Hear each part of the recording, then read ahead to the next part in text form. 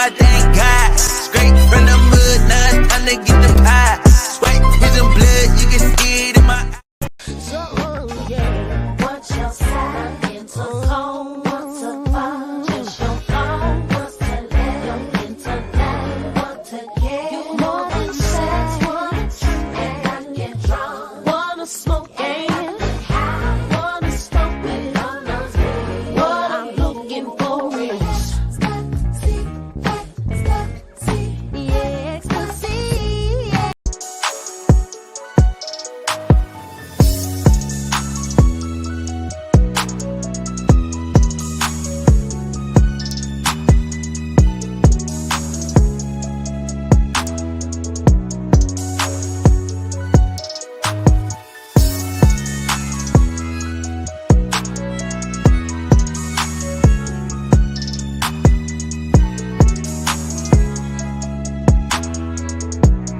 Just leveled up, I thank God. Straight from the mud, now it's time to get the pie. Swipe his blood, you can see it.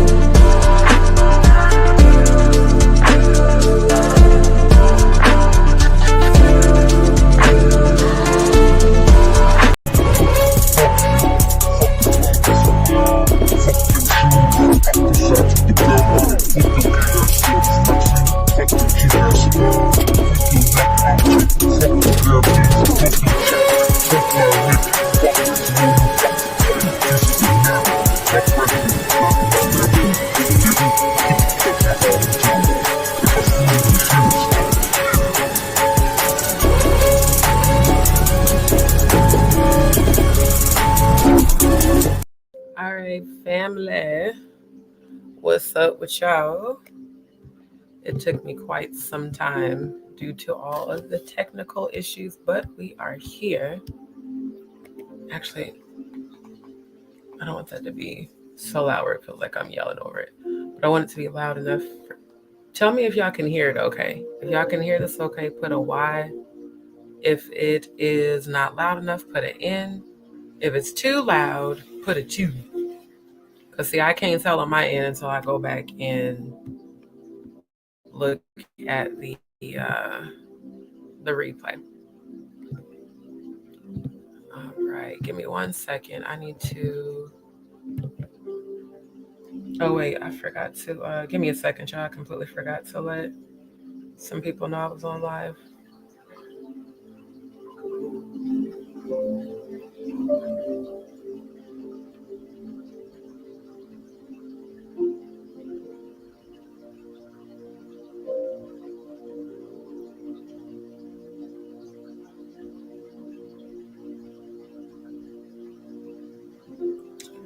Okay, come on.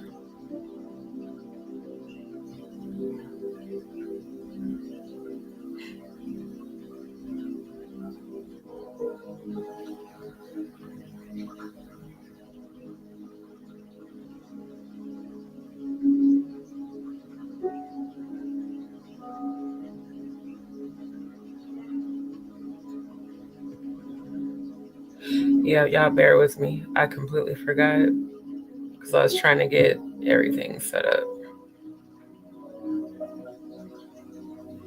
Okay, so give me 1 second. Let me jump in this chat. Debbie Donaldson in the building. Thank you so much, my love.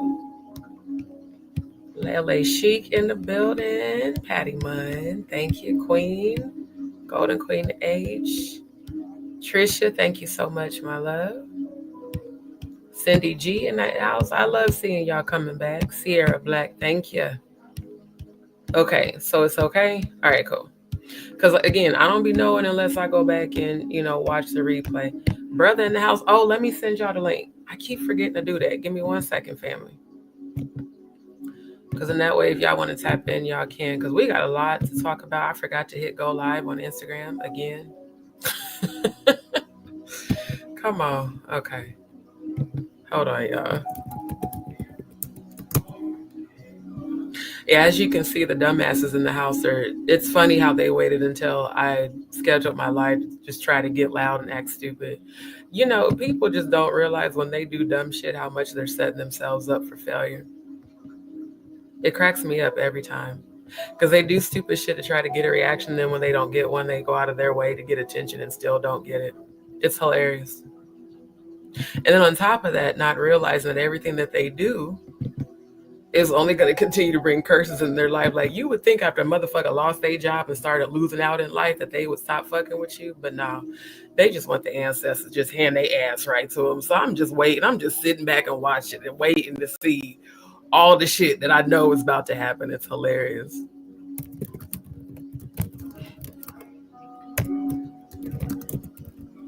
And the fact that I've actually seen what's about to happen is even more hilarious. But you know, I don't warn people anymore. When motherfuckers do stupid shit to inherit curses, I just sit back and watch. Ooh, I can't wait. Because I'm like, everybody been in their rooms quiet, and all of a sudden that I'm on live, you want to come out and be all extra loud. Okay, cool.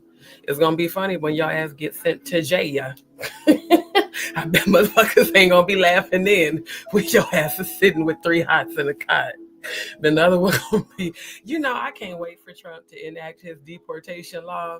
I'm trying to tell you, because it'd be the audacity for me, motherfuckers that's illegal acting like they're better than Americans, but you ain't even a legal resident here. Oh, I can't wait. When I tell you, I cannot wait.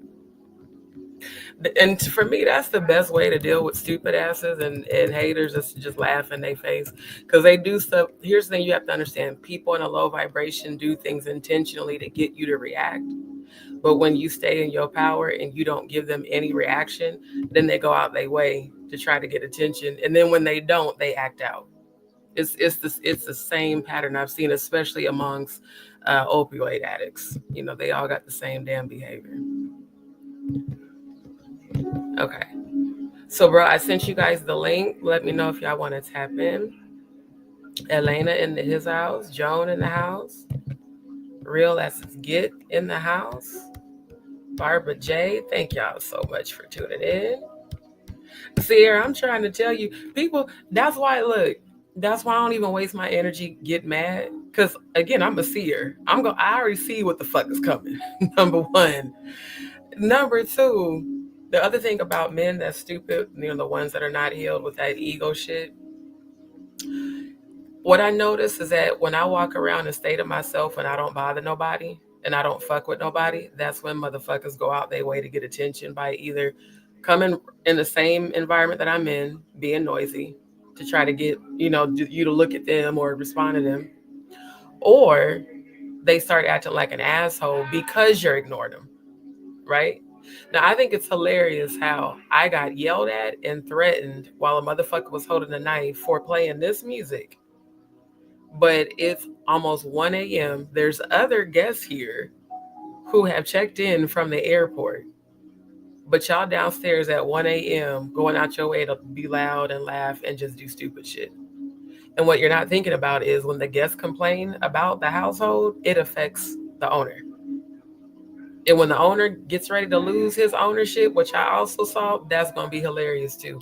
Because it's like, bruh, you really went off on me like a damn opioid addict would over me playing 963 hertz music. But yet you can be downstairs hollering and screaming, laughing and joking, drinking, and probably popping pills at damn near 1 a.m. the minute you saw that I'm online. Because one of them follows my YouTube channel. So the person that was like, oh, you should call ICE. When I tell you my ancestors already showed me what's about to happen, again, my hand ain't got to be in shit. But when I know I see what's coming for you, it's going to be a lot of tears and it ain't going to be for me. So it's like when I stay in my power and I don't give you energy, which I'm not, you can yell, you can scream, you can play music, but it's a whole contradiction because the very next day, now all of a sudden y'all want to be coming out and but you both been in your rooms this whole time, but as soon as I get on live, you want to get loud. Okay, cool. When the police come and pick your ass up, I bet you ain't gonna be laughing then. I can't wait. I cannot.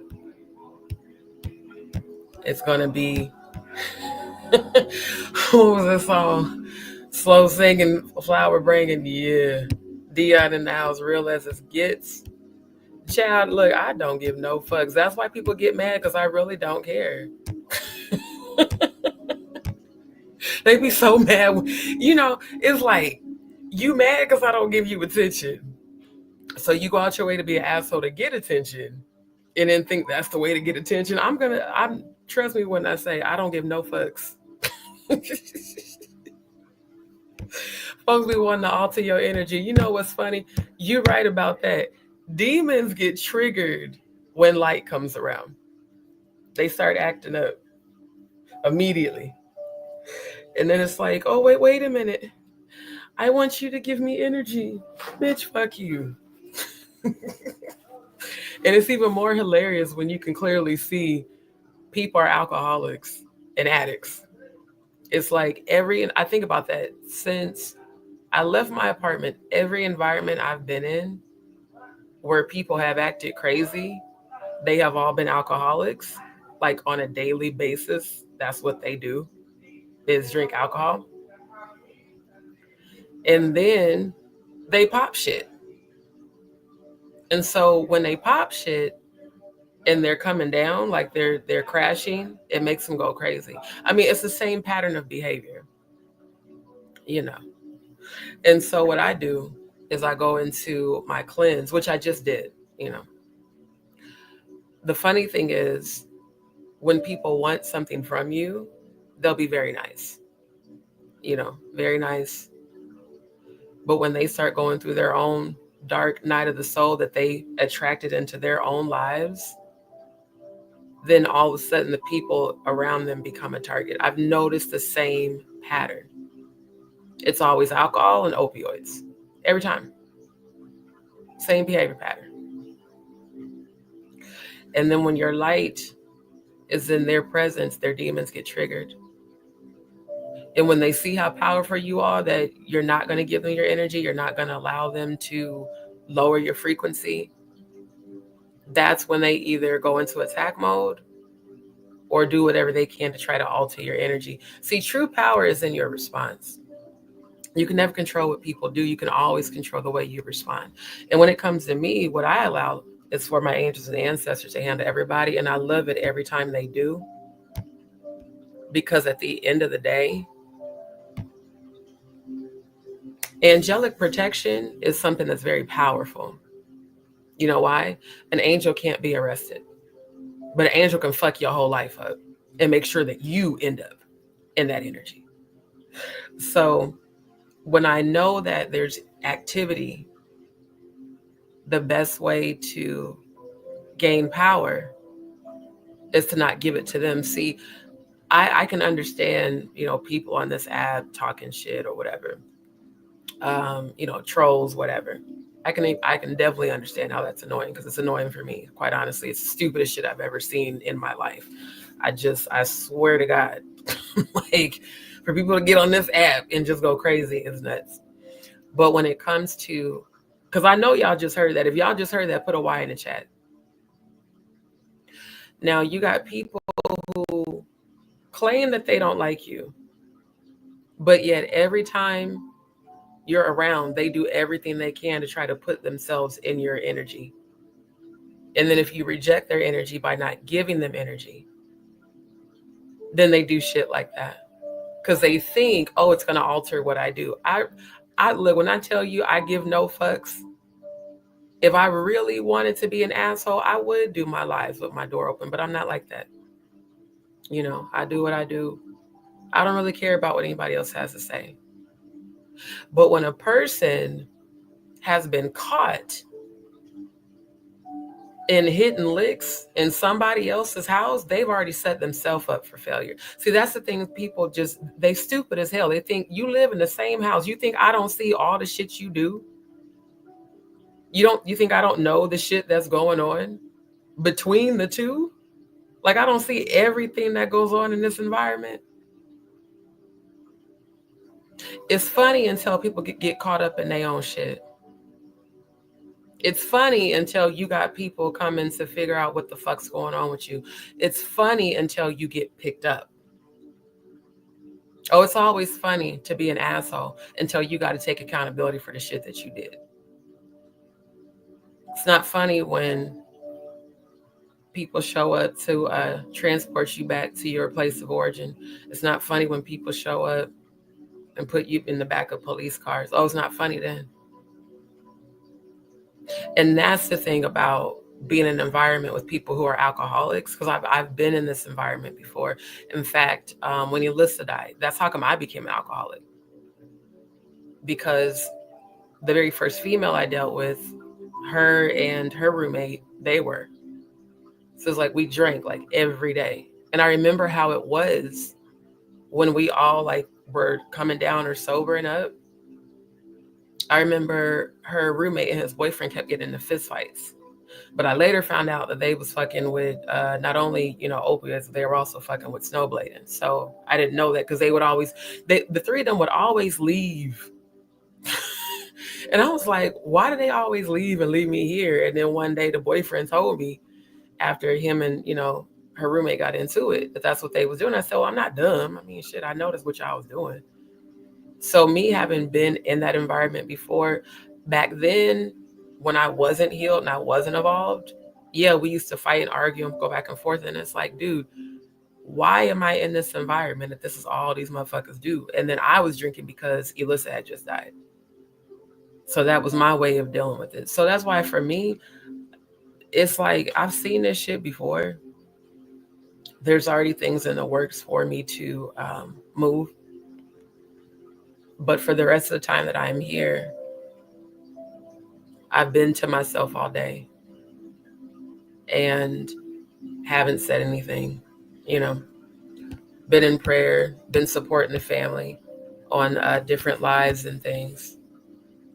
But it's like, oh, well, now that you're going to ignore me, I'm going to come out and make noise while I know that you're, getting on your lives. Exactly. Meanwhile, I'm seeing both of y'all buy alcohol and drink alcohol pretty much, not even pretty much, every fucking day. You yelling and holding knives in your hand and going off on me. Well, I'm just standing here trying to figure out what the fuck's wrong with you. And I'm looking at you. Oh, that's what it is. He's on that shit. Okay.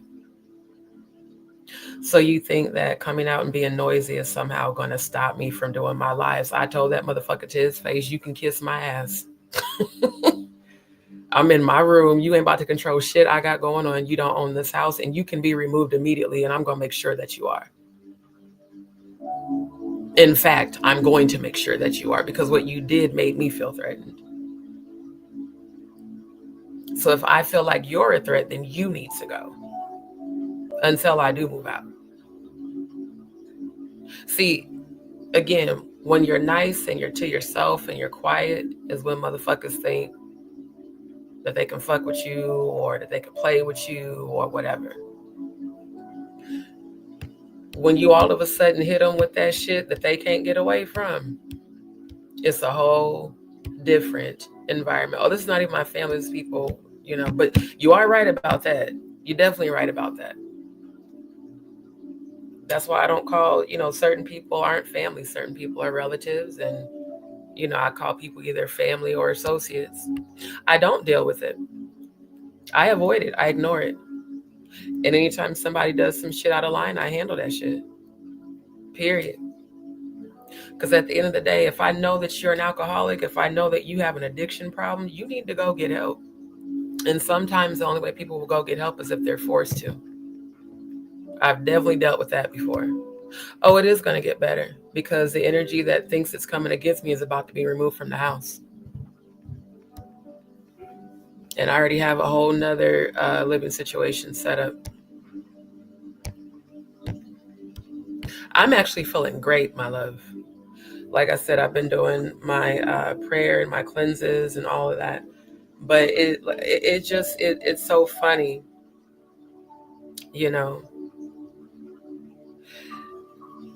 It's okay. One, yes, you're in your 20s. The other one, you're older than me. And all you do is drink. How is it a person loses a job and drinks alcohol every day? That's usually what people do when they've lost all hope. So for me, I'm not going to judge you, but what I am going to do is make sure that you and your energy is removed from me. It's really not, child. So yeah, I'll be, trust me. But before I do that, everybody involved in this situation is going to be handled. Right. And that's why I can't judge a person, because I know what it's like to be depressed. But I also know that as an adult, you have a responsibility to take either get the help you need and go heal, or you just might have to be forced to go get some help. I ain't going to hold y'all. The last female I was in a relationship with, like, I didn't know she had PTSD, and I had just been diagnosed with it myself, after going through the rape situation. And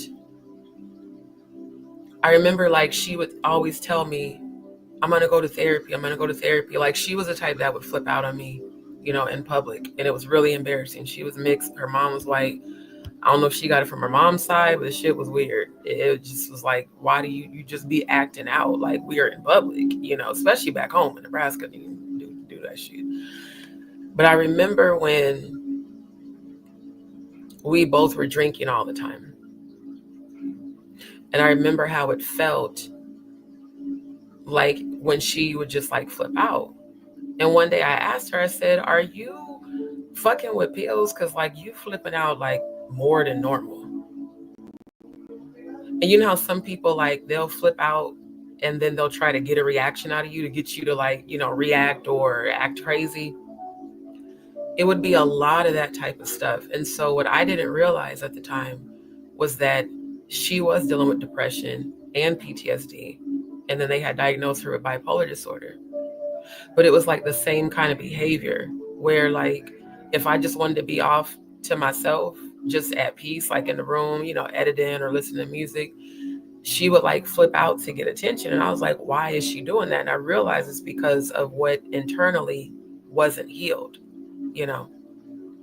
So I can understand a person being depressed, especially, if they lose their job. I can understand a person being in a dark place, but that doesn't excuse you being an asshole. That doesn't excuse you, attacking people. It doesn't excuse you yelling and flipping out and going off on people, because what will happen is, if I feel like I'm truly in danger, I will call the police and have you arrested. Like, I don't care. There's no loyalty to fucking strangers. If you act out and you make me feel threatened, you're going to jail, period. So it's not an excuse if you're depressed or you're going through something. We've all been through something, but as an adult, you still have to take responsibility for your actions. Like, period. So I'm actually glad this is happening on my live, because now I have proof. So when it comes time for my case, which is in the works, all the evidence of all this bullshit that has happened, that has been allowed to happen, is enough proof for me to sue and get as much money as. Then again, this motherfucker's broke, so ain't no point in suing a broke motherfucker. Only a motherfucker who's broke walks around telling the people they're renting rooms to that they can't afford to pay the mortgage. Only motherfuckers that are broke walk around bitching about turning lights on and off. I've never seen such energy in my life. And when I look at it, I see these people in a lack mentality. You're always talking about not having enough, and therefore you never have enough. What you focus on, you give your power to. If you're constantly focused on, I don't have enough for this, I don't have enough for that, guess what? You're going to manifest that. That's going to become your reality. You will literally never have enough. But if you start to focus on, this is what I'm calling in, this is what I know I deserve, guess what? It's going to start coming towards you. So for me, thank you. Depression don't give nobody a right to be an asshole. I don't give a fuck if you're depressed. I've battled that. I know what that's like. I remember how I was when I was going through that shit. That's why even though, people act stupid, I pray for them, because you need it. If I can clearly see you are struggling with some dark energy, even if you're an asshole, I'm still going to pray for you, but you're still going to pay for the shit that you do. Because it doesn't excuse you being an asshole. Just like it didn't excuse me being an asshole when I was acting like that. See, now that I'm older and I can look back on that, I can see how fucked up I was. I was drinking every day, just like them. I wasn't fucking with opioids, but I was drinking every day. So I understand what it's like to plummet into depression and to think that alcohol is somehow, gonna help you. It just makes it worse. That's why they call it spirits. It brings about dark energy. And even with the knowledge of that, it doesn't excuse your behavior. The reason I always pray that prayer, any energy rising up against me, is because I know it's energy within people that they need healing. But guess what? If you don't choose healing, you might just have to choose jail. And that's the truth. Like I've already contacted who I needed to contact. I've already let know who I needed to let know, everything that's going on. And if I feel in danger, I will call the police. It's just that simple. It's really just that simple. See, motherfuckers shut the fuck up when they start hearing that shit. I'm like, how the hell you going off? And I can clearly see you have an addiction. Guess who gonna go if they come? You. It's not so funny then. But when a bitch thinks that they can fucking bully you, got the nerve to be talking to people about shit that ain't none of your business, won't be funny when they pick you up and take you. You're not going to be laughing then. You're going to be crying because I've already seen it. That's the beauty of being a spiritualist. And that's why I chose tonight to speak about spirituality versus religion. See, and what's even more funny is he's religious. Kept inviting me to go to church. I'm glad I didn't go. Every time I've been around a religious motherfucker, they've always been fucked up. Every time. They swear they love the Lord, but they treat you like shit. Every time. The last female that tried to befriend me, she did that shit. Literally took me to her church and tried to force me to go. And then and that very morning was treating me like shit because I was in the bathroom having an episode and couldn't stop bleeding. And that was why I didn't want to go. See, I go by character. I don't give a damn about what your alleged religion is. Your religion was started by a Freemason who pledges to Lucifer. First of all, let's go there. I go by how you treat people. If you could know a person has a chronic condition that they need surgery for that caused them to lose their job and you can still treat that person like shit, I don't give a damn about you. I don't give a fuck about what you want. I don't give a fuck about how you feel. I don't give a fuck about you. You don't exist. Once a person no longer exists, they don't exist. I had to really stop and look at that. How can you know, and I've told you this is what it is, and you still go out your way to be an asshole? So what that's telling me is you're on such a low frequency that you don't give no fucks. I for damn sure don't. I for damn sure don't. Praying for you, bliss forever, my love. So for me, it's like one thing you not finna do. Yeah, the religious motherfuckers be the biggest hypocrites.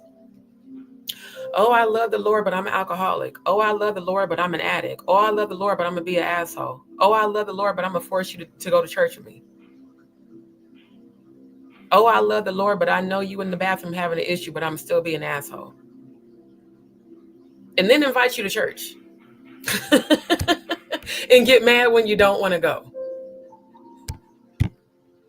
That's when you know a person is not connected to God at all. They're connected to those false deities that they think are God.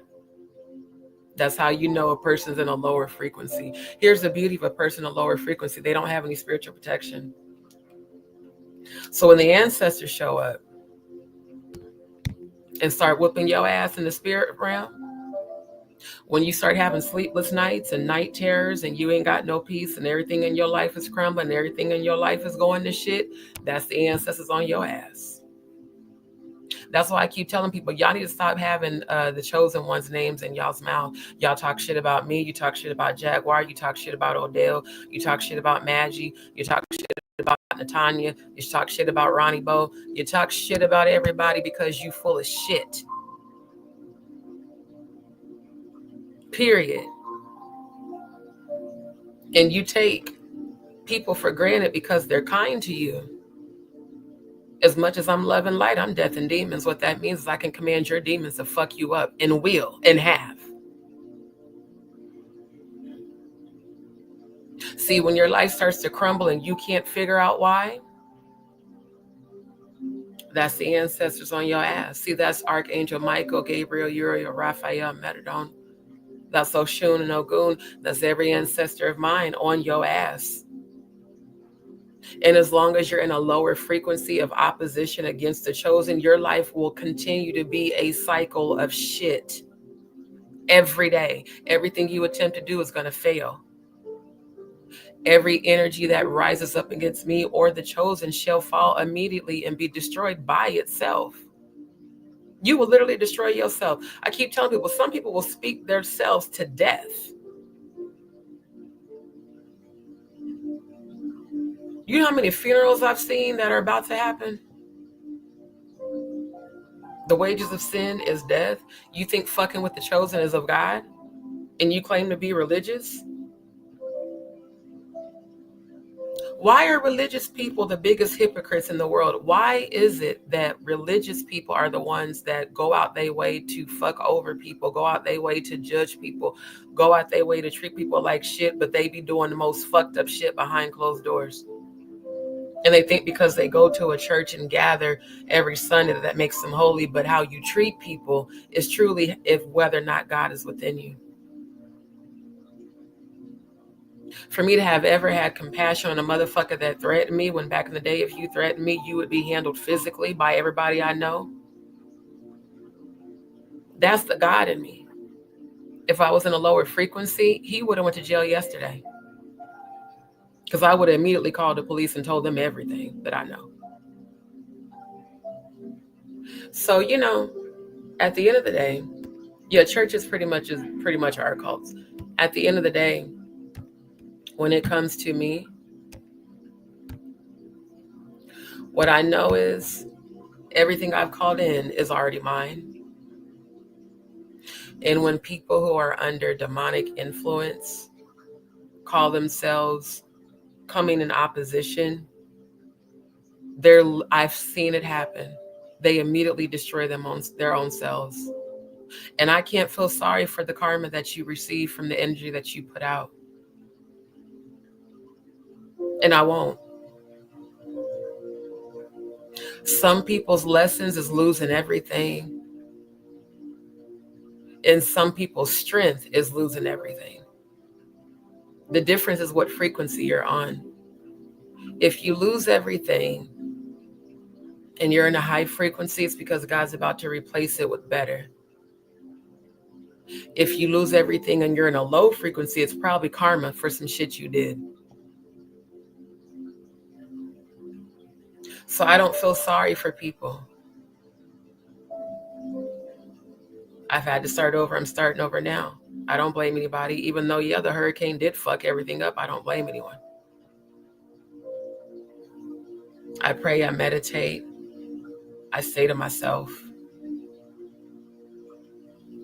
you know, and I don't give people my power. That's why they get upset. Why do you think these trolls go into overtime on YouTube?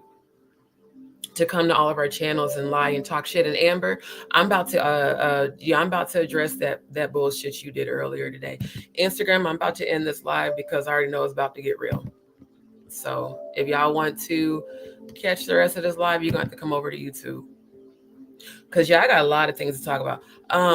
Shout out to the two guys. I need to go into my history. I don't remember their names, but the two guys that Jag was on their channel tonight. Shout out to my good sis. Let me get the channels up, by the way. Give me 1 second. They're actually up. Let me share screen. You know, and like I said, when it comes to me, the only person that has any sort of authority over my power and my energy is me. Right. Oh, I know. I know that's not easy. Trust me.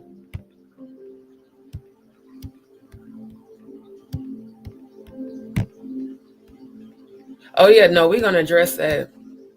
Because at the end of the day, What she did, this is my opinion, she tried to undermine our petition with that bullshit she did today. I'm trying to tell y'all how I look. I look into things, and I read people's souls, and I read energy, right? The sole purpose of her coming on today was to try to paint herself as a victim. That's what manipulators do. Because she did it after she got caught. She ghosted Grace, because I was on the live with Grace. I was on the panel with her. She ghosted Grace. She blew up Odell's phone, and then she showed up today and cried and tried to play victim after getting caught. It doesn't work like that. And I can speak on her because she's been on my channel, and she came in the panel that I was on with Jaguar. It was either the day Ronnie Bo was lost or the day after that. It might have been, I think it was the day Ronnie Bo, when we were trying to figure out where he was, if I'm not mistaken. So no, ma'am, you're not finna ghost Grace all week and then finally decide to come, on the panel today and try to cry and play victim. We're not falling for the Karen bullshit. We're not gonna do it. I was like, what you're not gonna do is that. I was sitting right there, and it was me, Grace, Odell, and Jaguar sitting there waiting on her to come. She ghosted her and then started blowing up Odell's phone. That's weird behavior. That's real weird. Why is it not showing? Oh, wait, no, there it goes. Okay, hold on. It's Paperwork. Yeah, Paperwork Party, TV, and Shane Brown. So that's going to be, we're going to review that because all this ties into the spirituality versus religion conversation. But it's my opinion. I feel like, thank you, Paperwork Brown and Shane. And then I did pull up our petition, and I pulled up the ones that they shared. So let me share screen right quick.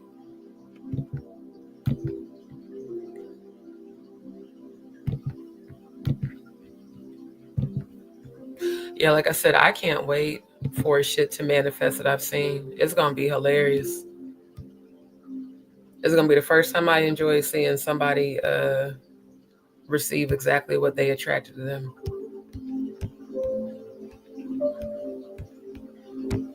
Okay, so this one, family, I'm going to drop it in the chat on the phone.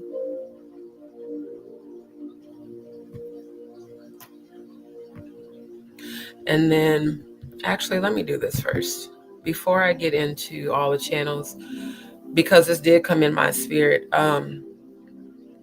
While Jag was on the live with, what's it, Paperwork? What's his name again? Paperwork? Paperwork and Shane. When she was in that chat, or in that live rather, when she started speaking about Bobby Christina and speaking about her son, I really felt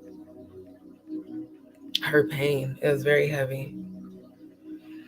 And I know that they're men, but I just wish they would have stopped to acknowledge that for a minute. She was crying. That really hurt me. Like it did. It really hurt me. Because I'm an empath, clairvoyant, psychic. So before I go on, I do want to just do a quick prayer. Most High, I thank you right now for every life on this live. Thank you for healing right now. There's so many of us on this live that are battling and going through things, but we declare and decree victory. And I speak peace, healing, joy, and abundance and favor over the collective. I speak peace and comfort and healing to my good sis, Jaguar Wright. I send the angels of divine holy light to just go around her and comfort her and strengthen her. And all the angels, ancestors, and spirit guide to be with our good sis and be with her in her sleep. Comfort her heart, strengthen her. Protect Odell, protect their household, protect me, protect us all. And Most High, all these energies that are trying to rise up, Even in this household, I cancel that assignment. I send healing to those that need it if they choose it. And I call upon angels of light and dark to move on my behalf for my highest good. Any energy rising up against us shall fall immediately and be destroyed. Chaos and confusion will come about their lives, and it shall not come near or nigh to any of the chosen.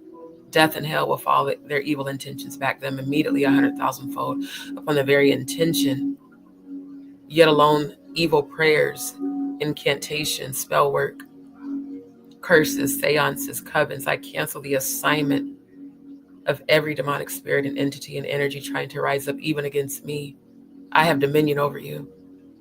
And for all who have made themselves my enemy, I command every demon that is attached to them to destroy them and to bow down in my presence, for I am the manifestation of the Most High God in this realm.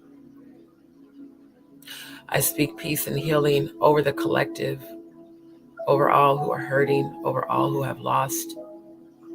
I speak peace and healing and joy, restoration and favor, divine protection over Bliss forever and her son. Most High, you showed me her house. You showed me her house 3 times. Lead her to it. You showed me her being placed in the house, furnished. Lead her to it, immediate. And I know that they have hurt my good sis, but I know that she is strong. And I know the Most High God is with her at all times. I thank you for her life, her purpose, her very being. I thank you for her kingdom spouse, Odell. Cover them, cover their relationship. I cancel the assignment of all who are working against their relationship. I cancel the assignment of all who are working against her son, Sam. Sam, he who has been set free is free indeed. My God, my love, accept the Most High God. God is speaking to you right now, Sam. My Lord, my God, I thank you. I thank you. I thank you for his healing. I thank you for his healing. I thank you for his healing. I thank you for his healing. Oh, Lord God, he hears you. Oh, my God, Lord, I thank you. Oh, I feel it. It's, thank you. Thank you. Thank you. Thank you. Thank you. Thank you for his healing. Thank you for his healing. Thank you for his healing. Thank you for his healing.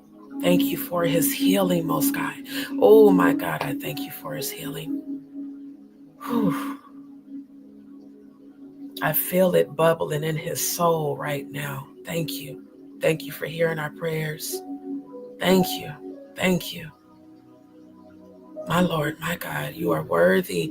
Oh, my God. And Giovanni just walked into my room. Oh, my God. Lord, thank you for healing this family.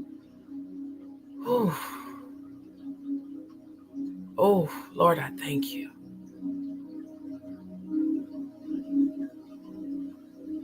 Tell my mother I love her. My mother, I'm proud of you. Keep talking. He said, don't you dare stop talking, Mama. We got you. Every time they come for you, we got you. Don't you dare stop talking. Giovanni's speaking in my right ear as it's ringing real loud. And I see all the light around him. He said every time they threaten you, they ruthless. I can't say that. He said every time they threaten you, I can't say what they do in the spiritual realm, but I think you know. I'm just saying your son is like, you good. My brother is chosen. I know. That's why he keeps coming in my spirit. Yeah, I know.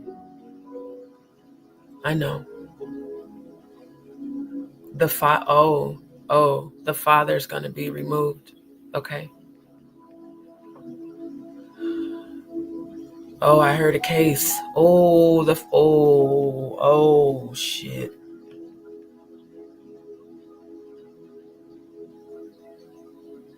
I'm hearing an essay case for the father. Whoa. Oh my God. I wish I didn't see what I just saw.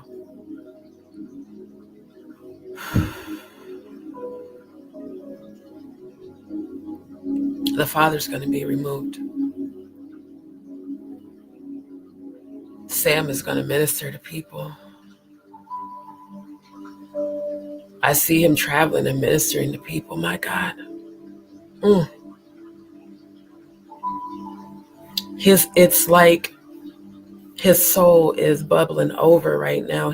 I'm feeling Sam receive his healing in his heart chakra right now. It's a very beautiful feeling. He's awakening. He's awakening, sis. He's awakening. Giovanni said, "We've heard your prayers." He's been praying for his brother. Oh my God, this is such a beautiful energy.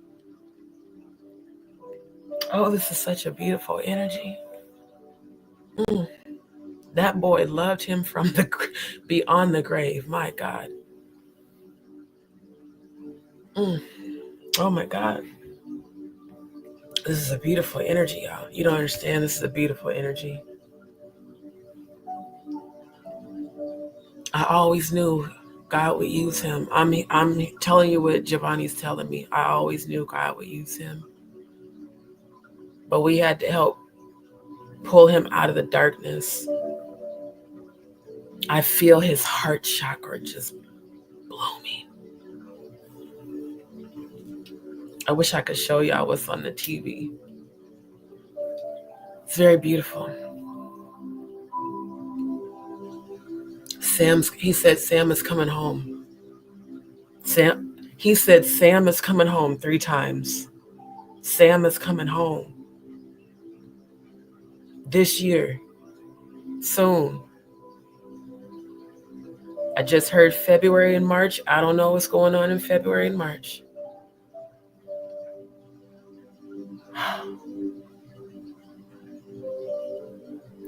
Y'all, look, my afro done got a little out of order. When I tell you I feel such an uplifting energy, that's why that energy tried to strike up.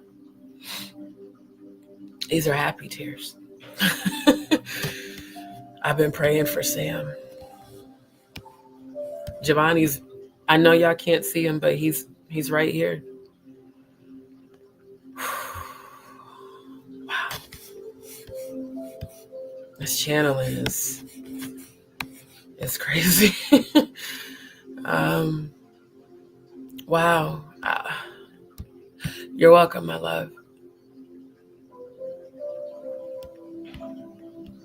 I'm just a vessel. You know,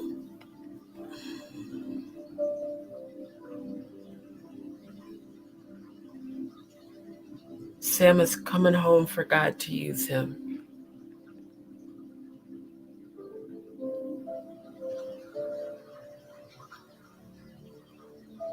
He said, you don't know how much he actually has missed you.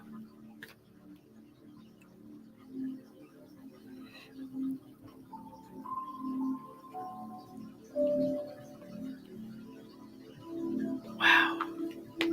To feel, I gotta take my sleep aid home. To feel that is so powerful.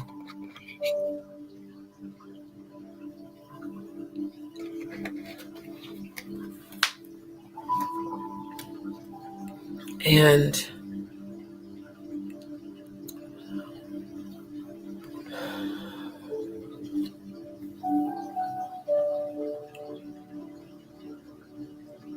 all the prayers are being answered. Giovanni said the prayers never went unheard.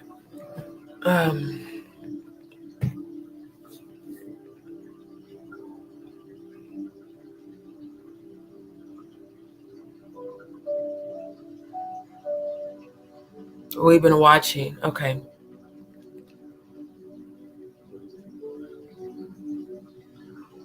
The times that you thought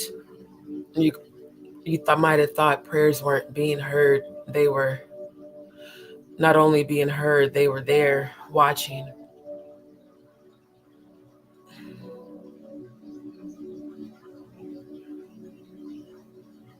Damn, it's starting to get cold. I might have to grab my jacket.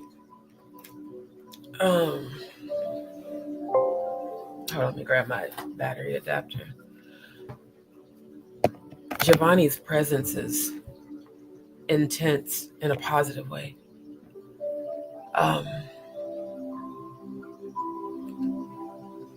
He's been visiting Sam.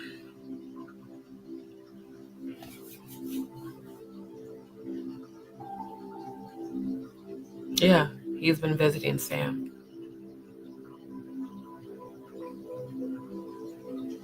He says I've been giving him messages in his sleep. He said every time Sam woke up thinking Giovanni was there, this must be for Sam. He said every time you woke up thinking I was there, I actually was there.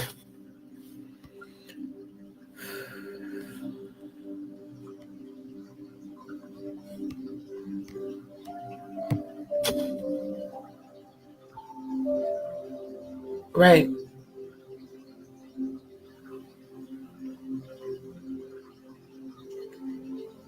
Significance.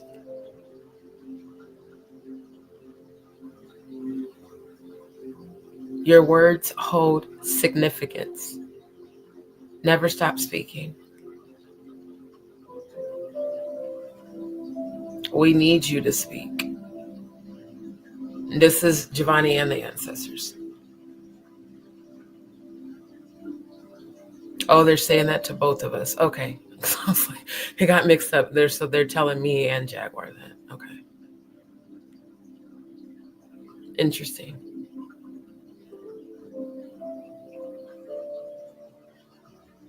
By the way, Whitney showed up during their live, y'all. I gotta prop my leg up because how I'm sitting, that's not really the most comfortable. Whitney popped up. I remember because she gave me the download. She said, this was for Jag. She said, don't let them stop you the way that they stopped me. And you are right about Clive Davis.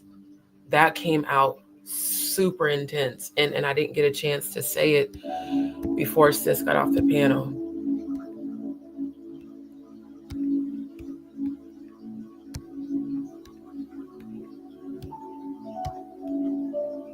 Yeah.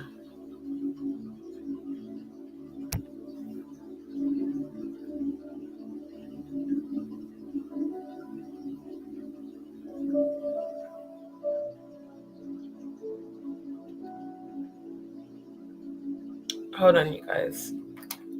I'm needed to deal with a distraction. Hold on.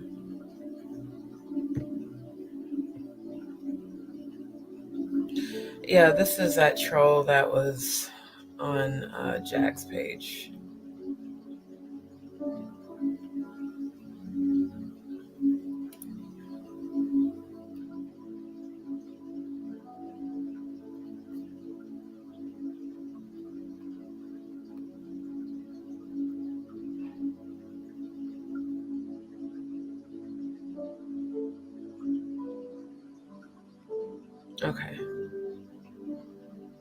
Okay, so I got the channel information and got them removed. But yeah,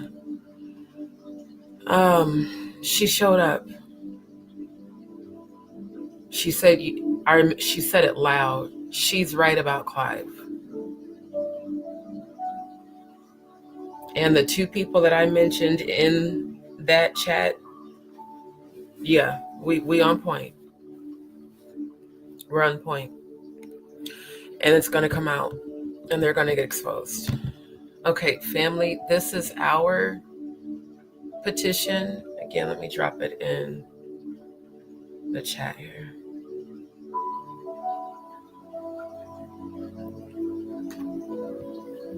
Please sign and share. Shout out to the 587 signatures. Thank you so much, family. And this is one of the petitions that they shared during the live. This is the Justice for Whitney.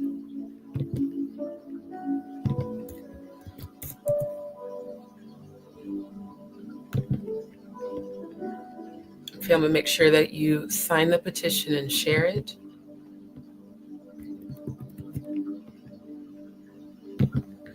And then, this isn't, what? Hold on. I don't know why they brought that page up. That's weird. Because no, I'm not shipping in. I just want to get to the actual petition. Like, this was the link from their, hold on. I want to get to the petition, not them asking y'all for money shit. Like, hold on. Okay, can we just get to the petition itself? This is, change.org. I gotta give it to them. They is some hustlers, but like, yeah, it's 3 different pop-ups asking for money. Like, and y'all talk about people on the tube. These motherfuckers, they asking repeatedly. I gotta literally type it in just to get to the actual petition. Hold on. It just keeps popping up to donate. By the way, thank you to all those who did sign our petition. I'm gonna delete that link because that's not the one that I want y'all to have.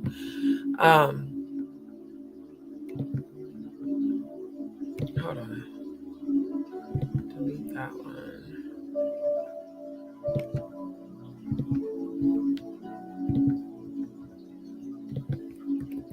Because it's like, these motherfuckers is making money off of our petition and we are not. Because they like badgering people to donate. That's crazy. But again, they want to talk about people having cash apps posted on their channels. Okay. And again, thank you to all of my DzPeepz and JagaDz that have tuned in. So family, this is a petition for Kim Porter, Justice for Kim Porter. Make sure that you guys do sign and share the petition. And again, where's the one for Whitney? Hold on.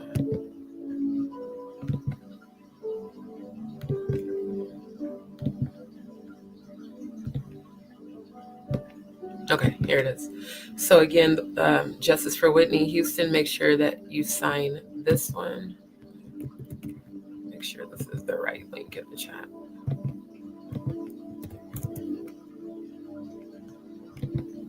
Okay. And again, sign and share, family.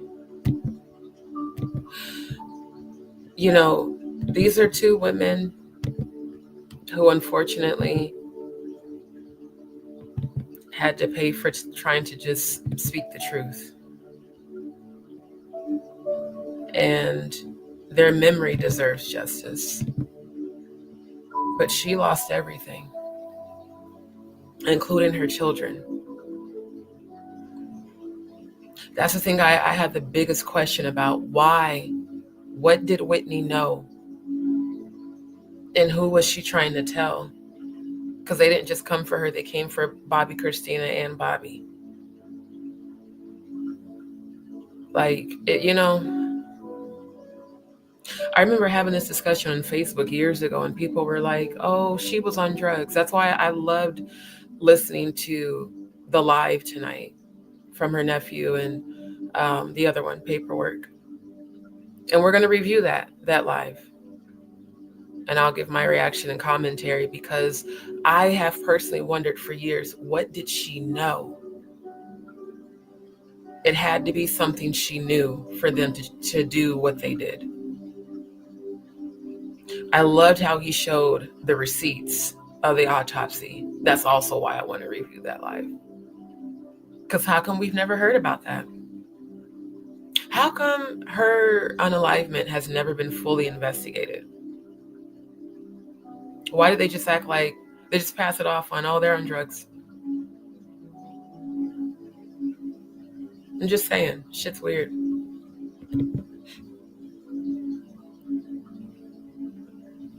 So yeah, make sure you sign and share the petition. And again, family, thank you to those who have signed our Stop Cyberbullying and Gang Stalking petition. Continue to share that so we can reach our minimum goal of 15,000 signatures. I don't know if Jay Mizak is in here.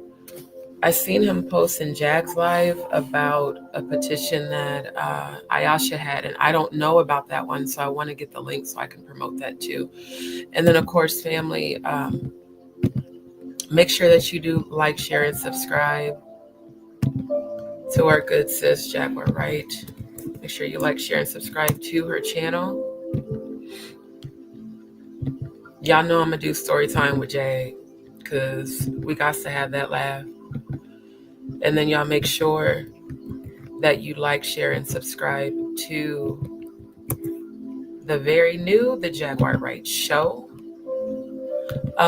We will review this video again, and then if there's time, I want to review the Dynamite Network. I want to review that performance as well. And then family, make sure that you do like, share, and subscribe to our good brother Wolfgang, the gang, set in the West. I really hope everybody on this live is a Wolfganger, because we need to be supporting the family's platforms as well. And then y'all make sure y'all stop by his store. Check out the merch. Put the link in. There we go.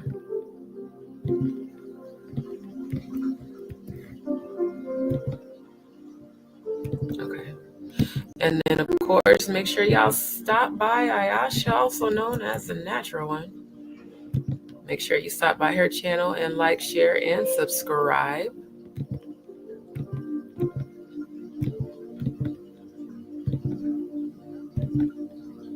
And then stop over here at the Nerd Herd and grab your carrot for Natanya Rubin, our other good sis in Walking Miracle, literally. Shout out to Natanya Rubin.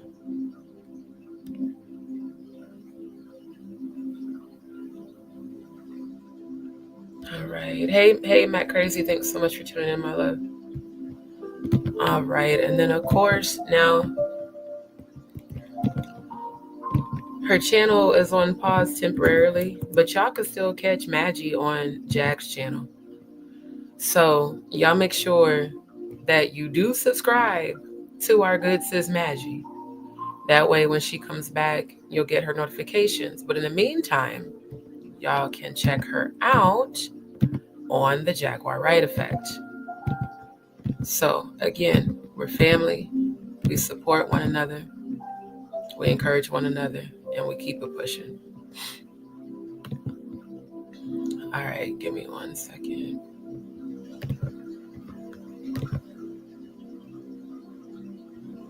Okay, does this have me as live or no? So I thought I closed it. Hold on, y'all. I thought I closed it for Instagram, because before I really go in, I really don't want to be on Instagram because they like to be all extra overly sensitive. Give me 1 second, y'all. I love that I'm feeling Sam's healing. It's a very beautiful thing. Okay, what? You know what, Instagram? No. Okay. I think the live is off. Because when I get to roasting and going in deep, that's when, they like to stop. Her channel got struck by Mr. Daniel. Again, since Mr. Daniel can't obsessively, affect Jaguar, she's been targeting, or he has been targeting Maggie. Because I ain't going to hold y'all. I showed y'all that picture with the Adam's apple. So, I mean, as far as I'm concerned, that's Mr. Ms. But anyway, for now, you can see her on Jaguar's channel. She was on the panel today. Y'all make sure y'all check out this live. Again, she still got a place for her voice to be spoken. People just, again, they want the negative energy so bad. They want to affect you. And every time they try to come for Maggie, all it does is just make her stronger. Okay, let's check out Story Time with Jaguar. I'm going to pause the music so y'all can hear the video. Actually, let me do this because I forgot it doesn't go full screen if I'm already sharing screen. So give me 1 second. Okay, are we gonna pause? All right. And then let me go back.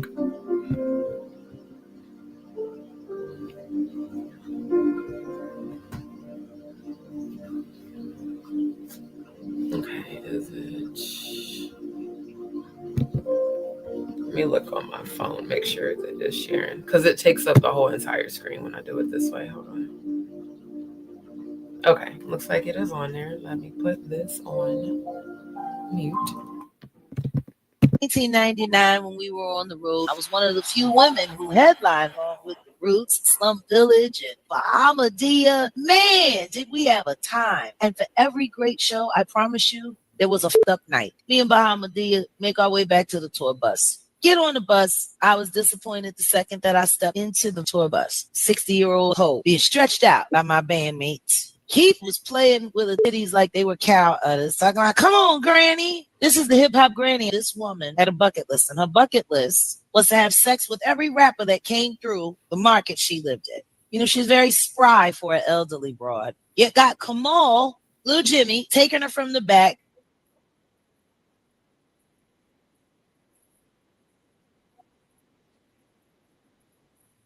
Oh my God.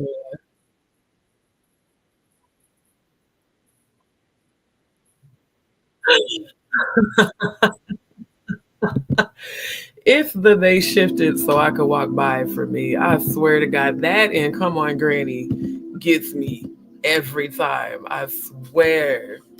Oh my God. What's up, Cody? I'm trying to tell you, look, the they shifted so I could walk by. That shit is magic. Okay, let me see. I wanted to do. Wait, is it under? You know what? I'll have to find the hated it one because I can't remember and I don't want to like go through all the videos. Anyway, so family. For those who have asked, as far as the readings, again, check under my community wall. I did see some comments earlier today.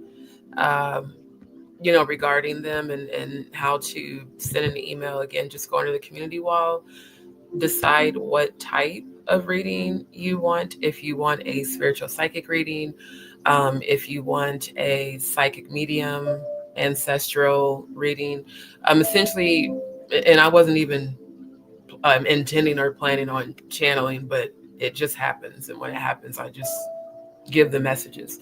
But that's pretty much what a psychic medium and or ancestral reading is for, is to, you know, get communication from your ancestors or a loved one, or, you know, things like that. Now, those types of readings are $60 donation. If you want a spiritual psychic reading, the categories are general, love and compatibility, career and business, divine purpose and past lives, spiritual protection, zodiac psychic readings. And again, they're offered at 20 minutes, 35 minutes, or 45 minutes. And you can just send me an email with your reading request, and then you can send your donation to Cash App. And again, family, for all donations that you send to PayPal, please select send to family and friend. I'm going to put it in the chat because unfortunately, the last couple of donations that came through didn't come through correctly and they are being held. So thank you, my love. Appreciate you, Cody. Thank you. Okay, trying to flip through all these. Hold on. So give me a second, you guys, because when I'm seeing all your comments, I'm getting distracted. I just forgot what I was trying to say to type in the chat. So again, give me 1 second.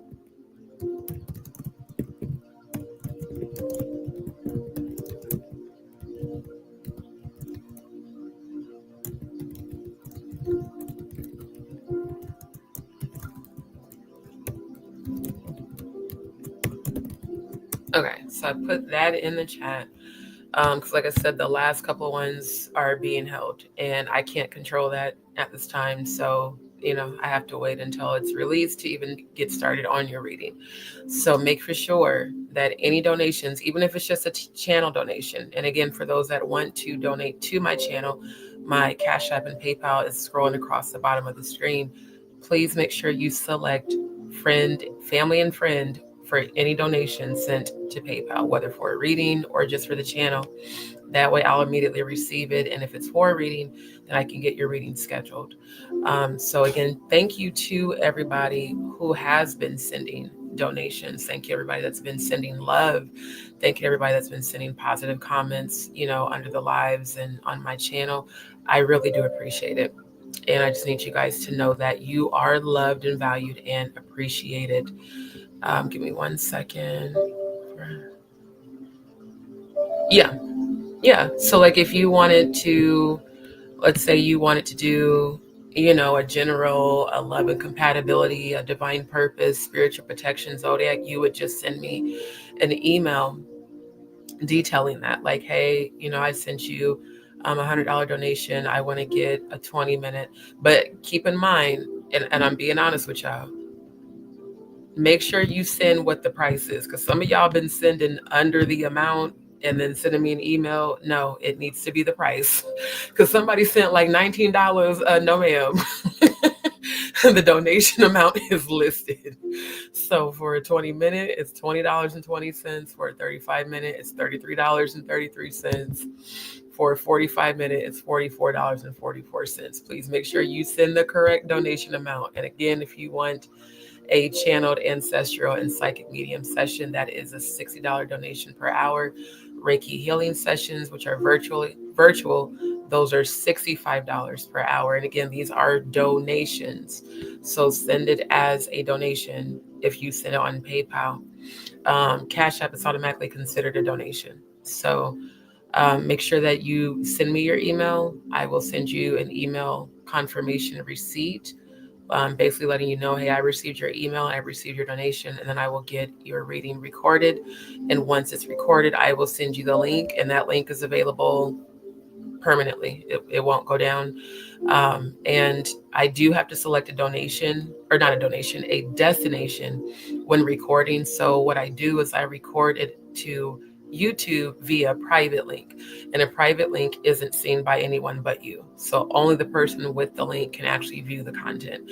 Now, if you want a reading while I'm on live, it is a public reading. So if you're comfortable with that, you can definitely send a donation for that.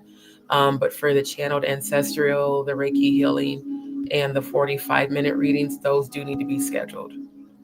So just wanted to give you guys that information, because I did see some comments on my studio earlier today, like multiple questions. So I just want to make sure that I address it. Yes, every day. Every time I take a shower, I do my salt cleanse ritual. So I put the sea salt in between my hands, and through kinetic energy and prayer and, just being in a high vibrational state, I call in my desires. I call in and cleanse my energy of all attachments. That's why you're noticing the energies that are even trying to affect our energies that are nowhere near me, because the salt is the protection. Salt is a cleansing agent. It's also a spiritual purification agent. And in some rituals, it's a binding agent, meaning that if you do certain activity or certain spiritual rituals, you can be protected from dark energies. Some things that people, frown upon or are afraid of are actual spirituality. And again, that's why I chose that subject for tonight, because a lot of people hear the word witch and get spooked because they've been conditioned, especially by religion, that any mention of the word witch is evil, but yet they follow a religion that was started by a Luciferian, and they don't even know it because they never researched their own religion. So all energy can be used, and certain things can be used for protection or for evil. It all depends on the intention you set behind what you use it for. Salt is used for cleansing and purification, and as a guardian, it's like, think about an invisible cloak you're putting over your body. Like if I'm in the shower, I go over my throat chakra first so I can speak my truths. And if I decide to sing. And also I cover my throat chakra from attacks. And then I put it all over the rest of my body and I do my prayers. And as I'm cleansing it off of me, I'm cleansing all negative energy off of me as well. And then I'm calling in my manifestations. I'm calling in my prayers. I'm calling in what I want to manifest. That's when I start speaking names and praying for myself, for Jag, for Odell, for Mercy, for, the different family members and my own family members. Salt and I'm a water sign too. So, water has consciousness. You can speak into it and it amplifies your manifestations and your prayers. So a lot of this, what I'm speaking about now, is perfect to, book a spiritual protection reading for, because I can go more into detail one-on-one and give you, clear directions. Hey, Martha, thank you so much for tuning in, my love. So yeah, thank you, my love. Appreciate you. Clue the fee for evening. No, so if you want me to be on cam, because like the readings, I'm usually in an avatar unless you request for me to be on camera.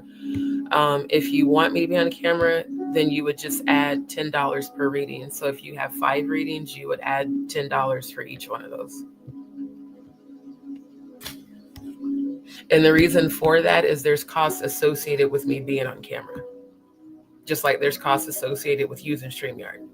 So, and StreamYard has gone up on their price. So yeah, like otherwise, me not having to take the time to actually set my studio up and do all of this stuff and take it, like it's time is money. All right, maybe they thought they could get no. See, here's the thing about being an entrepreneur. Like me growing up managing my mother's business and managing my own, I don't allow people to set prices for me. Early on, in my early 20s when I was first doing my catering, I did. And then I had to realize that the time, effort, and labor, especially spiritually, like, because I ain't going to hold y'all, I be drained as fuck after doing these lives spiritually and physically. So it's not a thing where you can send a certain amount of money and request. You're either going to request what I'm offering or you're not going to request it. It's pretty clear cut. I put it, as detailed as I can on my channel. And I ain't gonna hold y'all. Because we're a family, y'all literally getting like a 90% discount. When I benchmark the people that offer these online, they all charge a minimum of $10 per minute. Most charge 20 per minute. So I'm like, I'm not finna do all that. But regardless, this is what it is. And these are the options that you get to choose from. And yeah.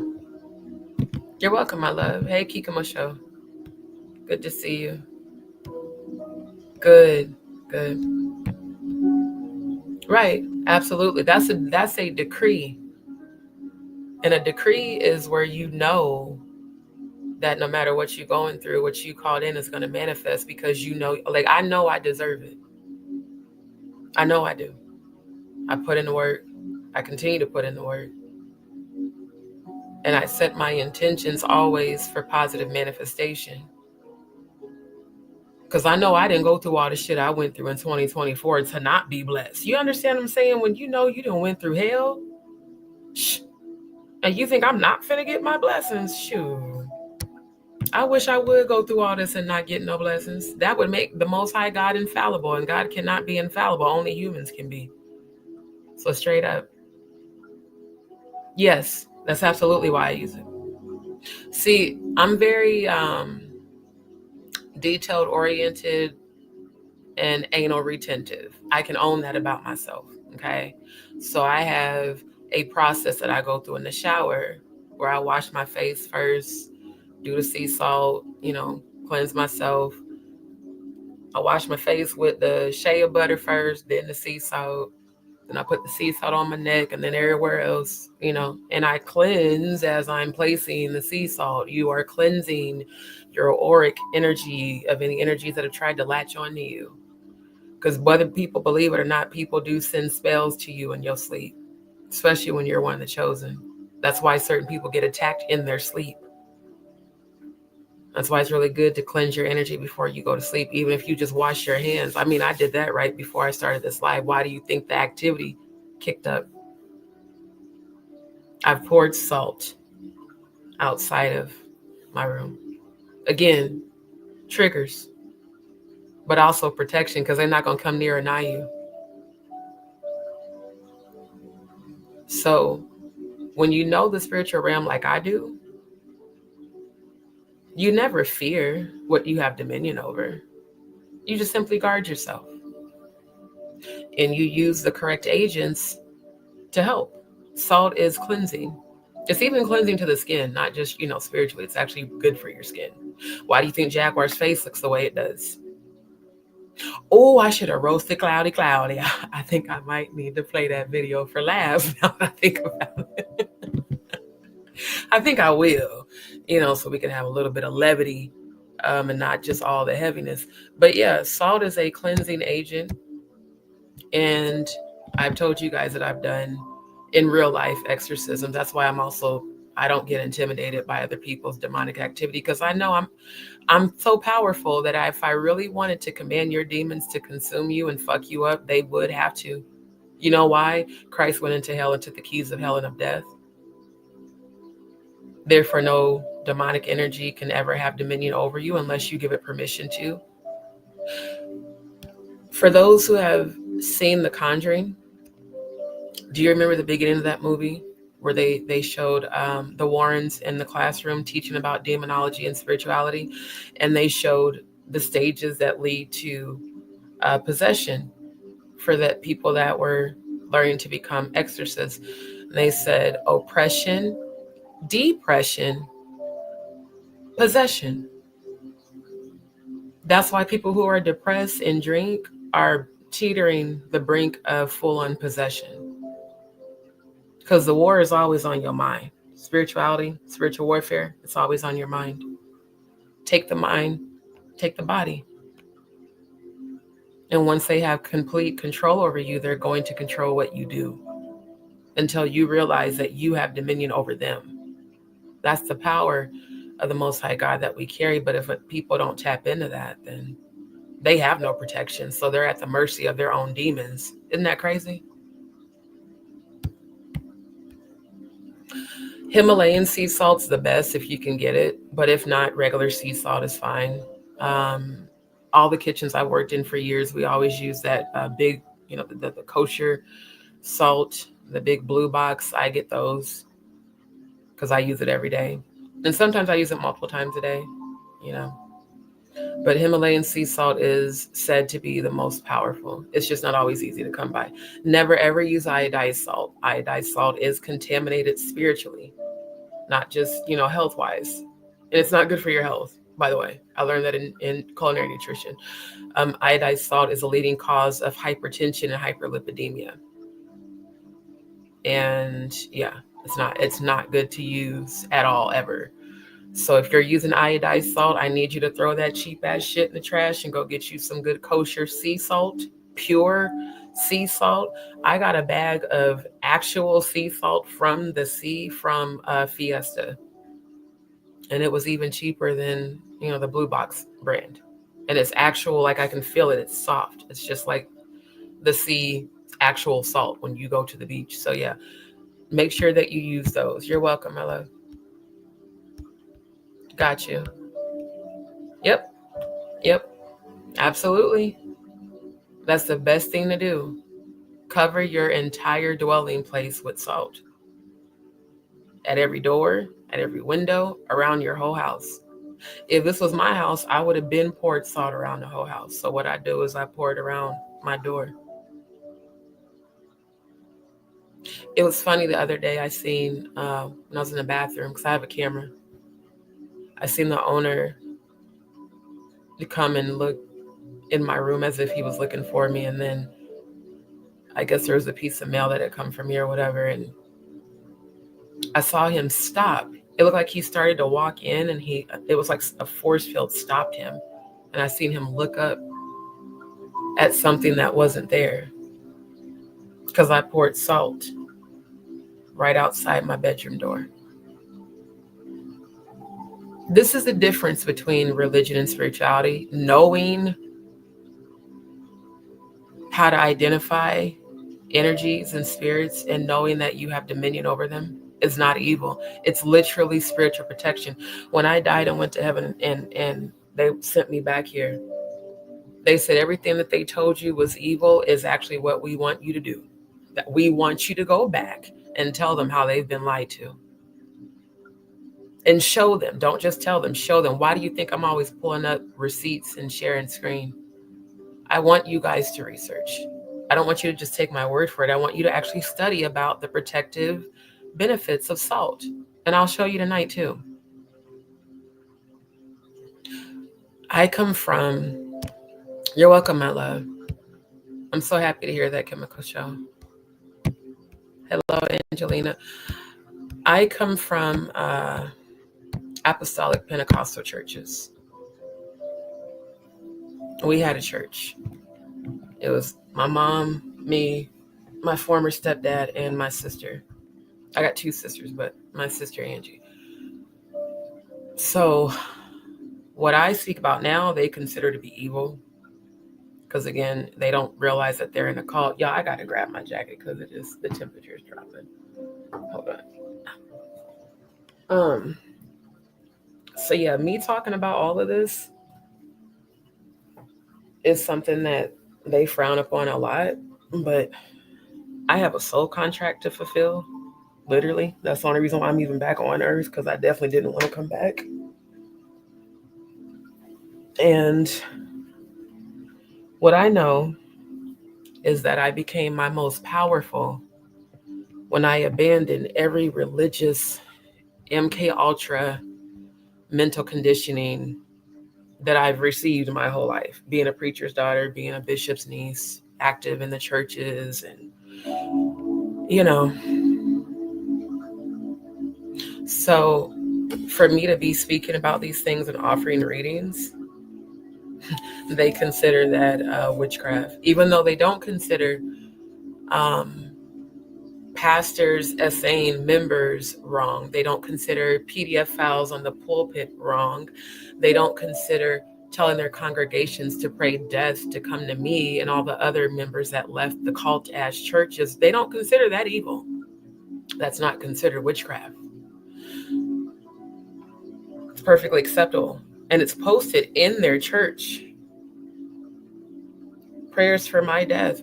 Prayers for the death of all that speak against the pastor who married an 18-year-old at 63 and groomed her from 15 to 18, according to her biological grandfather and her best friend, who is, former member there. And that's perfectly okay. But me speaking about true spirituality is considered evil or witchcraft, which I've been doing for well over a decade. It's a very funny thing when all of a sudden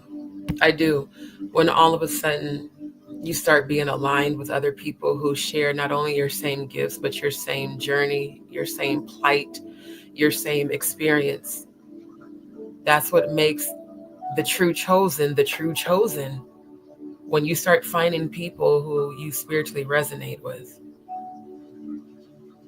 when you start coming across people who you share the same spiritual gifts with, and you can understand each other, you can hear each other's thoughts, you can feel each other's energy, like to pray, you're like, what I'm saying? Like it's a very beautiful thing. And that's why I really try on my channel to keep things in a high vibrational place. But as a Scorpio, also, if I gotta check a motherfucker, I would do it.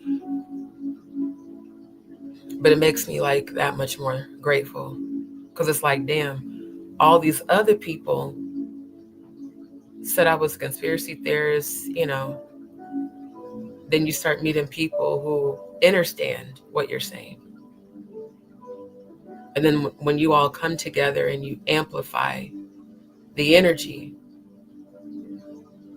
and you start raising the frequency together, then the lower realms get upset because they feel the power. Again, even the demons believe and tremble.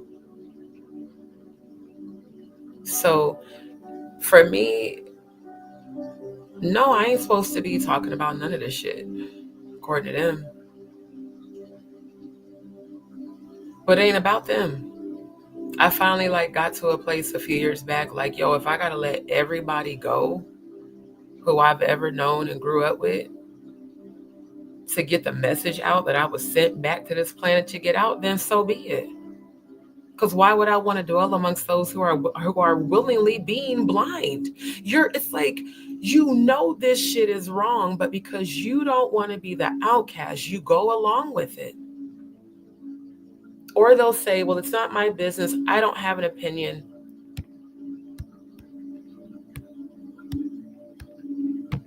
Thank you, New Zealand. Thank you. I don't have an opinion. I'm not going to say anything. How can you see a man publicly? Let me stop sharing screen right quick. I need y'all to see my face for this, okay? Oh, wait, my afro is y'all know I'm a perfectionist when it comes to my afro. So look, make sure I need it to be symmetrical. I want my shit to look like the So Def logo. Shout out to the Brat and them. How is it? 15-year-old girl, student at the church, parents going through a divorce. You decide to give her special guidance at 15 and you're 60 privately, and her father gets up in the congregation and brags about you giving you permission to take his 15-year-old daughter on supervised dates, and you're the pastor? You know how many times they've threatened to take me out for speaking about this shit? Because I know too much and I got receipts. It's a funny thing when a man declares himself a presiding bishop who was never a member at the church he's pastoring because his father died. It's a funny thing when you were a member in your early 20s and you remember seeing this same motherfucker walk in the church and swing on his father and pull a gun out on his father. And this is in Iowa, by the way, y'all. It's an amazing thing when your last 3 wives came into the church with black eyes and 2 of your former stepdaughters gave their detailed account on Clubhouse 2 years ago about how you essayed them. Allegedly for me, but for them the truth, because I believe them. Them details was too detailed for that shit to not be true. Plus, I'm an empath and I can feel that in other people. Oh, and by the way, your first stepdaughter talked about how you had her to open up a business in her name, and you was supposed to pay her for the business, but you didn't pay her for the business. You was accepting all of the sales and not giving them to her, and you stole her mom's money and you stole all the church's money. Every church you have had, Dwight Reed, you've done this. You think because I'm not a member there that I don't have the details on you when your father called me daughter? I spent a lot of time at your dad's house counseling. Your dad told me a lot of shit about you. Keep in mind, I was on the spiritual warfare attack team, and he told us out of his own mouth, pray for my son because he has an affinity for young white boys with blue eyes. See, this is why trafficking is so serious to me, because when I found out all the disgusting things that were going on that I didn't know about when I was a member there, then the things that I heard about that I tried to report that y'all shut the fuck down. And for any of you stupid ass bitches on Facebook to ever say, well, why didn't the members help? Bitch, I did. And the very same thing they did to Jaguar, they have and are still doing to me. I went to the police in Iowa and I went to the police in Hannibal, Missouri, because Robin Andrews, the female pastor, who her and her daughter was accused of incest and essaying young boys at the church. And I told Dwight Reed's father, Jeremiah Reed, who at the time was my pastor. They lying on Robin. They just trying to make the church look bad. Why? Why would the members? We're a part of a fucking cult. I know what it's like to survive an MK Ultra church cult. I was raised in it shit. I mean, like, for real, they don't know it's a cult. You don't know until you come out of it. You just do what the pastor says do. How is it that when I was raped, you told me we can either take your ex out or, oh, he's my ex now, but one time he was my fiance. We can either take him out or y'all can counsel with us 3 times so we can come to the house. And if he asks for food, call me. We'll have somebody over there. But don't go to the police. Because we don't need a scandal in the church. They're already investigating us for embezzlement, which I found out by my own secret research that shit was true. Y'all lied about that when I was a member there. I didn't find out until 3 years after I left that it was actually true. And I still have the receipts that y'all tried to scrub off the internet. I printed the shit out. Yeah. And you think threatening me across a pulpit is going to scare me?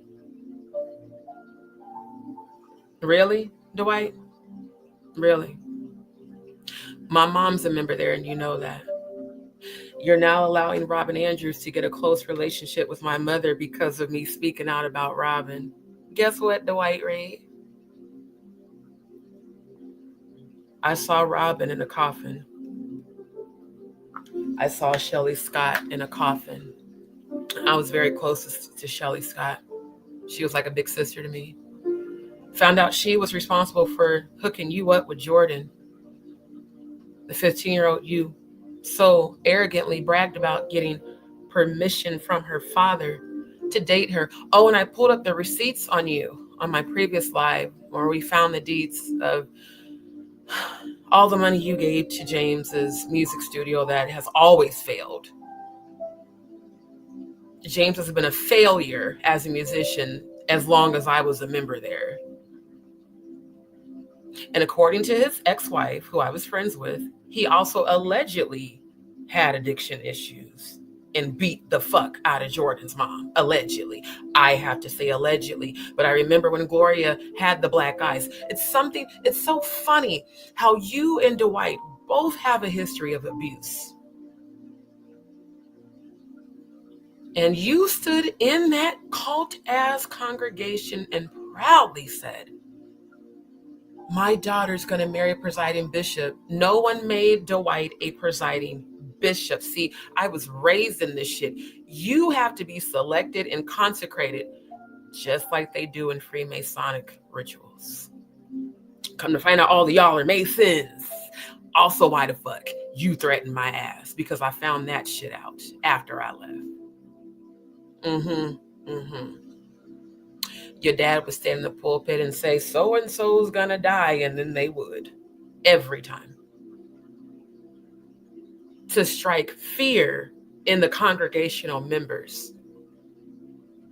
Because every time bishops say somebody's gonna die, child, they turn up dead. I don't want to go against the bishop. I don't want to go against the pastor. I ain't gonna say nothing. They calling us a cult. I remember Bishop Reed telling us, they call us a cult. Am I forcing y'all to be here? If I'm forcing y'all to be here, stand up. If you want to be here of your own choice, stand up. The whole congregation would stand up. Kids would be calling him Jesus. Women accused him of raping them in his office. I was told to keep going to church and sit in the congregation next to my ex-fiance like nothing had happened after I was raped. I was told to not go to the police. We don't want a scandal. They're already investigating us for embezzlement. They're already investigating us for fraudulent, committees. Because, see, you guys were getting a lot of grants for programs the church didn't offer. I remember the board meetings where you swore us to secrecy to never tell about the investigations, but you told us so we could pray it away. SWAT team members, I need y'all to pray for this and this embezzlement case to not go to trial. I was on what they called a spiritual warfare attack team. We had to pray overnight in the church, in the actual congregation, and we all had jobs. I had 3 at the time. Okay, we'll go to work. When you get off work, come back to church and pray. Go home and eat. Come back to service. When service is over, y'all staying overnight. We're going to lock you in. The security guards, by the way, all the security guards were armed with guns, you guys. Security guards will let you out of the gate. The gate was locked. They were being investigated for having weapons in the basement of the original church, which they called the other building. The old church where they have all the dinners. I'm a chef, so I also worked in the kitchen. I mean, when I tell you my life was church 7 days a week, my life was church with 3 jobs. Because see, when I moved there, I was 18, turning 19. I was very young. I was there for over 6 years. And Bishop Jeremiah Reed was like a father to me. He never tried to rape me or do anything, but I did get raped by my ex-fiance, and then I had to go to church and sit there like nothing happened. People kept wondering why I kept breaking down crying in the middle of service all the time, not knowing I was going through a mental breakdown. And I kept trying to leave, and I kept trying to leave. And every time I would leave, Bishop would call me, "Daughter, where are you? Why aren't you at service? Do we need to send somebody to dump him off in a lake?" This is the pastor asking me this. You know, we could pick him up and just dump him off. Are you okay? Come to the house. I'm going to counsel with y'all. Yeah, my pastor. Then years later, I found out you raped the assistant pastor, who I know her. And she was married. And you allegedly threatened to unalive her if she told anyone. So she wrote her truth in Maurice's book, Divorcing a Cult. And as I read her letter, I cried because I felt every ounce of pain. And I didn't know she carried that all these fucking years, just like I did. The same woman that was on the prayer team with me, you raped at your office. According to her. I have to say that for the sake of YouTube. But I read it in the book. And she reached out to me on Facebook after I finally spoke my truth and said, "Thank you. You just set me free. Because what happened to you happened to me." And I remember I cried and cried like not her. She was so sweet. And she was like me. She was faithful to the church every day. And now your son stands in the pulpit bragging about how Jordan hit a come up, marrying a 63-year-old at 18. By the way, Jordan, according to her best friend and her biological grandfather, didn't want to marry you. In fact, the day of the wedding that you had on a Monday afternoon that you banned her family from coming to, she had a mental breakdown and cried and went missing. Then you contacted James and had James to allegedly, I have to say allegedly, coerce her into marrying a 63-year-old man at 18. And now they have a son. And everyone feels like it's normal. And they sit in the crowd and they amen. And yes, Bishop, the same man I watched walk into the congregation when I was there and swing on his father and pull a gun out on him.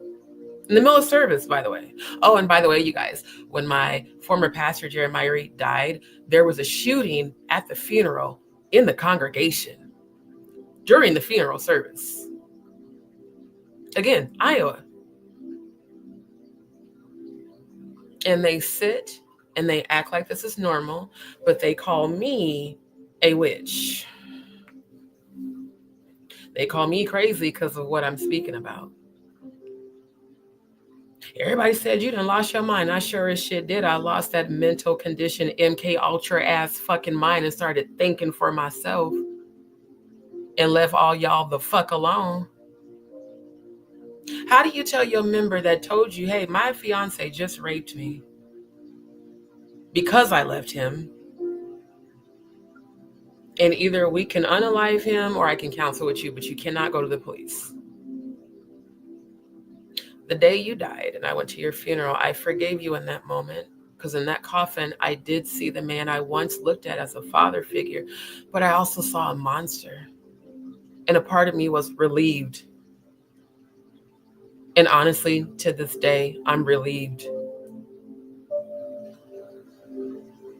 No disrespect to his relatives. I mean, I know we all damn near grew up together. I got love for y'all, but your grandfather was a predator, and your uncle, who's standing in that pulpit bragging about having a teenage wife, which again, that's his fourth wife, by the way.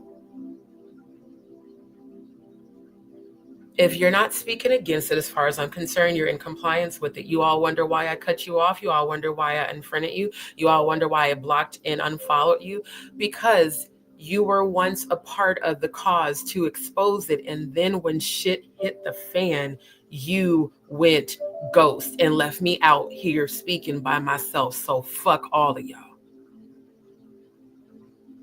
And I don't give a damn if I got to stand by myself. I will. Until he gets locked up, which I did see. You going to jail, Dwight Reed. And I saw your son attempt to sacrifice his mother when he turned 17. So Jordan, my love, please repent. Because even though you didn't want to go through with it, you still went through with it. For the life of me, to the members that are there, that was there when I was there, how in the entire fuck can you sit there when you remember Gloria being pregnant with this baby and Dwight was out, and Dwight would come up in there high as a motherfucker and not off weed, drunk as shit, trying to put hands on his ex, who's sitting there in fucking sunglasses. You can still see the black eye shit. Come on, man. And y'all got the audacity to call him a bishop? That is trash in that pulpit.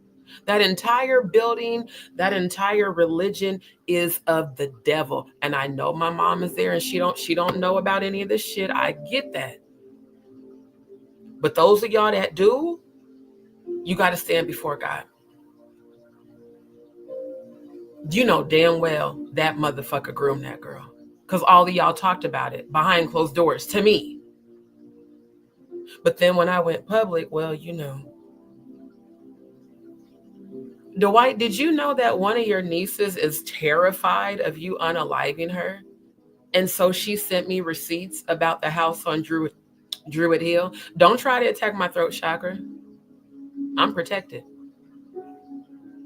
Yeah, the same niece that's still terrified of you, she sent me the receipts about your father's house, the same house I used to go and counsel with, the same house I would go for the spiritual warfare attack team meetings, the same house where I would go where his wife would teach me how to cook shit. See, Mother Reed was from the South, so she taught me how to do a lot of Southern cooking. Just like my auntie, they from the South too.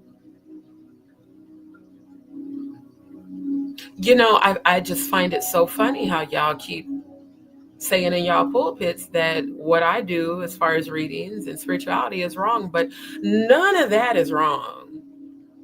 Oh, that's of God, right? Yeah. You know which God it is? The God that's the prince and the power of the air here on earth. Lucifer, the light bearer. Lucifer did transform as a fallen angel, cast to the earth, transformed to an angelic being. You know, just like Zeus, Jesus. You guys renamed Yeshua, the true Christ, with that false as Jesus. Hey, Zeus.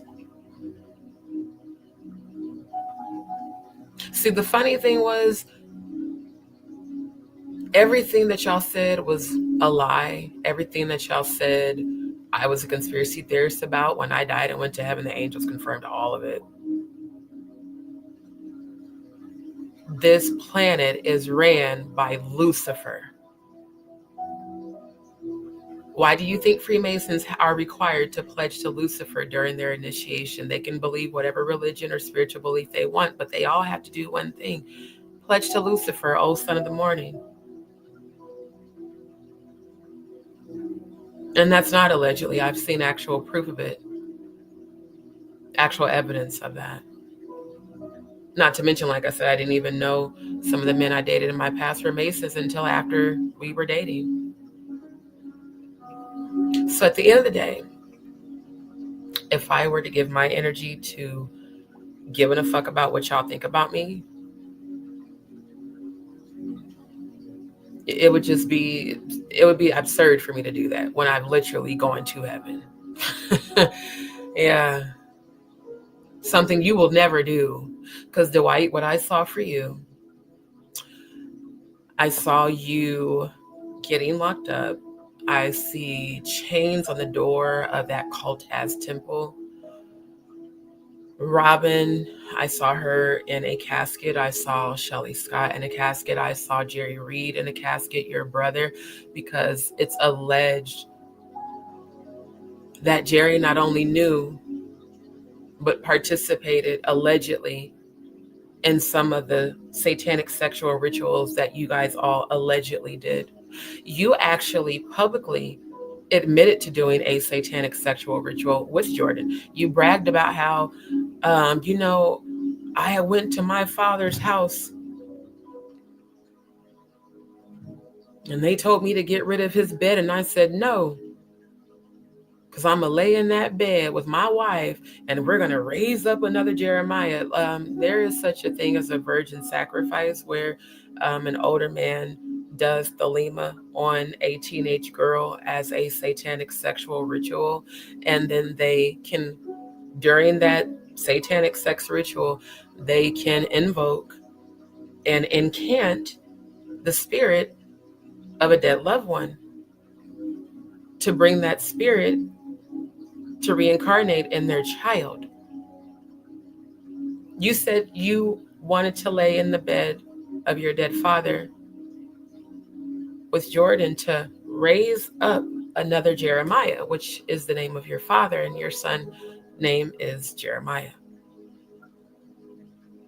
That is considered a dark, satanic, sexual ritual. But yet me speaking about spirituality and high vibrations and readings and my gifts that I was born with, somehow that's evil. You said that on the Apostolic Oneness Network, the television broadcast network, that I was on the board that helped found that TV broadcast network that we started with your father when you were out in the streets, when you was in Louisiana. Remember that? You had the church in Louisiana with the 14-year-olds that went to the police on your ass that accused you of essaying them. Remember how your dad asked us to pray for that to never hit the light of day, but yet it did? Allegedly. I got to say allegedly for you two. You know, when you are on the inside of these environments and you come out and speak out against it, oh, they hate it. Again, when I tell y'all, I understand why Jaguar is the way she is and how people act and behave towards you and come for you just because you're speaking the truth that they don't want to get out because of how it makes them look, because of how it exposes them. You know how many times my life was threatened, and the guy I got with after my ex-fiance had raped me, he had to get on the phone, and just like I've seen Odell do with Jack, he's had to get on the phone and tell the motherfuckers, if you pull up, we are prepared for whatever you bring. These were deacons. One of them was the church's attorney. The couple that was in the office, the financial office, I was in that office too. That's how I know what I know. I saw the money that was coming in from the tithing, from the offerings, from the committees and the building funds and all this bullshit. I saw all the government grant amounts for programs that we didn't offer. And I was like, I was always the one to speak up. And that's why y'all, stopped inviting me to the board meetings. Because I said, why are y'all telling the church that we're broke if y'all just got like 5 massive grants in the hundreds of thousands? Like, again, I was a younger girl. I was 18 turning 19 when I got there. By the time I was on the board, I was in my early 20s. So again, I'm like, this ain't making sense because I'm not seeing this is actual and, financial fraud and also their shit. You're getting grants. You set up like a title and you set up this initiation of a program. Do you know how many people would come to our church during our building fund dinners asking for rental assistance for, rent and utilities, because that was something our church was listed in the paper to provide to the community. Do you know how many times people went off because they was like, well, you guys said, and I was like, we're even supposed to tell them, but we're still getting it set up. You don't keep telling people that for a whole entire year. They're not dumb. See, I've seen the inner workings of bullshit. And y'all wonder why the fuck I got out of all of that? If I go to you and say, yo, this is not right, what's going on? And instead of you answering that shit, you start sending church members to threaten me. You start sending church members to my job. You start sending church members to my home in the middle of the night. I look up at work, I'm seeing people posted here, here, and here, and talking about we watching you and shit. You a church. Supposed to be, but you act like a mafia cult. You used to have us stand up. Who in here would die for me? And the people that didn't stand up, you excommunicated them from the congregation. Yeah, Jeremiah Reed, my former pastor. Meanwhile, the current pastor, his son Dwight, was all over the South, allegedly spraying his dick everywhere. The same stepdaughter that gave her detailed account on Clubhouse also said that not only did you do all that shit to her, you allegedly tried to essay her, then you cheated on her mom with a 16-year-old girl that you got pregnant, who was also a member of y'all's church. And she had been emancipated. She had her own place, and you went and moved in with a teenage girl while you were married after taking that teenage girl, your stepdaughter's money, having her to start that business and never paying her. And then you put hands on her mom and stole all the money out of her mom's account. See, this is why even when I get married, I will never share an account with anyone. I'm sorry. I just don't trust motherfuckers like that. I don't care if we married. You're going to have your own shit. I'm going to have mine. That way, if you ever decide to fuck me over, you ain't got access to fuck me over financially. I don't believe in that shit. I'm sorry. I don't. I watched my mom go through all types of bullshit after her and my stepdad got divorced. That nigga stole all. When I tell you, that motherfucker stole all of our money. All the money, even me and my sister donated to our own church. I was working for McDonald's. My sister was working for Wendy's. And we had a church. And we had a catering business. And I was in all that school, at all that shit at school. We given, instead of 10%, because we're the pastor kids, we had to give 25% of our check to our household, to our mom. Then we had to give 15% to the church because, well, we got to make up for what the members don't do. I'm doing this shit at 15 and 16 years old, also while doing, the catered events and working in the church. That's why I'm so conditioned to just always work. But when I really stopped and thought about this shit, when you talk to people about this shit that don't come from it and you hear how psychotic it sounds, that a pastor knew a member was raped by a man she was engaged to marry, that the whole church knew we were engaged to get married. And to protect that image, well, keep coming to church, What? I just told you this man raped me. Yeah, but we don't want people talking, so y'all gotta, or we could just, we can get rid of him and just tell people that he died. I mean, my pastor, y'all. The man I thought was the overseer of my soul. The man I thought I could trust. The first pastor I ever even confided in about me being molested as a child by my female foster cousin. The same man I confided in about childhood trauma and, family shit. Think about how that affects your mind. You're supposed to be my protector because my family for damn sure ain't. You know that they're not. I look to you for protection and guidance. And I realized years later, it was mind control and gaslighting. And let's protect the church's image. Because that's more important than helping your member who's like a daughter to you heal. But then when I heard from Sister Ngoli that you raped her, according to her, she was your assistant pastor who was on the same prayer team with me. Now it makes sense why you told me to be silent and to just keep going to church and just act like nothing happened. And I tried. I did.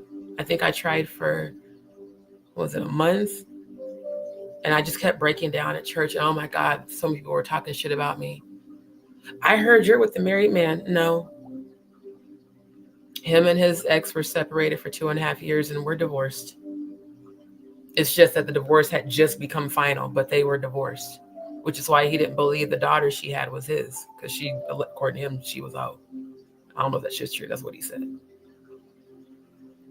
So, I had to deal with that, which I've never done.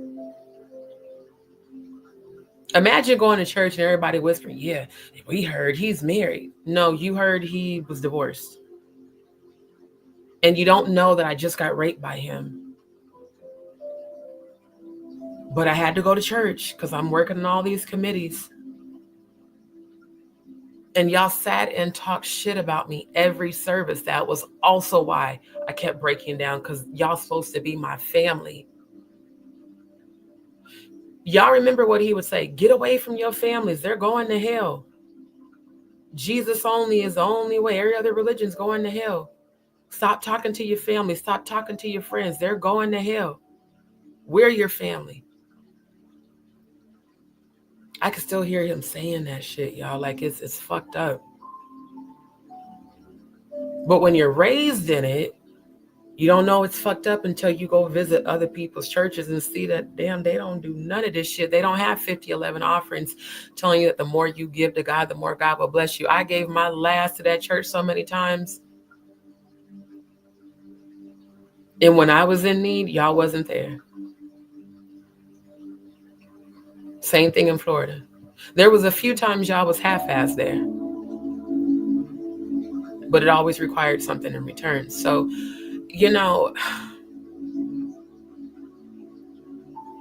when I think about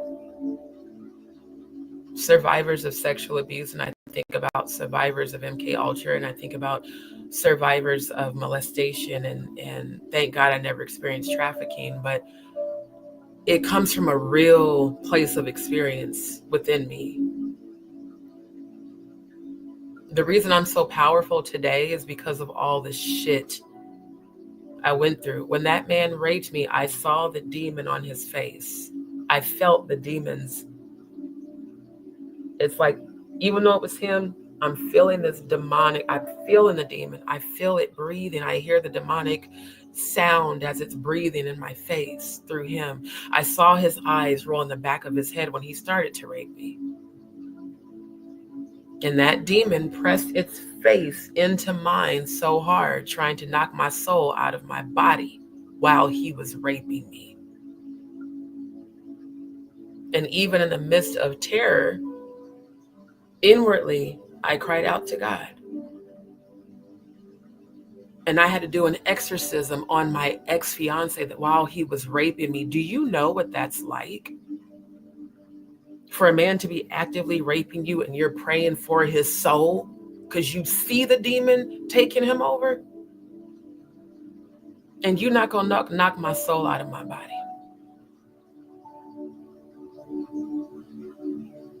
And when it ended,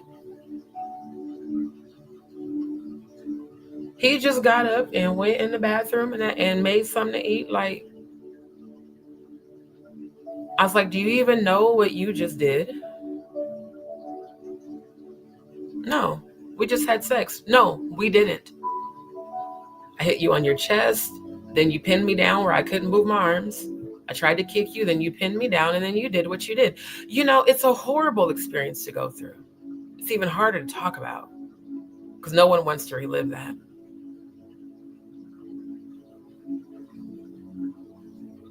Plus the mental conditioning of the pastor that did nothing to protect you, only offered to unalive a person or counsel with you. But I still need you to show up at church. I need you to, I need you there, D. I need you there, daughter. Okay, Bishop. And then I'm sitting here like, what the fuck just happened? Like, did this motherfucker really just tell me to not?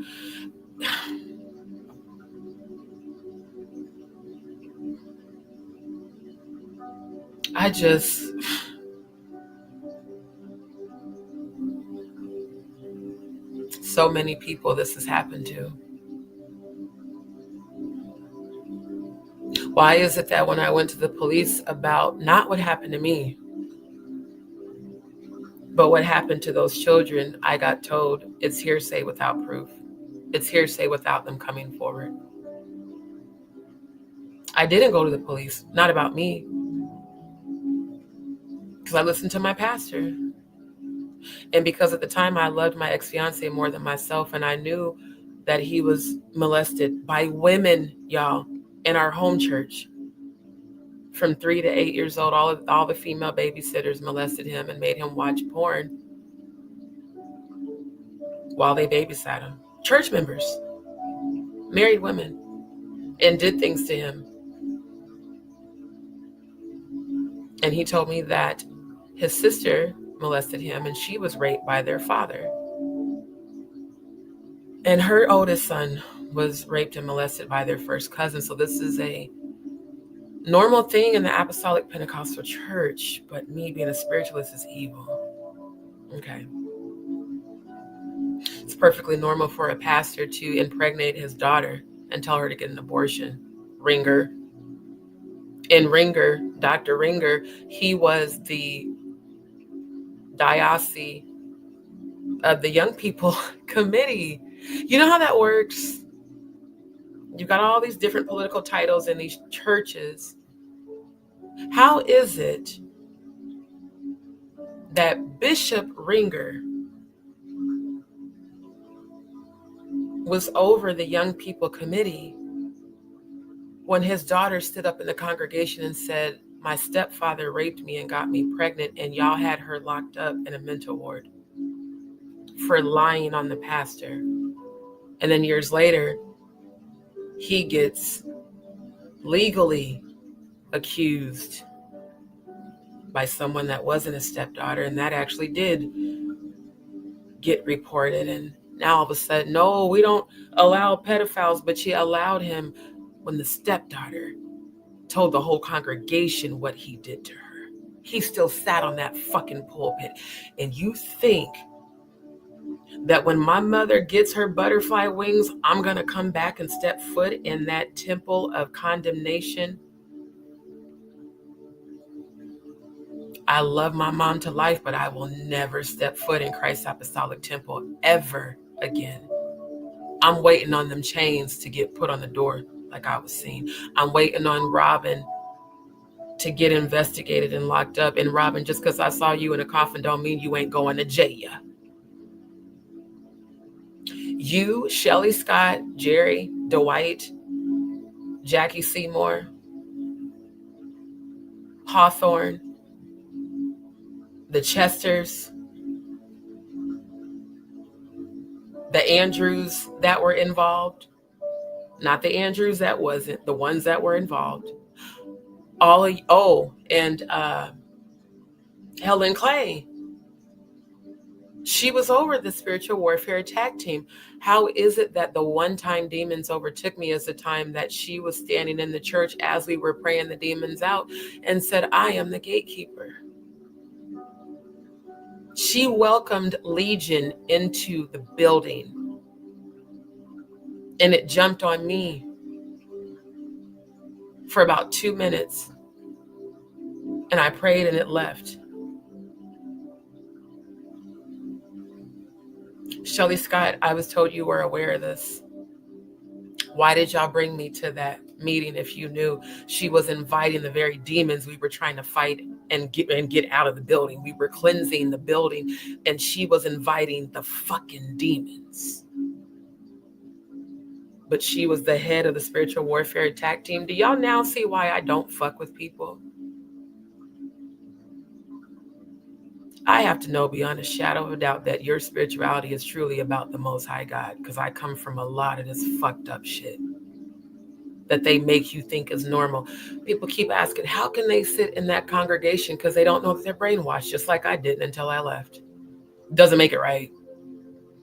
Especially when people like me and the other members that left speak out publicly and tell you what it is, and y'all get mad.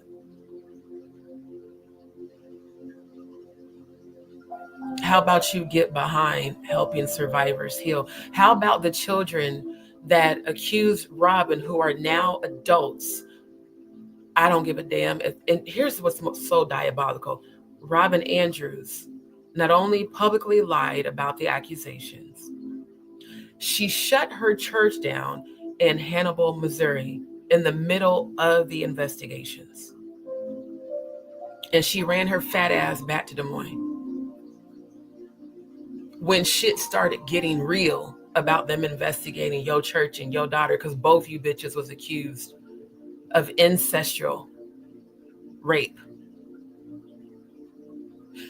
Your deacon was accused of ancestral rape of his sons.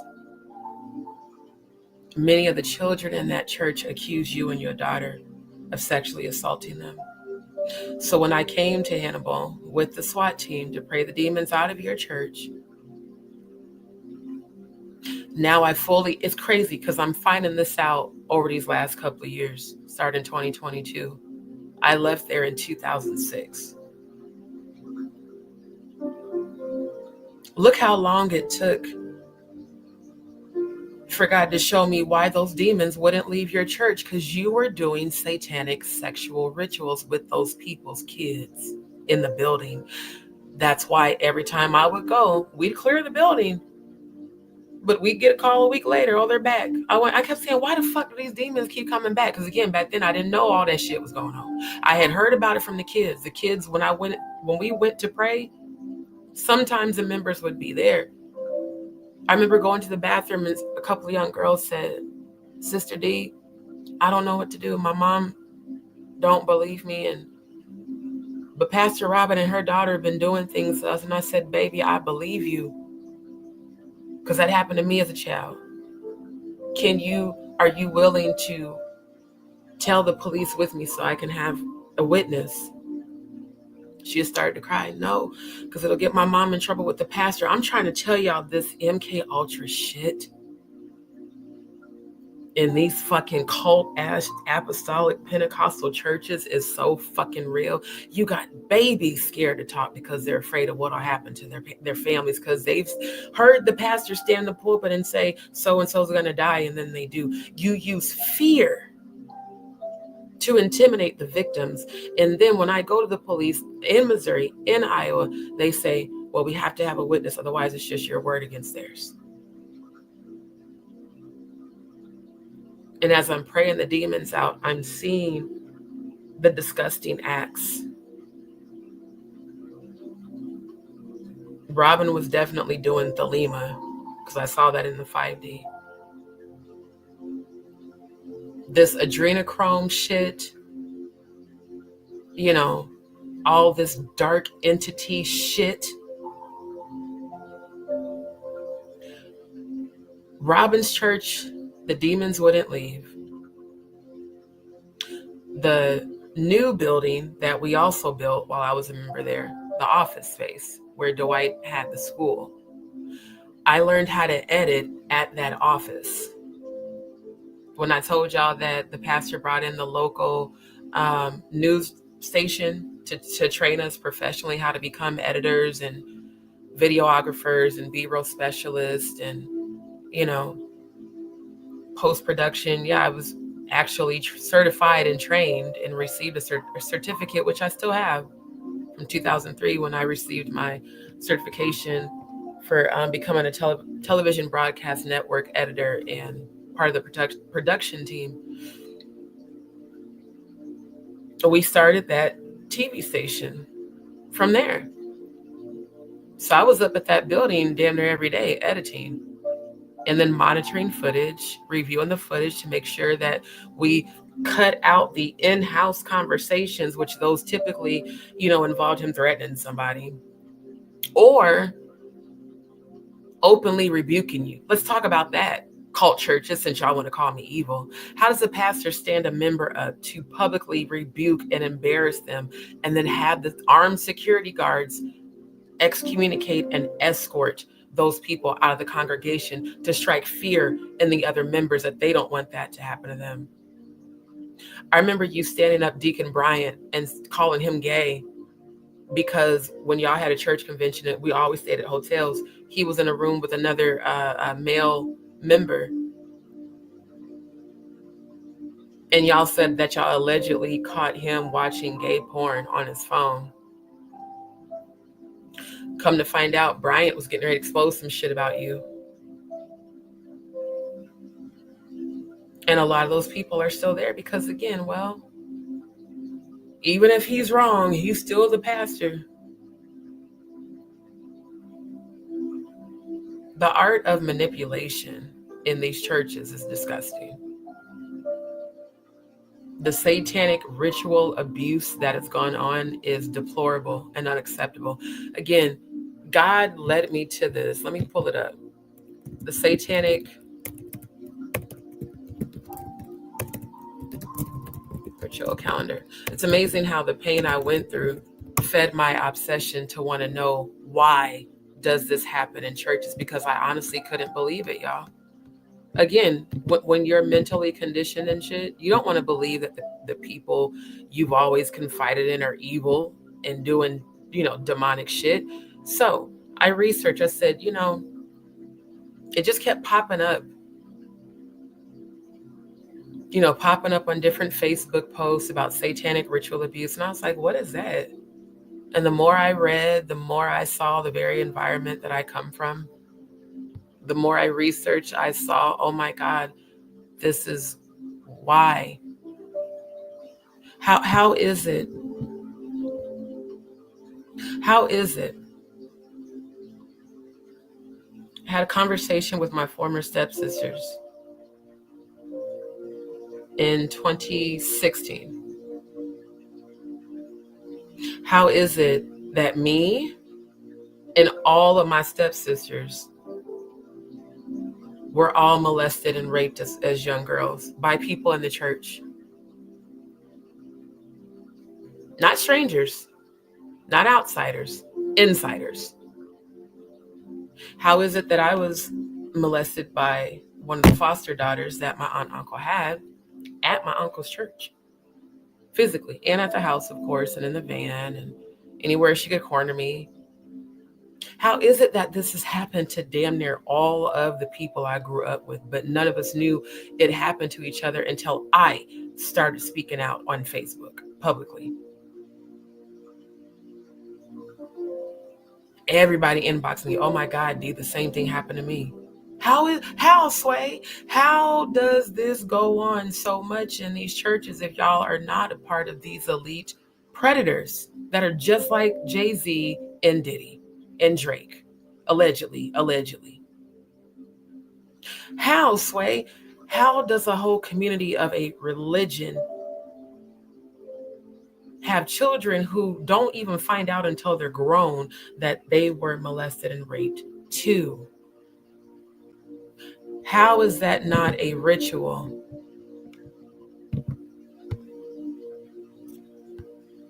How is it not?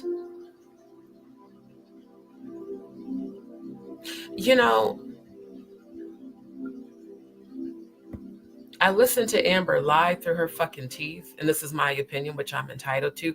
And let me put my copyright. All commentary is alleged. All of my content is for educational purposes and entertainment. Any videos that I review and give a reaction to is for the purposes of criticism, commentary, entertainment, news reporting, scholarship, and investigative research, exposing the fuck out of people and then roasting people. Because at the end of the day, this should not go on in any church. I don't give a damn what religion it is. A church is supposed to be a safe place. And if the church ain't safe, nowhere's safe. All them kids on the pulpit call him Jeremiah Reed Jesus. And then Dwight had the audacity last year to do a post on Facebook. Look at all, I'm a protector of children. Look at all these children around me. Look at them calling me Jesus. But your own former stepdaughters have exposed you. The one that gave the account when she was 11, it was the most disturbing. She said that you sat her down, started to touch her in inappropriate places, and you asked her if she knew what sex was as you sat her on your lap. And that you proceeded to rape her. I have to say allegedly, but this is her verbatim account she gave on Clubhouse in 2022. And she said, I had no idea what was going on. All I knew is it felt wrong and I didn't like it. That's what she told me.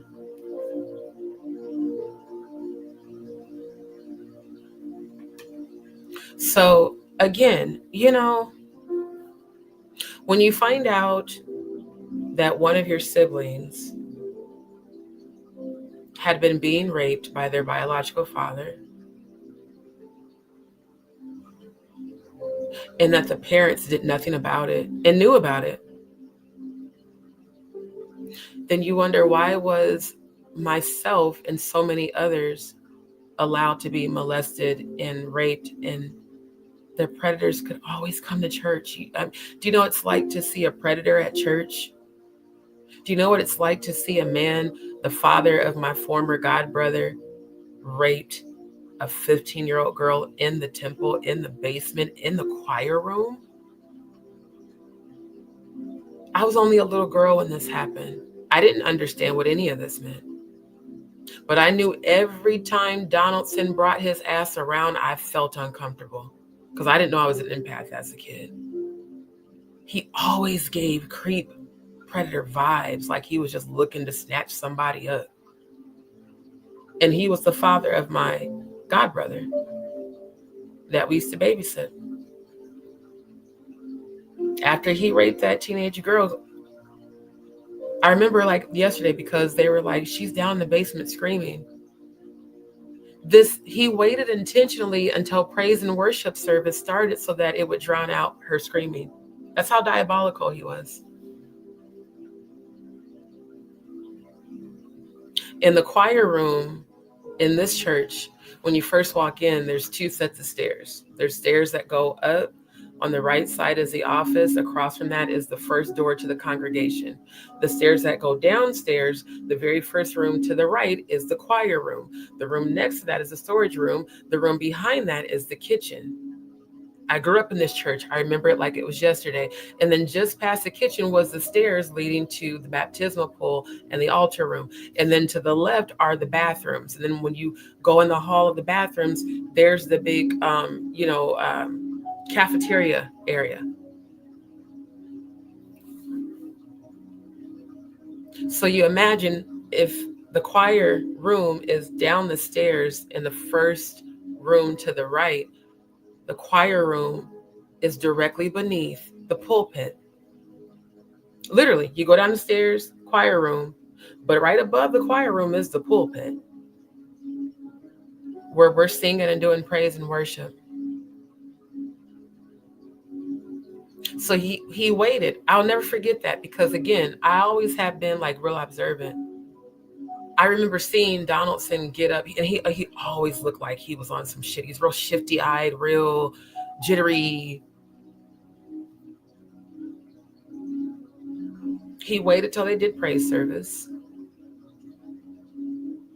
He watched that girl, followed that girl.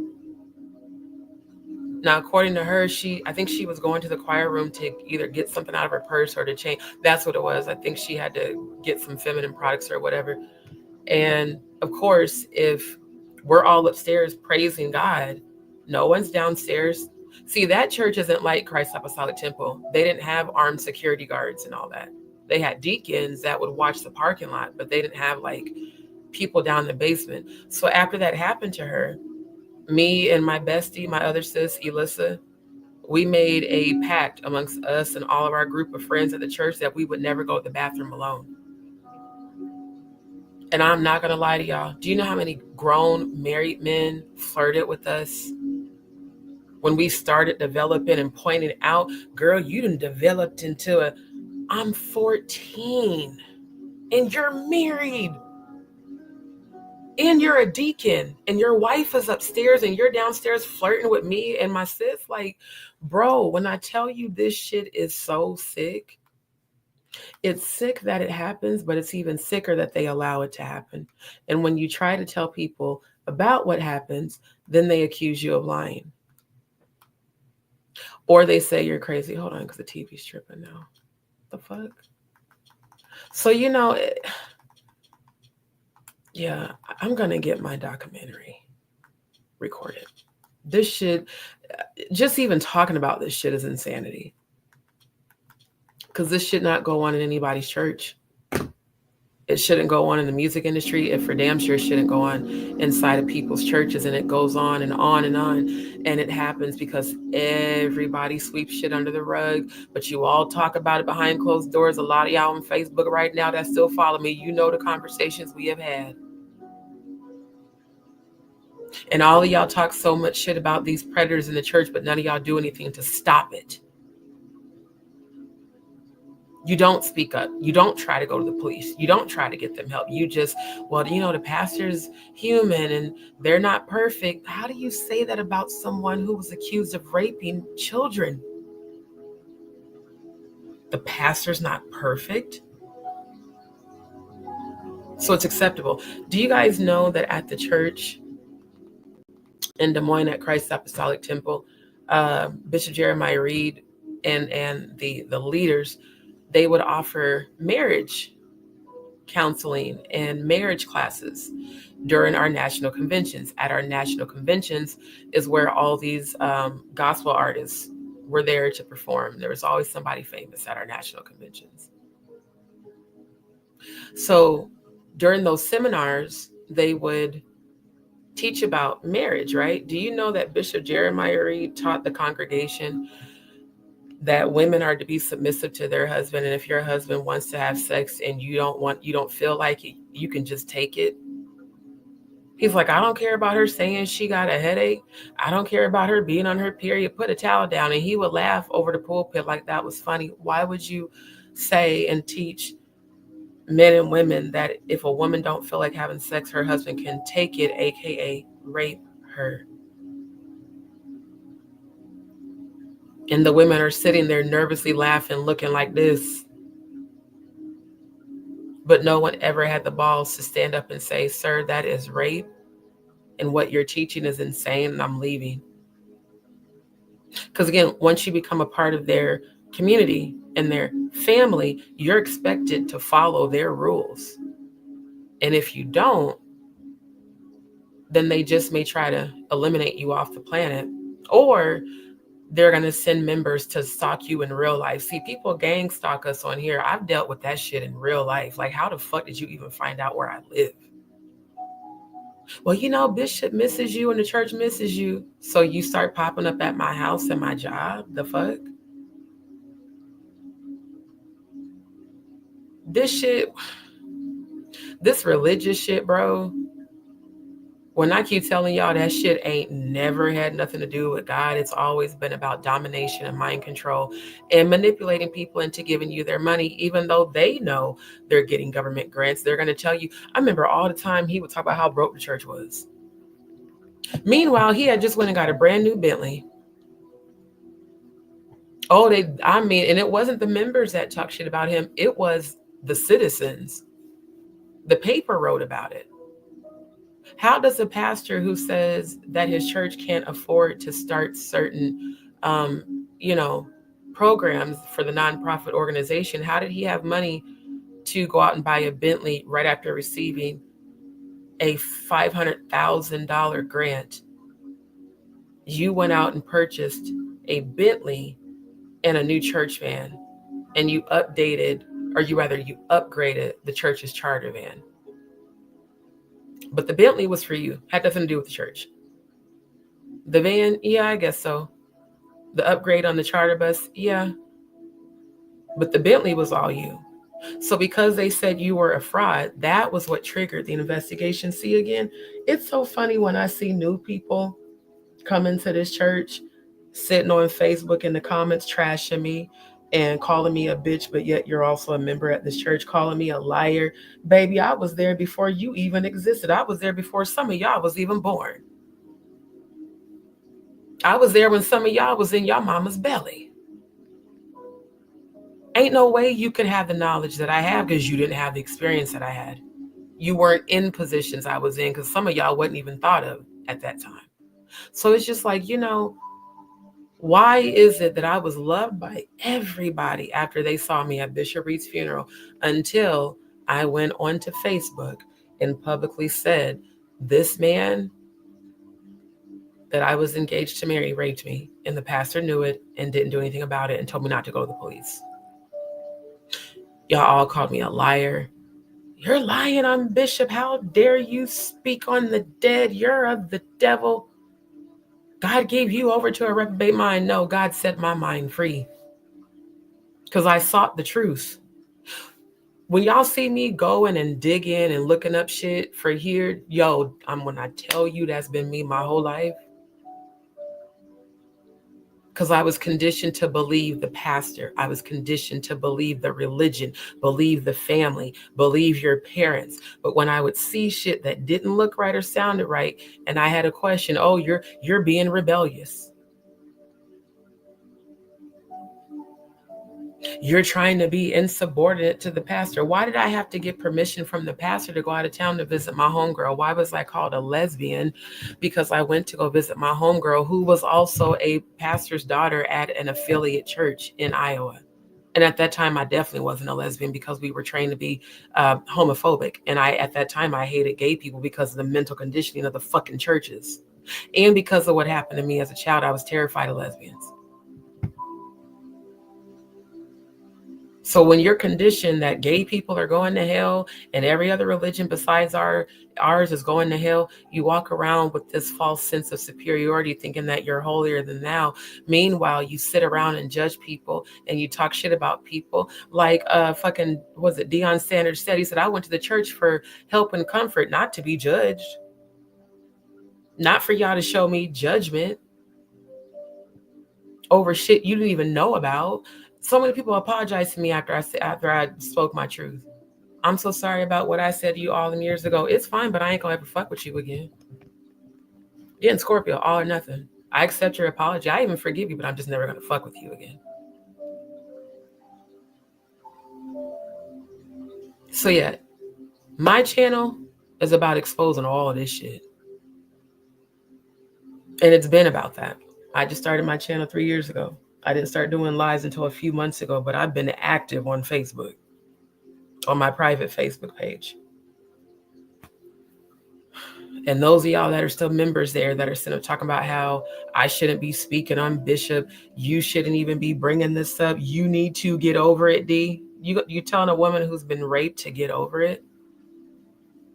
Or the other one, well, that didn't happen to me, so I can't. And I was close to Bishop too. Well, if you were allegedly already fucking his son, of course, he don't need to rape you, bitch. You was already giving up the pussy. And your own husband, who's also a Scorpio, said he had a premonition of you marrying Dwight.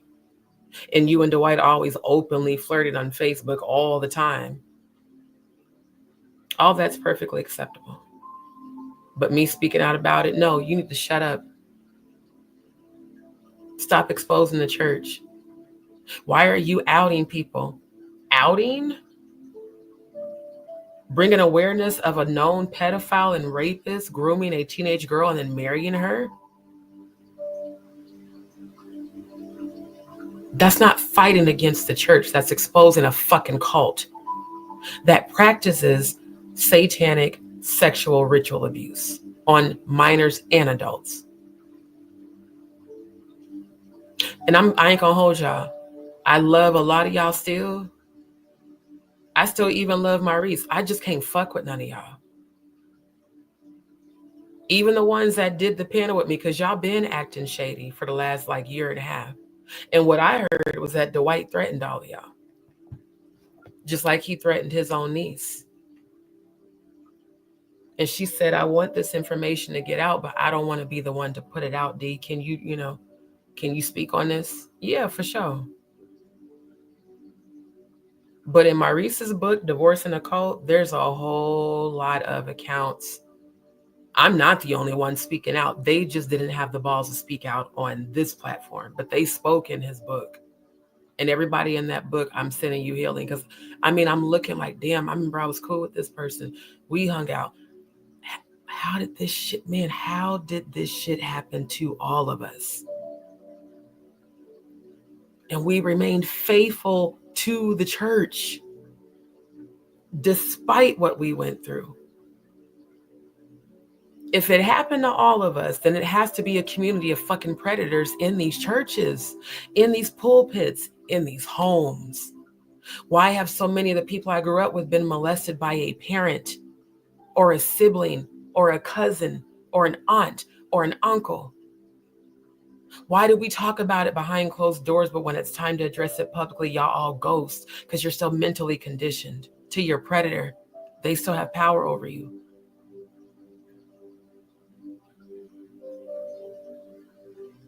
This shit is fucked up. And Lord knows I tried to get people help. And I was just turned away or laughed at or called crazy. Just like Jaguar.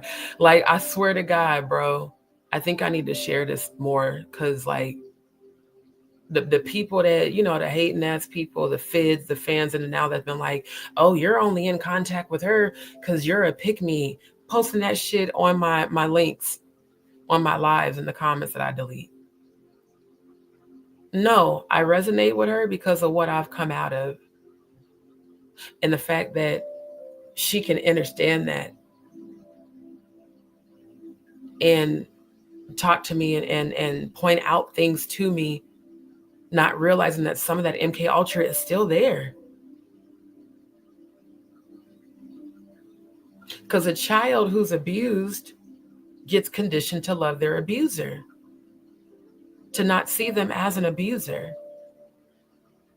Why do you think when women, men, and children are raped repeatedly, the person tells them that it only happened to you, didn't happen to nobody else? Then years later, you find out it happened to hundreds of others, thousands of others.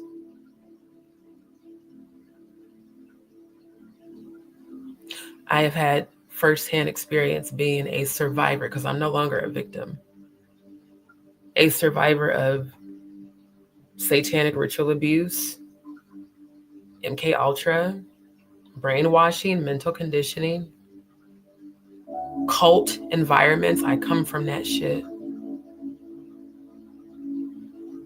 You know, I forgive all the relatives that have lied and gossiped and talked shit about me. I know that you need healing. I love my mom to life. I always will. But some things I won't understand. And I've accepted that I just may not ever understand it. I think I'm so overprotective because of what happened to me. If my baby ever told me that somebody touched them, I'm not only going to believe them, I'm going to immediately launch an investigation to get receipts and for you to be put away. And whatever happens to you while you're put away is your karma. For those who lied and said, if you were on the SWAT team and those kids told you that, you're just as guilty as the abuser because you didn't do anything. Going to Bishop Reed first was me doing something. Him telling me not to go to the police because they're lying on the pastors and the preachers and the women. Me sitting in his office, trying my hardest to convince him to let us go to the police so we can help the kids. And him repeatedly saying no. You have no idea how much that hurt my heart, because now I got to tell these kids that their own presiding bishop, who's the bishop over their pastor, does not want anything to make the church look bad. So no. So then I go on my own secretly because I don't even want them to know I'm going to the police. Just to be told there's nothing we can do. You have to have proof.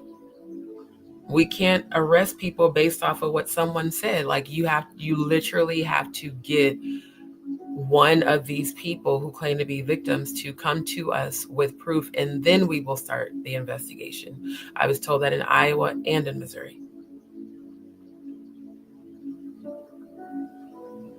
Isn't that crazy? How many victims are ever actually willing to come forward? Not very many, because they're still traumatized and scared of their predator. In fact, Dwight, your other niece, who I could have sworn was a lesbian when I was there, I don't know. She's now married, she has a son. She inboxed me and when I first spoke out about your dad not doing shit about me being raped. She reached out to me and said, sis, I was molested and raped my whole childhood. And I'm still terrified of that predator to this day. I can't hear his name. I can't see him. I can't hear his voice. I still have breakdowns. Part of me still feels like it's my fault. That's all the conditioning of a fucking disgusting predator. That's what they do. They convince you that it's your fault. Or they convince you that it's love. Or they just force themselves on you because they can overpower you.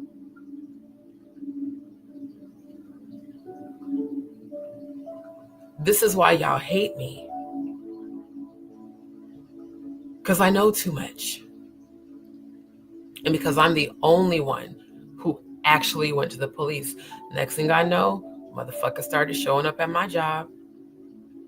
Because I worked at the mall. That was one of my jobs. And I worked in the computer lab as a tech support, resetting passwords and, investigating code. It's ironic now that I look back. I was investigating code, like JavaScript coding, even back then, but I hadn't learned coding until I went to college, and I always wanted to know. So that was another job, and then I delivered newspapers from 4 a.m. to 6 a.m. at the hospitals. So I was always working, and I was always there at the church. They would show up to my job at Dillard's randomly. You know God told you to come back home, and if you don't come back to home, you go into hell. Home, by the way, y'all, is the church cult. Yeah.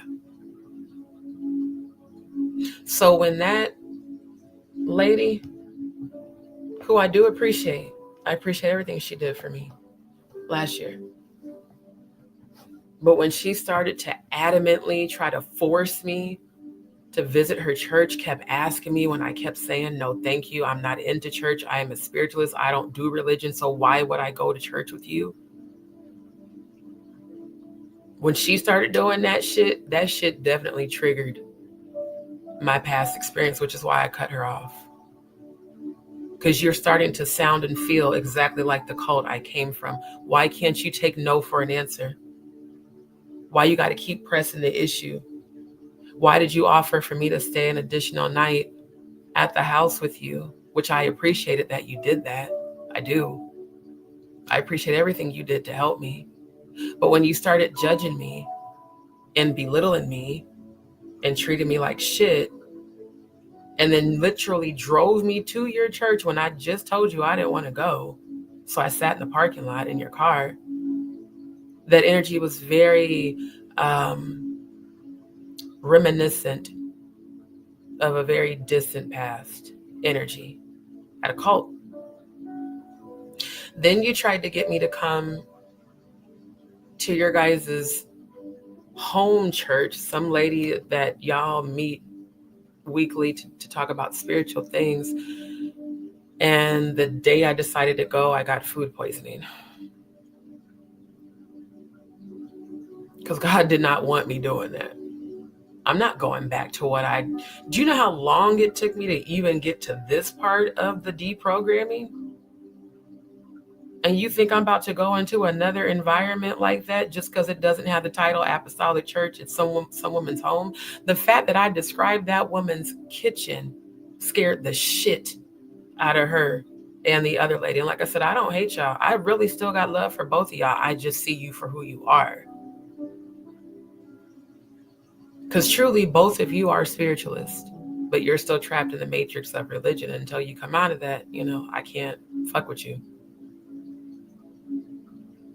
But I was like, why is she so adamant about this church shit? And I even confided in her and told her some of the things that happened to me. Well, every church is not like that. Why is it so important to you that I come to your church? Are you getting some sort of brownie points? Do they give you a financial incentive? I mean, why are you so aggressive about me coming to your church?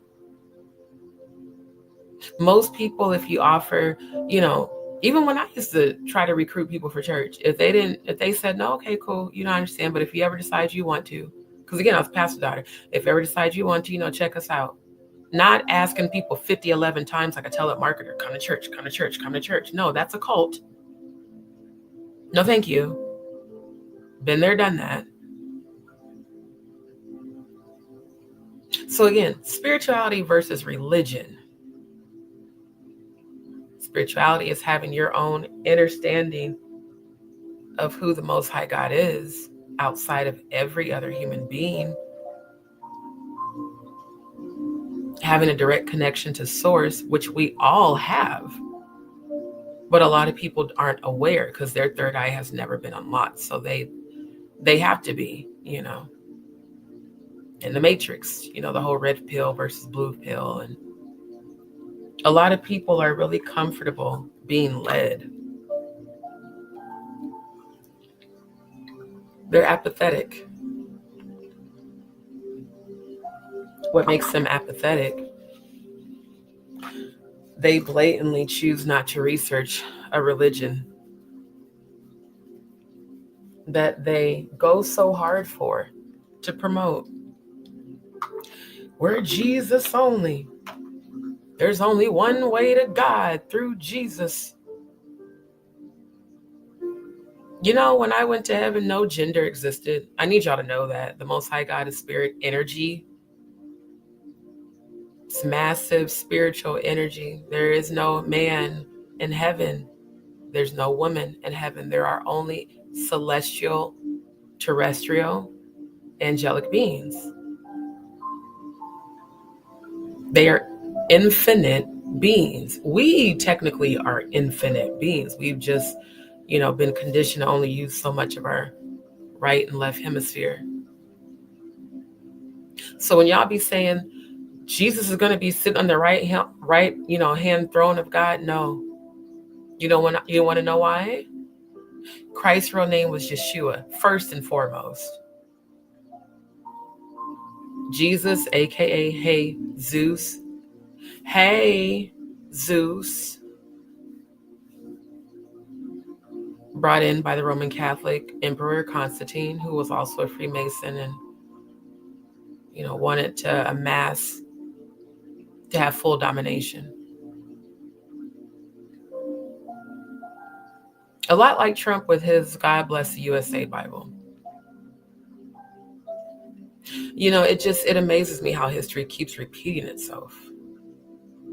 Constantine, who's a pagan Roman worshiper, created Christianity and Christ Mass. Let me show you something real quick. For those who have never probably researched this.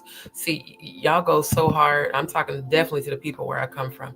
Y'all go so hard to speak down on me because you don't have this knowledge. Well, I've been showing y'all in my lives, so you can't say no one showed you.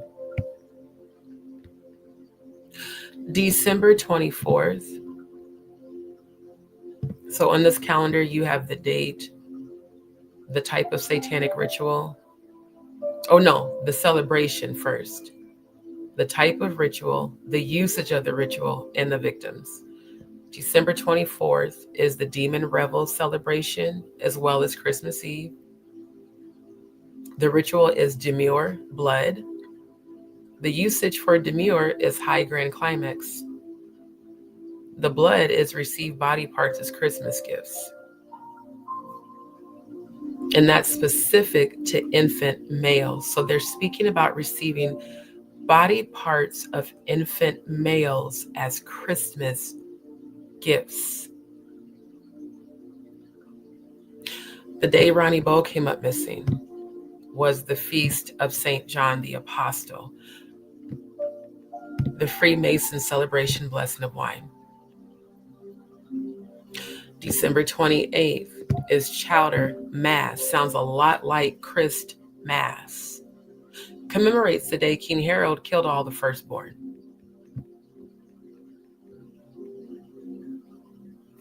You know?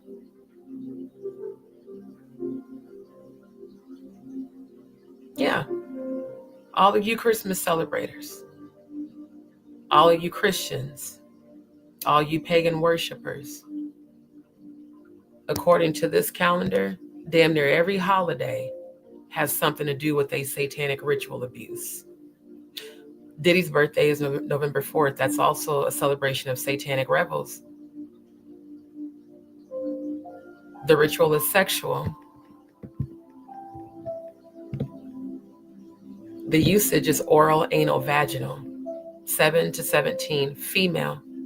So one has to wonder what exactly went on every November 4th on the diddler's birthday. Why are people now saying on TikTok that the reason those parties were called all-white parties is because you guys are allegedly doing satanic purification sexual rituals, including thelema, on victims that are between the ages of 7 to 17 that are female? And y'all want to question the 13-year-old that finally named Jay-Z as the other alleged predator that allegedly raped her? I'm not censoring shit for YouTube because this is a real subject and the real words need to be used.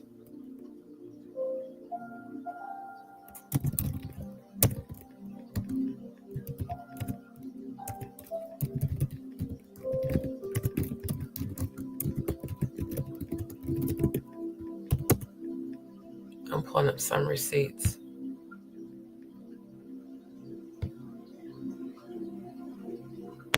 Let's take a look at something. Anton LaVey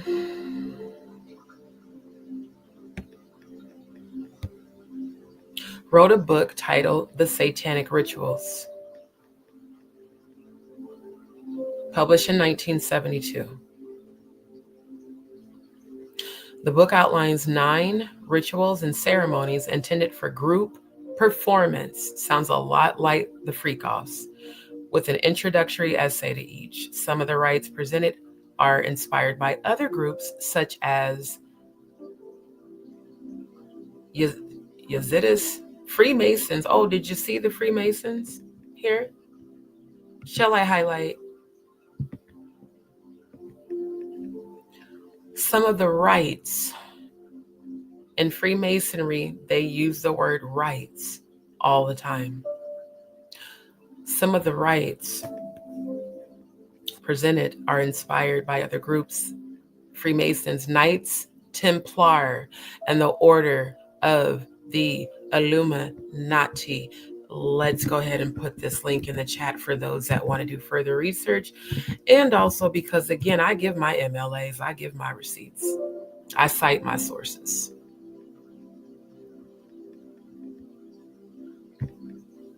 There's the link.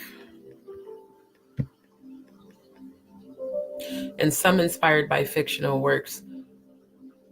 Take a look at this in the Book of Satanic Rituals. The book includes, wait, nope.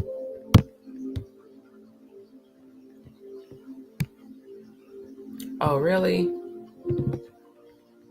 Okay, hold on. Man, the pop-ups are annoying. Can we please get, oh my God, I don't want to see any previews. Stop. This says the book includes the child baptism ritual LaVey used for his youngest daughter. Let me read that one more again. The Satanic Rituals book that Anton LaVey wrote includes the child baptism ritual LaVey used for his youngest daughter at the first publicly recorded Church of Satan baptism. Let's just look up Church of Satan baptism. See, I'm literally showing you exactly how my analytical brain has worked since I was a child. I've always been deep and I need to know. Oh, would you look at that?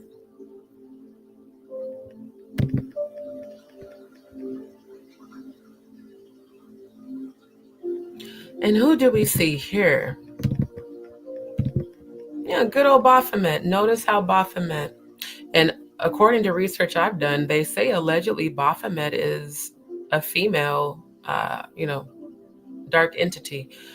Notice the Masonic finger symbolism. Right hand up, left hand down. As a girl and a boy look up to Baphomet. Let me show you something else.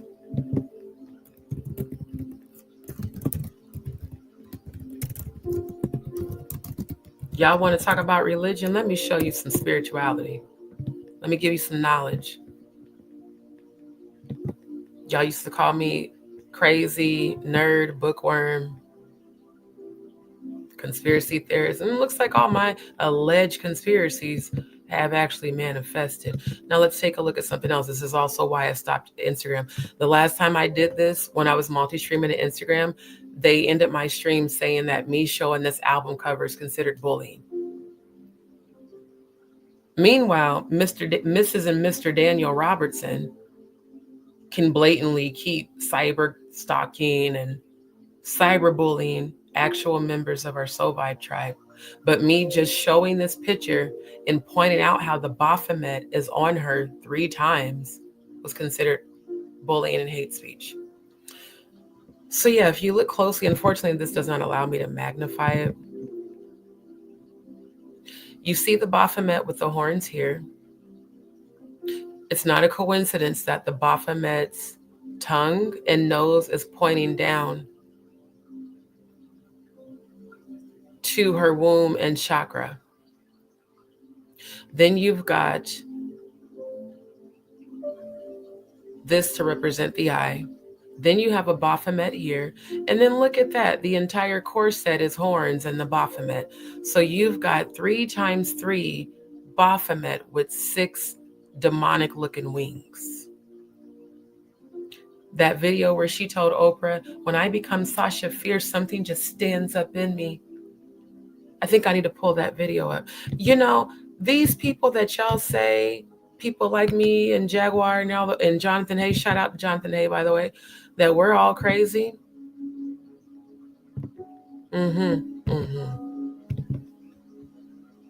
That Jay-Z can't possibly be this evil and diabolical, nor Beyonce, yet she blatantly wears the Baphomet. It's not enough that you have pledged to Baphomet, but you wear the Baphomet times 3 with 6 looking like some dark angel ass wings, but yet nobody sees anything wrong with that.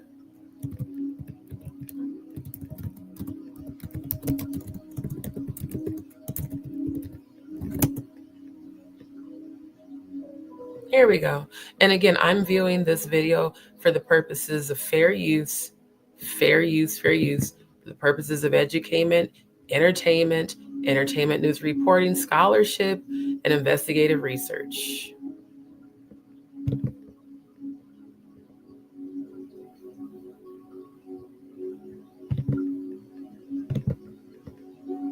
I need everybody to really, like when you're getting, I need everybody to really see this shit for what it is. What, didn't this come out? Yeah, I knew it was a few years back because I spoke about this on my Facebook page. And those that loved Oprah got really mad. And definitely the Beyonce fanatics, because it did come on kind of loud. I don't want it to be that loud.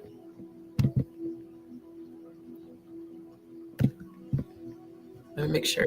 so Like when you're getting ready to go on stage and perform, does Sasha Fierce, when does And y'all let me know if you can hear it in the chat. If you can hear the audio on this video, please put a Y in the chat. she show up? Usually when I hear the crowd, when I put on my stilettos, when like the moment right before when you're nervous and that other thing kind of takes over for you. Then Sasha Fierce appears and my posture and the way I speak and everything is different. But no, is it like a process? Let's pause. Pause. Run that back. I want y'all to hear what she said. That other thing. Notice she didn't say that other person. And that other thing kind of takes over. Run it back. Nervous and that other thing kind of takes over. Run it back. Like the when I put on my stilettos. Who did we see in stilettos last night? When I put on my stilettos. The moment right before. The moment right before when you're nervous. So at the moment of fear, Sasha Fierce inhabits her. That's why I be talking about what I be talking about with the satanic shit and what I've experienced exorcising people. Demons exploit your vulnerabilities. Fear is a very powerful tool for the diabolical. How is it that when she becomes nervous and fearful is when Sasha Fierce steps into her and takes over? I have never in my life gone to a Beyonce concert, and I never will, because she enchants people. For I will give them over to a reprobate mind. Many have fallen away from the truth, giving heed to seducing spirits and doctrines of devils. Giving heed to seducing spirits and doctrines of devils. Baphomet is the main one that Jonathan Hayes said he indeed saw a huge statue of Baphomet at the party that he was invited to, which was Jay-Z's party.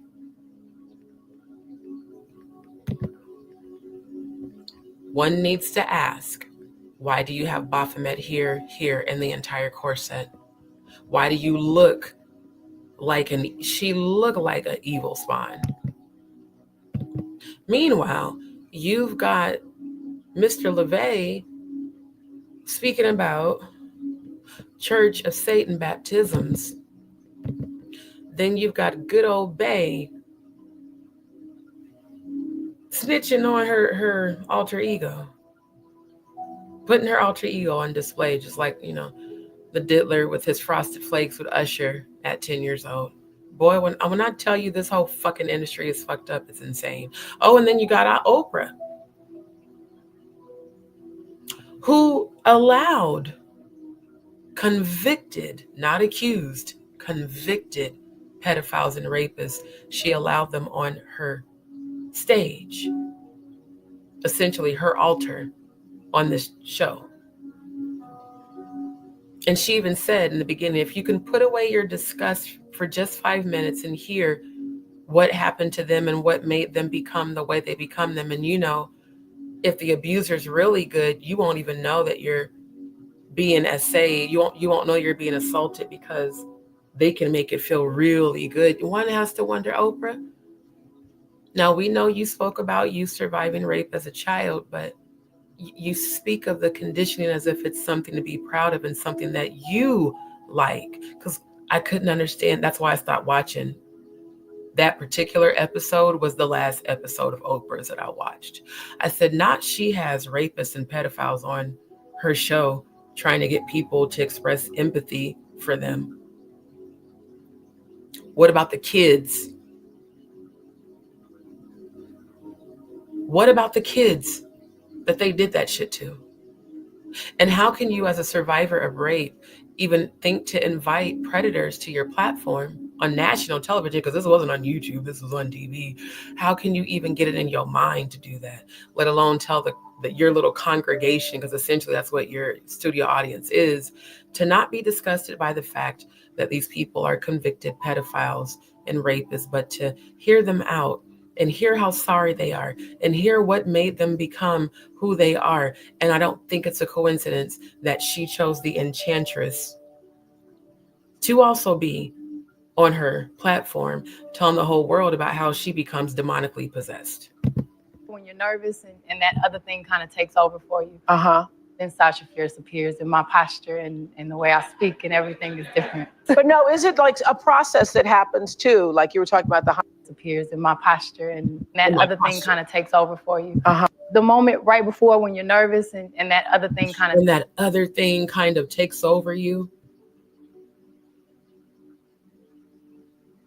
right before you're nervous and that other thing kind of takes over you. Oppression leads to depression. Depression leads to possession.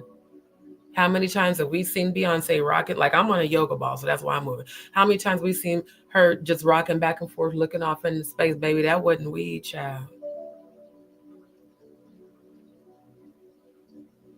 Things that take people to outer space are usually either injected or swallowed or snorted. And smoke too. Yeah, you know, other substances they can smoke. People burning spoons and shit. Walking around with tiny little spoons and shit. Yeah. That other thing kind of takes over you. And I remember the first time I seen this shit, I said, did that motherfucker just say what I think she said? How you gonna skip over there like you didn't just say what you just said? You're admitting on national television that you were possessed by a demon. But Jaguar is considered a hater for exposing this motherfucker. It's crazy. Courtney, Uncle Ben's Rice, Unfortunate Face, Uncle Ruckus, Uncle Ruku, Don't Trust Them New Niggas, Unfortunate, chewed his face up and spit it out looking ass, had the audacity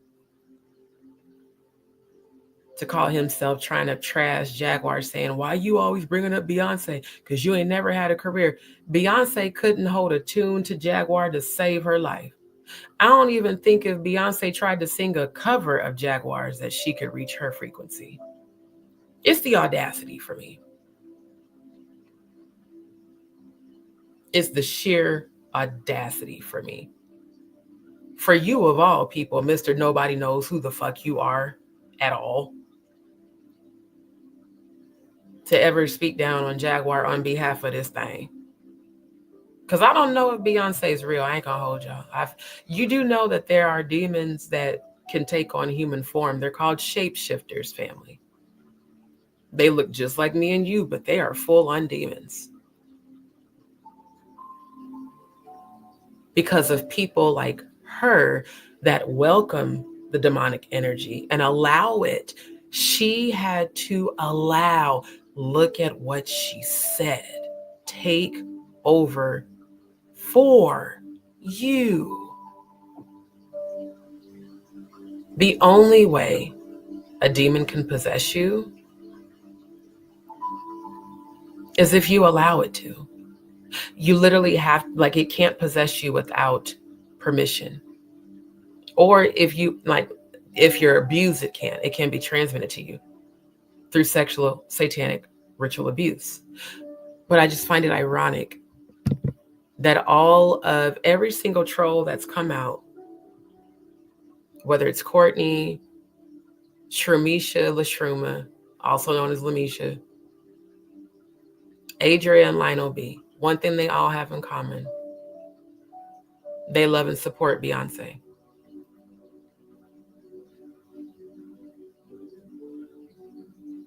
And Jay-Z. They love and support Beyonce and Jay-Z.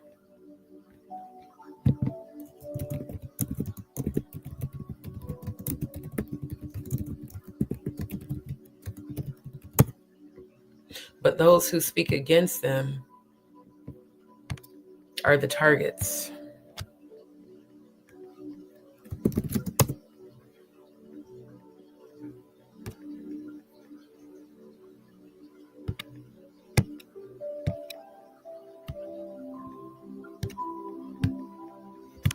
pulling up a receipt. Hold on.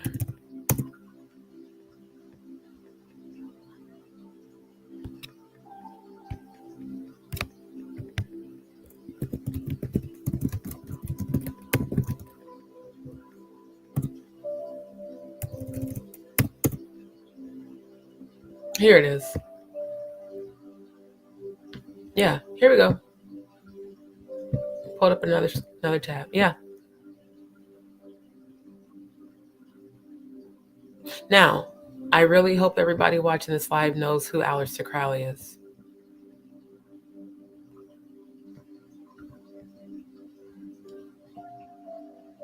This man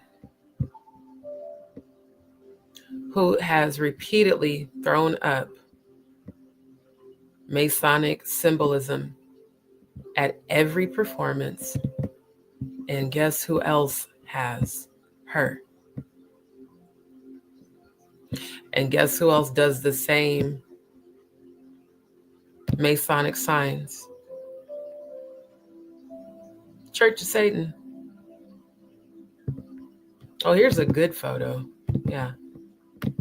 They have church too. And with blood red upside down crosses on white sheets that appear to be coffins. They blatantly set up the black contrast against the white. Those are black curtains on a white wall with blood red upside down crosses. And that's Baphomet, a golden statue in the middle. You see the Freemasonic tribute of black on white, just like the checkerboard. Then you see a black aisle, a black little rug on a white aisle. Everybody that knows anything about researching Freemasonry, that black and white is a Masonic, branding, I guess you could say. This was intentionally set up to show and make fun of the death of Yeshua, the true Christ, and red representing blood. That's why I love that song, Look at Me, when she talks about computer red. It's so deep. It goes so fucking deep, yo. Because for me, when I see shit like this, she said computer red, put another chemical in my head, hang them high above your head. Put another bullet in my head, they call that entertainment. They call it entertainment. They call it entertainment.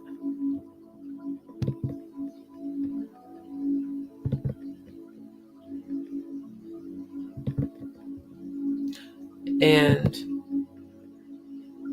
hold on, pull this one up.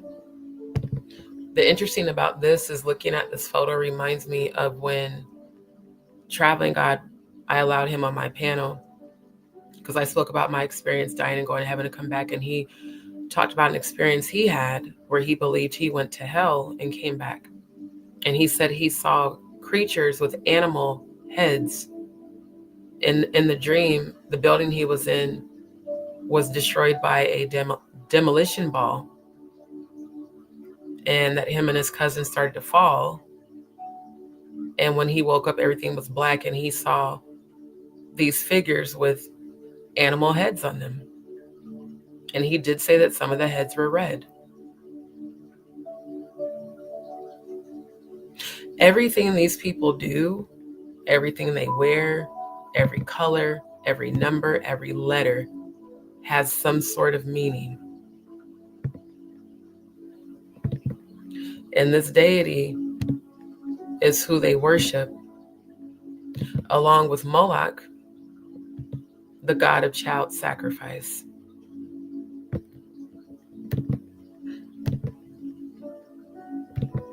And he's standing in the middle of a pentagram. See, in a binding ritual where you're trying to bind a demonic spirit, where those red circles are at, that's where the salt would go. when you cast a demon out, the salt binds them to that specific location. The fact that he's literally standing over the third eye area of Baphomet is indeed a tribute. That he's willing to sacrifice himself for the causes of Satan. And he's wearing white, which is a sign of purification. Just like when I showed you guys the video footage of the CERN satanic ritual and the young girl in the white blouse.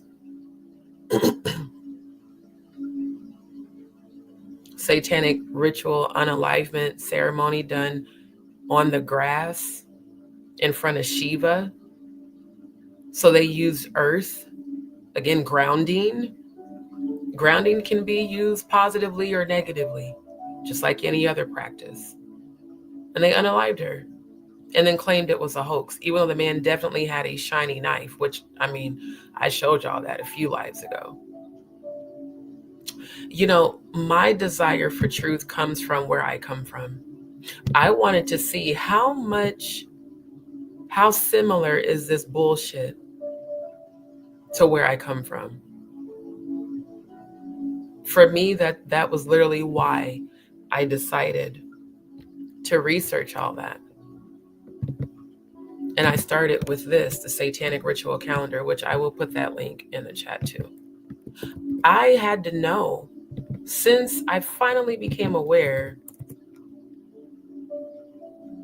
that I indeed came from a cult, is my cult just like these people? Is my blindness just like hers? It takes over for you. Then Sasha Fierce appears in my Wait, gave it a name. Then Sasha Fierce appears in my posture. Run it back. over for you. Then Sasha Fierce appears in my posture and the way I speak and everything is different. You know what's so crazy about this?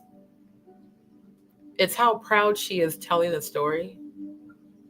But y'all want to say that Tina Knowles is not a dark witch that conditioned her daughter to be one too? You want to say that Kris Jenner is not a dark witch that convinced her daughters and allegedly conditioned them to be? Why is it that every man that has made contact with Kim's snatch all ended up losing their fucking minds afterwards? What is it about the Kardashians that look at every man that's been with them? Lamar Odom, Kris Jenner's ex-husband, who's now, you know, a transition female. Meanwhile, you have people like Oprah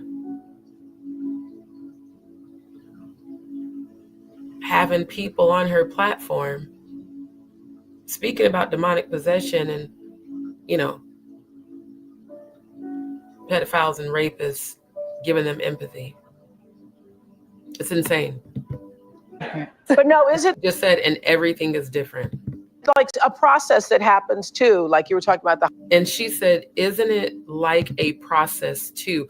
Oprah, you know what I know?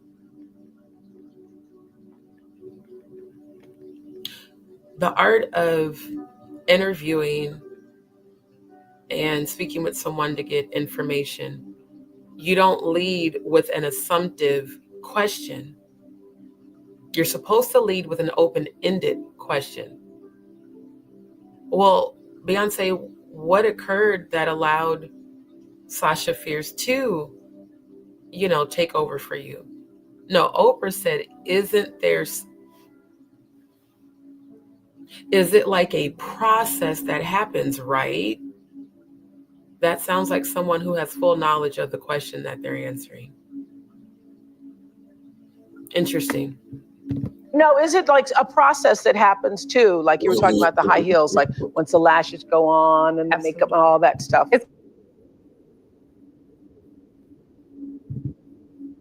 Becoming a character. So it's kind of Sasha Fierce who by her definition possesses her, it's kind of a character that I've created over the years. So let me translate that for those who are not spiritually inclined. Let me move my thing from my yoga ball. What that means is that she's been in communication with this demon for years. And she has given that demon a name and allowed it to possess her. That's why her face changes when she performs and she looks like a demon. Because that's Sasha Fierce coming through her.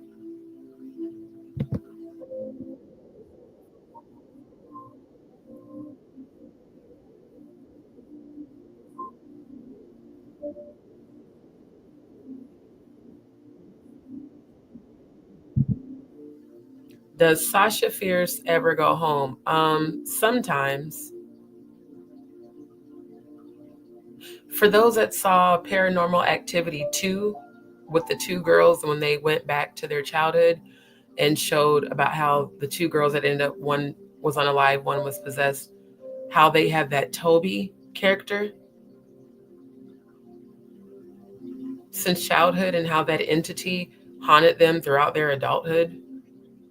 Sounds a lot like what she's talking about. And again, why is the crowd cheering for her saying sometimes she goes home? Can y'all now see? If you can see that crowd just got enchanted by her charisma, speaking about demonic possession, can you just drop a D in the chat? I just want to make sure that it ain't just me seeing this shit. I want to make sure I'm not overthinking, as a lot of people say. Because that's what that sounds like to me. Sounds like... Hold on. Damn it. Because here I am presenting and not realizing that it's not showing. Hold on. I really hate StreamYard. The fuck?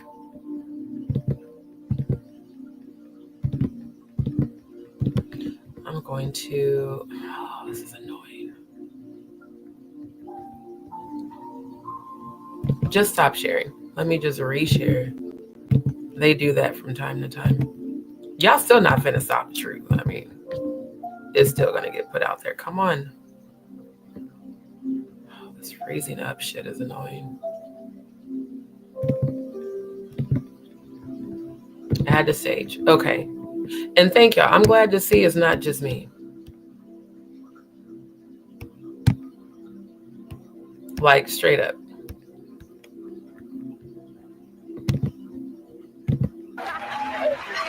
As Oprah sits there smiling and nodding her head in agreement. Yeah, they're all eating this up, knowing damn well this motherfucker sitting on your platform talking about demonic possession while smiling and flashing a beautiful smile and charisma and energy, not realizing they are being seduced just like they are when they go to her concerts. Then only on special occasions. But she only goes, Sasha Fierce only goes home on special occasions. I wonder if it's any of these special occasions, any of these celebrations. I'd love to ask her that. Yeah, it shows up sometimes in the house. Yes. Yeah. But definitely It's not a coincidence that they're both sitting here joking and laughing and making light of what she's saying. A true spiritualist picks up on energy. Y'all know exactly what y'all are doing collectively, Oprah and Beyonce. By allowing the crowd to be enchanted into agreeing with what you're saying,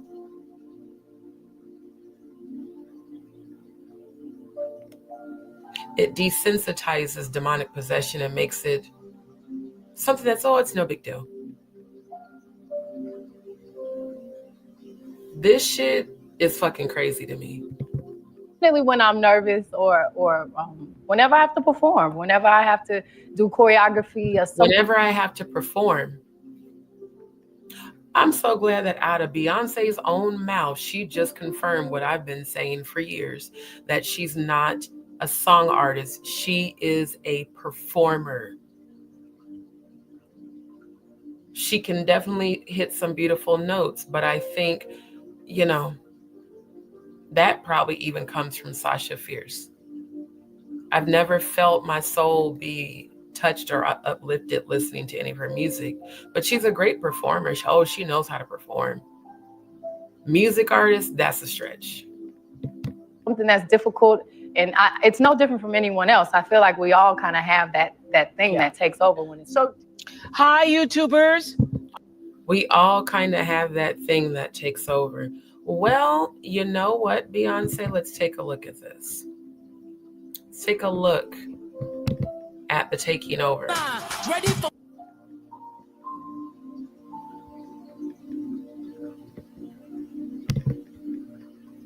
shape-shifting.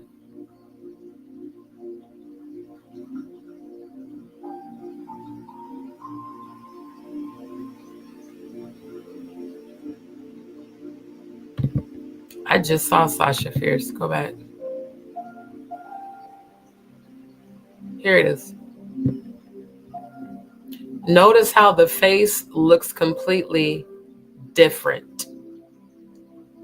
And I definitely see a whole shit ton of demons behind her and over her head. If you can see how her face is different, put an F in the chat. I said this shit, man, when I tell you, all the people that kept calling me a conspiracy theorist, this shit is wild, bro. That's a completely different face.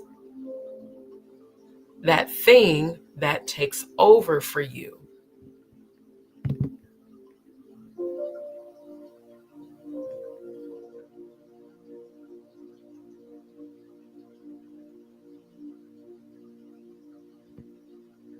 That thing. Notice how every time I recognize Sasha Fierce, she looks different and darker. Every time.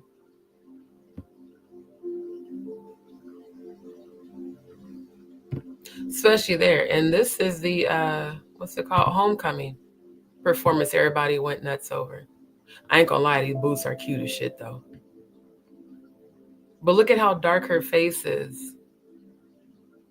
And I see a black fucking halo over her. 1, 2, 3, 4, 5, 6. Goddamn, there's a huge one right here. Those are not shadows from the camera equipment. Those are demonic shadows. Amongst a woman who appears to be beautiful and talented. And the fact that I can see Baphomet's horns clear as day is insane.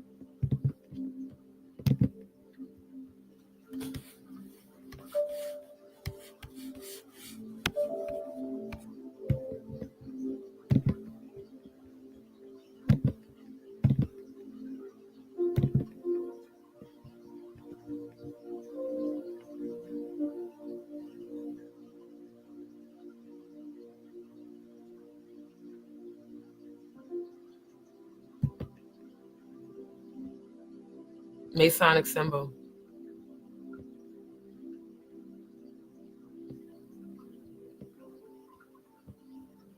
I'm closing some of these tabs so I can bring that up.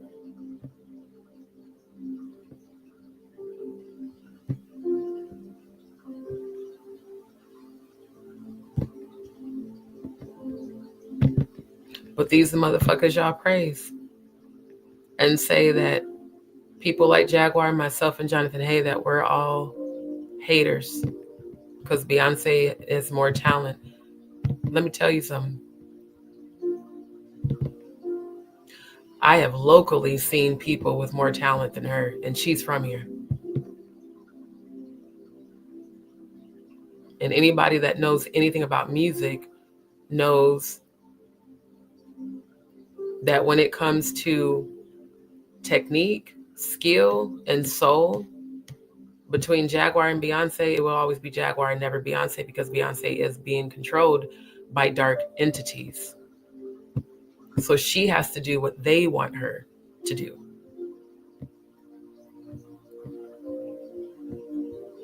This bullshit here, think about it.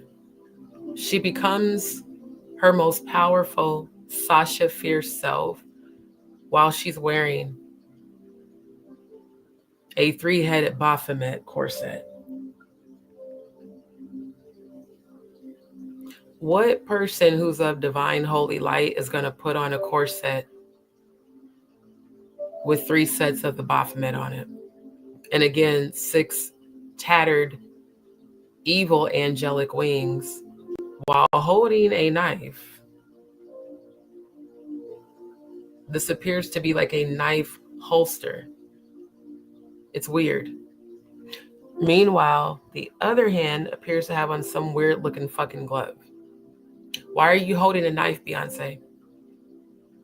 Now, people will say, well, that's the collar to her corset. No, this clearly is a very sharp edge. Then you got people writing books about baptizing their children during a Church of Satan baptism. You know, because y'all do realize that the Church of Satan is indeed a religion. Oh, here's a great, oh, wow. See, again, with the white. And would you look at this? In Haunted Salem, a Jewish church founder preaches the art of, let's go to this. Because I'm about to do a side-by-side. Yeah. Preaches the art of satanic social change. And of course, they're starting out, again, with the Baphomet, again, with a little boy and a little girl looking up to it.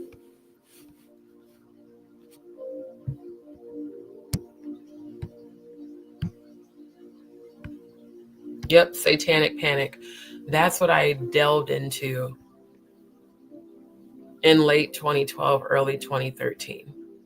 That's when I was heavily researching satanic panic, which heavily went on during the 80s. Again, when I say, why were all of us raped and molested as kids that come from where I come from, that are 80s babies, that was happening during this era.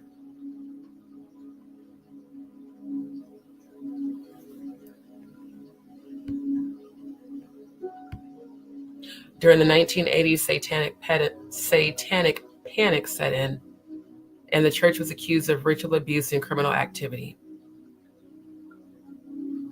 LaVey was labeled a dangerous charlatan by critics, and many of his life stories were exposed as fraudulent after his 1997 death, having once been called the world's most notorious religion. One more again, having once been called the world's, not the country's, the world's most notorious religion. I need you guys to start preparing your minds for a one world religion and a one world currency, which I warned you guys about on Facebook over 11 years ago was going to come into play and happen. The New World Order is not a conspiracy theory.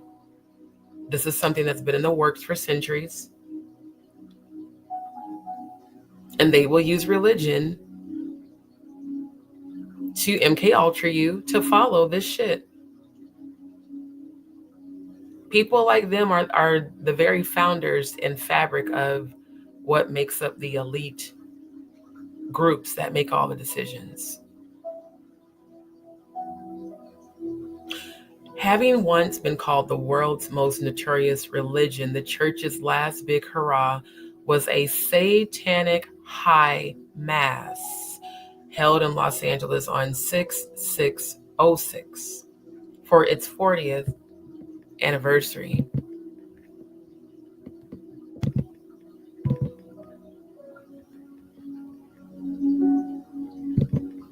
So this popped up when I clicked on this satanic high mass. And I don't want to watch a 42-minute video. But I want you guys to see the Masonic symbolism, or rather the Illuminati symbolism that he's doing, notice how it's right over his third eye. Let me show you something else.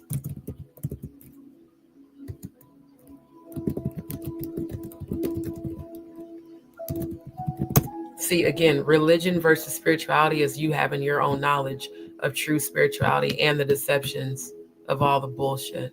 Let's take a look at this. I showed y'all this way over 10 years ago. Y'all all called me crazy on Facebook. Would you take a fucking look at this, please? Because here we go again. This is the same shit Courtney, unfortunate face Burgess, was throwing up during the Sean Atwood interview with Jaguar. And notice how he blatantly put that symbol over his third eye. On the left side.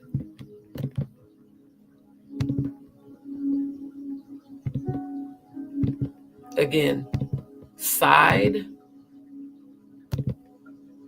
by side. But this is who y'all claim we are exposing, a great black man.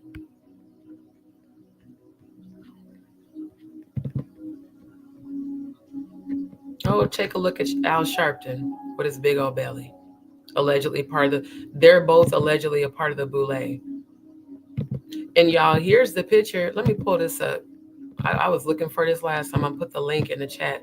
Here's the picture of him at a Freemason ceremony in Freemasonry gear. Oh, my bad, bro. I didn't see you was there. My bad. What's up? Oh no, don't. It's all good. Just This shit is wild, bro. Like all this connecting the dots shit. I mean, and y'all take a look at this too. But Beyonce, these are Masonic symbols, bro. Like I've been saying this shit for so fucking long. Like it's crazy to me that people can see shit like this. An early photo of Church of Satan founder Anton LaVey, who founded the movement in 1966. And then here we got Mr. I Love Aleister Crowley plus his wife. The Bell on the Bride, you know. Side note, speaking of her, I'm hearing that you know, of course they're saying that she was really born in like 74 and that Solange is really her daughter. I've heard that. I've heard that she allegedly drank adrenochrome. Well, you know, you can't be saying that on the I said allegedly. I said no. allegedly. I'm talking about you can't say that word. But well. no. Yeah, you know, I got you. Yeah, you know, I heard about that too. But I was saying I'm gonna look more into that. I'm gonna dig deeper into that. But I just I meant to chime in earlier, but I was like, let me just come in and at least give you props because you doing your thing. Thank you. Great work. And yeah, no, this people are sleeping when it comes to what's going on right now. In fact, I gotta tap in with my guy. He's a gematria specialist, and he's been helping Jag on some stuff. And he, you know, you talk about spiritual warfare, spirituality versus religion, and he was breaking down that Jay has to go through what he's going through right now, like on purpose, and it's like designed. I really ritual. can't. You say what? A ritual. Yeah, a ritual. Yep. And it's interesting, though. But yeah, like no, you dropping it. You doing you putting a lot of good information out there, and yeah, I just wanted to piggyback off of that because yeah, this right here is yeah, Courtney. It's nuts, great. Bro. Like it's, I mean, just even me seeing this, you baptize your child. Like what the fuck? This is crazy. They use a satanic ritual from the satanic ritual book to baptize their children to Satan. But yet me pointing this shit out got my video taken down on Instagram, and they didn't restore it after I did the appeal because they said me showing this picture was bullying. You showing that is bullying? Wow, that's Yeah, crazy. you know how I be multi-streaming. This happened like about maybe 2 weeks ago when I was multi-streaming to Instagram. They stopped my stream and then sent me notification. We removed your content, and they showed this picture. They said you showing this picture is considered bullying because That's all I did was point out like just what I did tonight. yeah. The Wow. censorship is insane on social media when you're exposing the truth. Well, yeah, I think all that's about to change though, because I mean, even I peeped something out. I did a video about Trump and Snoop, and they wanted to censor because I called him President Trump when he's, well, at the time, well, now I guess he would be president, but and this was only a few days ago, but I was supposed to label him president elect. They get technical with the technicalities. I don't see how they could say that this is bullying though, because all you're doing is just displaying a photo. Because that's all I did that night. I was like, I'm not even saying what I really want to say about her because it's YouTube. Right. But I tell you what, I'm about to transition to Rumble. Family, y'all get y'all Rumble accounts because Rumble doesn't censor, and Rumble be having stuff out about them that's straight in alignment with the stuff that we all have been discussing. Yeah, no. Indeed, Jag has a Rumble one with the Jaguar Wright show, so we're gonna be doing a lot more over there too. Yeah, so I got mine set up. I just got to figure out how to get it to multi-stream with YouTube. Yeah. The RTMP didn't work. The link didn't work when I tried to set it up in StreamYard. Well, that's what I'm gonna look into that too, because Side note, who did your outro? Because after that beat is fired. Your outro is fire. It's a royalty free beat. I get all my beats off of Pixabay or like the royalty free site. So honestly, I can research it. I can go back in my email and find out. No. If it's royalty free, no, don't trip. I thought you had somebody produce. See, I be producing. I was producing something just now, and I'm like, okay, I'm finna. Usually, I'll sit down. I can come up with like about 200 beats. I got like 1,000 beats that I ain't even. But I'll come up with like a beat, about 50 beats, because I'm finna Jag and we're gonna do a people gonna be shocked. We're just gonna do a little rap album because Jag spit. Yeah, I definitely want to hear her spit. Oh man, yeah. Because I feel, let me just do this. Let's get in the bag. But for sure, I was listening to that beat. I was like, that beat is dope. But I'll touch bases with you because when we start working on some stuff, we'll chop it up and see that. But that's that.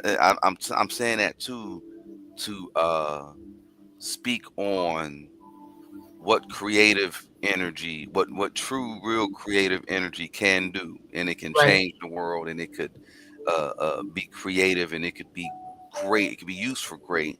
These people that are Satanists, when you're dealing with creative energy, you see how they flip it on us, or how they try to flip it on us. And yes, Muff, it's an app. Well, actually, it's an app, or you can sign up online. I signed up online, but I think they have an app too. See, that's what I'm saying. Yeah, right. That's what I love about it. It's uncensored.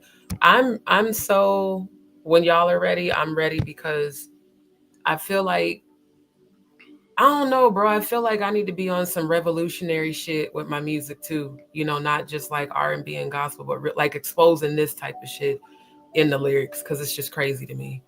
Well, no, that's what time it is. We got to start. We got to get back to how it was when hip hop was, with, like I said, when it meant something, when it spoke to you, in 88, 89. Yeah. Look, right before, at least for my time, but right before the LA riots popped off, and like I said, they didn't unalive this person. The police just beat the crap out this fool, Rodney King. Right? They didn't even unalive them, but they just beat him damn near to death. We gave the city $1 billion bill because y'all gonna do this. And at the time, the music was, you had Fight the Power, you had F the Police. What's crazy is that song came to me this morning when I woke up. Fight the Power and Dead Prez's shit. Hip hop bigger than hip hop, or hell yeah, Yeah.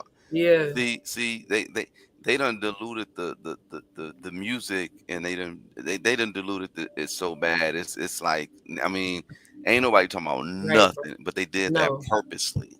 Mumble rap irritates my soul because I grew up listening to real rappers. Yeah. So Mumble rap to me is just noise. imagine the and I'm not out here like I'm finna be on the forefront of as this artist, with all this change and start talking all this real shit. I'm moving on up. I'm more like an executive now. I can produce. I'm gonna be more of an executive, but I'm gonna be looking for these artists that are willing to put that right message in the music, because that's what time it is right now. Right, literally. Like, and you know what's so dope, bro, is how this is all tying into the spiritual warfare. And you think about like earlier today, the shit with Amber and all that, and all these things with these trolls. You know that I had a premonition of multiple covens sending delusions to people to come to all of us to be a distraction so that we're not focused on this. Right. Because they know that once this shit hits and it hits the airways, people's minds are going to be delivered. There will be the ones that don't, but there's going to be a lot that are. And they want to stop that at all costs. The real rapture. Right. And I keep telling people the rapture is not even real, bro. Like when I went to heaven and shit, the angels was like, they created that false story to control the minds of the masses through fear so that they'll follow their religions. The true rapture is your inner standing, opening up to the frequency of who God really is and who the spirit of Yeshua truly is. And when you elevate your frequency, people keep talking about left behind. That's not a physical thing. That means you're left behind here. Which means you're going to still be in that low frequency, and we're going to ascend to the next realm and the new earth. And we are the new earth. So the rapture is not you being left behind and we all go to heaven. It's here. It's a mindset. Yep.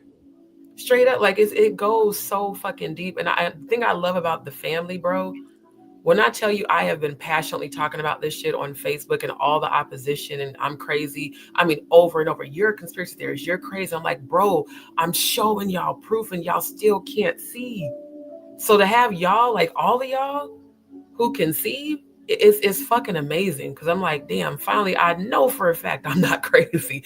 Not that I thought I was, but to have people who see this shit and are talking about it, it's like God is melding the ones who really can see and that are the true chosen, the narrow door earths. We're not standing for this shit, bro. I'm not gonna see you blatantly, come against the Most High God and not expose it. Meanwhile, I got people right here in the city like, oh, you hate Beyonce? No, I know who she is. I'm not fucking with her or any of it. And I look at the people here in Houston sideways who do. Y'all all let Beyonce ass, and she evil as hell. Yeah. The real true awakening, like basically in a sense, or in a long story short, will, and I always said this, everything's going to spark off when the right people get the right piece of information. Right. And the way we're dropping it, like, people will say, oh yeah, y'all this or y'all that, y'all crazy. But then, later on down the line, they'll figure, oh dang, no, they're on point.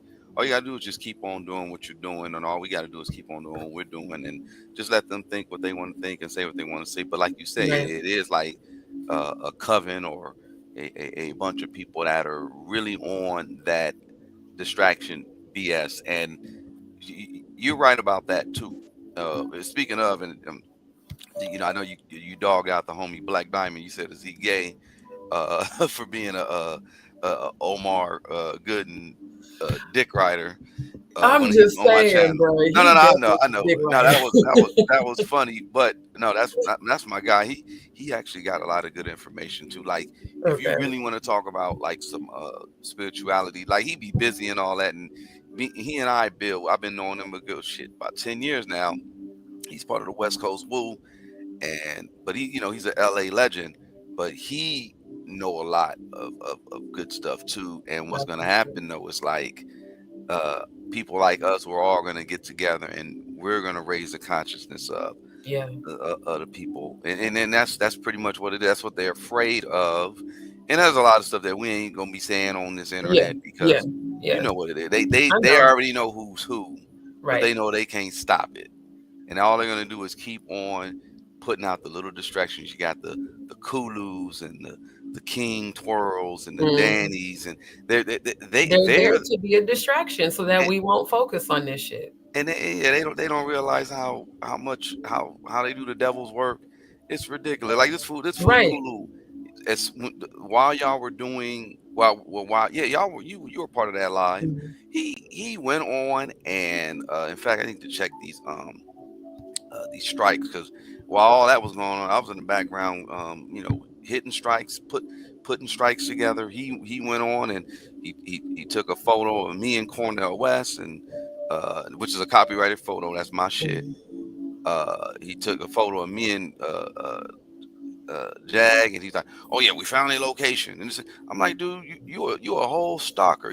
Number one, you a grown ass male, and you stalking another male. You're weird. That's weird. You're a weirdo." And the thing that they don't realize is when they do this shit publicly. So the thing that they don't realize is when they do this shit publicly, they're only helping the case against them. You're helping to prove it. Oh yeah. And it's insane. Yeah, it's really insane. And what Jag just said, he's doing the same shit that Ralph the Dumb is doing. Ralph the dumbass mush mouth. Right. Yeah. Can't understand a goddamn thing. I'm telling you, I couldn't get past 20 minutes with that shit. It lowered my intelligence to listen. But I know he's such a non-factor. But all I'm doing behind the scene is striking. But they're building up their case because because there's a little bunch of stuff that we're taking care of and we're getting out the way. But once all this is done, like I said, next month it's gonna be crazy. People are gonna be mad. People are gonna be tripping. But we getting these lawsuits together.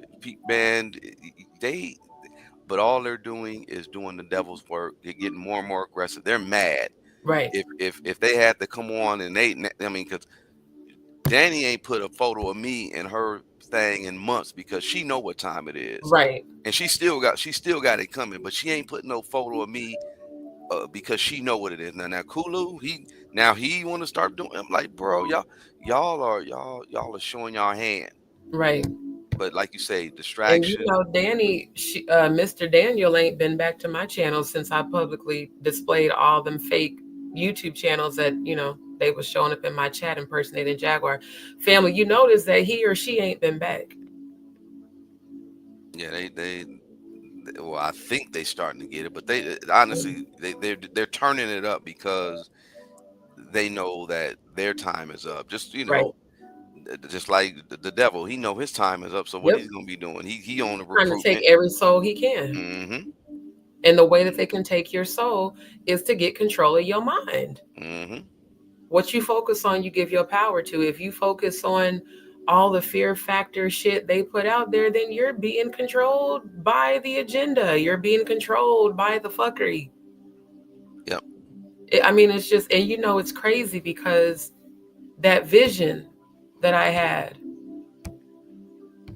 with the double doors and all the religious symbols and TD Jakes and all them leading the people and they plummet into hell, then that far off narrow door with the rugged cross Yeshua, it's like, bro, all this shit that I'm investigating, it's like I can see what they showed me in real time. I see the double door people, and then I see the chosen, and the chosen were persecuted, but they weren't defeated.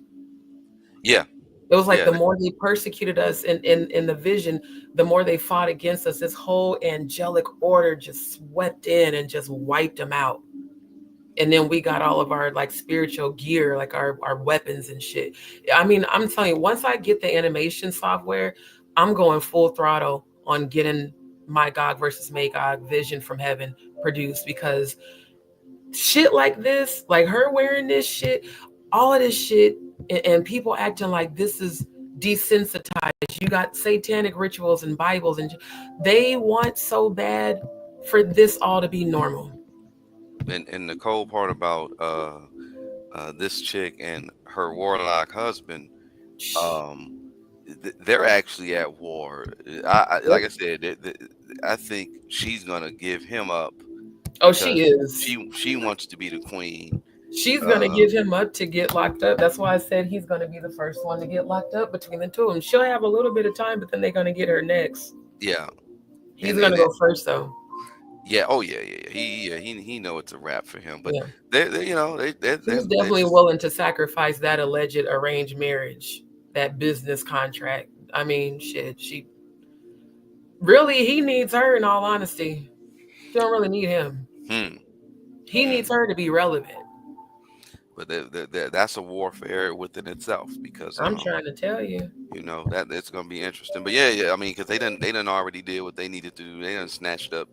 They done help snatch up as many souls as they can. I like I said, I still got fools who are like, every concert she does is a soul snatching event. It's a ritual. Yep. It's literally a ritual. Every performance is a ritual. That's why I said she's a good performer, but she's not an artist. This is a dark witch who has been planted in the industry to be the wife of one of the head warlocks. My ex, and I'm not gonna get too deep with it, but yeah, attending this damn Beyonce stuff or whatever, invested time and money, got all dressed up in that silver. I was just looking at that like y'all are straight occultists, bruh. Do you know how many people? Because I was still working for Progressive then. Do you know how many of my customers was like, "Oh, you're in Houston? I bet you can't wait for the Beyonce concert." One of my homegirls I used to work with that live in Louisiana said she was spending her last to get a ticket to Beyonce's concert, and they kept looking at me crazy because I didn't have no fucks about her concert. How can you be there and not like her? I said, because I know she's a witch. Crazy. The fuck I look like paying money to go participate in a witch performing a satanic ritual through music. Yep. And then everybody going out, girl, did you get your shiny silver? No, I didn't go get my Beyonce mind control gear. No. Right. And I'm not ever going to her concert. Right. Ever. Yeah. And it's not like wow, bro. And it's not like, oh, we gotta be against everything, like because even when you get down to the Democrat Republican stuff, we know that ain't nothing but the two sides of the same coin. Two wings on the same racist bird. Right. But if we could use one of those wings to produce justice, then let's figure that out. We ain't gotta be all. And you know what realizes gets, you're right. But I told you I had that premonition of Beyonce exposing them when she turns 29. Not Beyonce, Blue Ivy exposing Beyonce and Jay-Z when she turns 29. She's collecting information that they don't even know she's collecting, because I saw it in the 5D. I ain't gonna hold y'all. I don't believe for a second that Beyonce is her biological mother. I was told, not just in the 5D, but by other people I've seen, they said, oh yeah, she knows that Beyonce's not her mom. Allegedly, for the sake of YouTube. Yeah. And she doesn't. The reason she looks so uncomfortable, family, is because she don't want to do this shit. And she's a minor, so she doesn't have a choice. But when she gets grown and leaves, I saw that baby opening up facilities and helping people and speaking the truth. I think she's going to be the one that's truly going to bring down her father. Of course. Yeah. And the mother, because but yeah, like I said, and see, the thing is a lot of stuff you ain't, if you're so ahead of your time, you ain't even, all you got to do is just collect your evidence and store your evidence, put it to the side. You put together a documentary down the line, or you could just be put together a documentary and just have it in your archives or whatever. Like people gonna see it, they gonna see it later, like, oh damn, she was talking about this, and you just drop hints. Because like I said, you'll get certain information, like Jag, she'll have certain information, or she knows certain stuff, and then she'll say something And then, you got you got a lot of people that love her, but then you have the few distractors who, yeah, she ain't got no receipts, she be lying, this and that or whatever. And the thing is I guess the way I do it, and you got to do it like how I do it, but the way I do it is just I'll give a little bit, I'll spoon feed, like the way God works. I swear to God, it's funny because that MIA stuff I set up for Jag earlier this week, but that year that she performed on the Super Bowl, see, the thing is this whole, like, even the stuff that's going on with the fires and you got a lot of people gonna be getting sick and stuff like that. It's more to it than just, okay, there's this germ out there. It's a these spiritual are planned thing. Yeah, these are planned events. Well, the reason why I'm saying it is like it's a spiritual thing.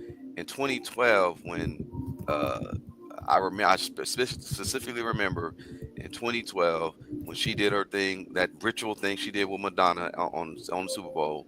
I was really, really sick. And then right after the damn Super Bowl went off, there was a commercial. Not a commercial, I'm sorry. There was a news. And on the news was the guy who stalked Madonna. He was a guy that stalked Madonna. And I'm like, I'm sick as heck. It was like a flu. It was just a really, you imagine, talk about that C word. The C blank vid. COVID 1920, like they said on the Medea movie. Oh, yeah, there you go. Right. You ain't never heard of COVID 1920? I had something like that back in 2012, and I was just sick. But I remember Super Bowl. She did the ritual performance, blah blah blah. At the end of that, there was a story just happened to be on the news, and it said, "Yeah, this guy Robert Dewey Hoskin, he's back in prison for trying to stalk Halle Berry." I said, "Wait, what? I know that guy.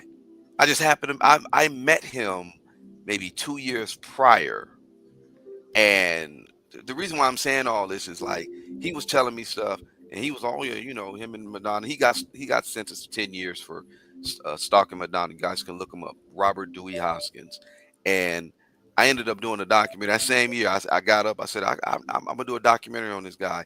I did the documentary on him, and I was just dropping nuggets because he was talking about him and Madonna.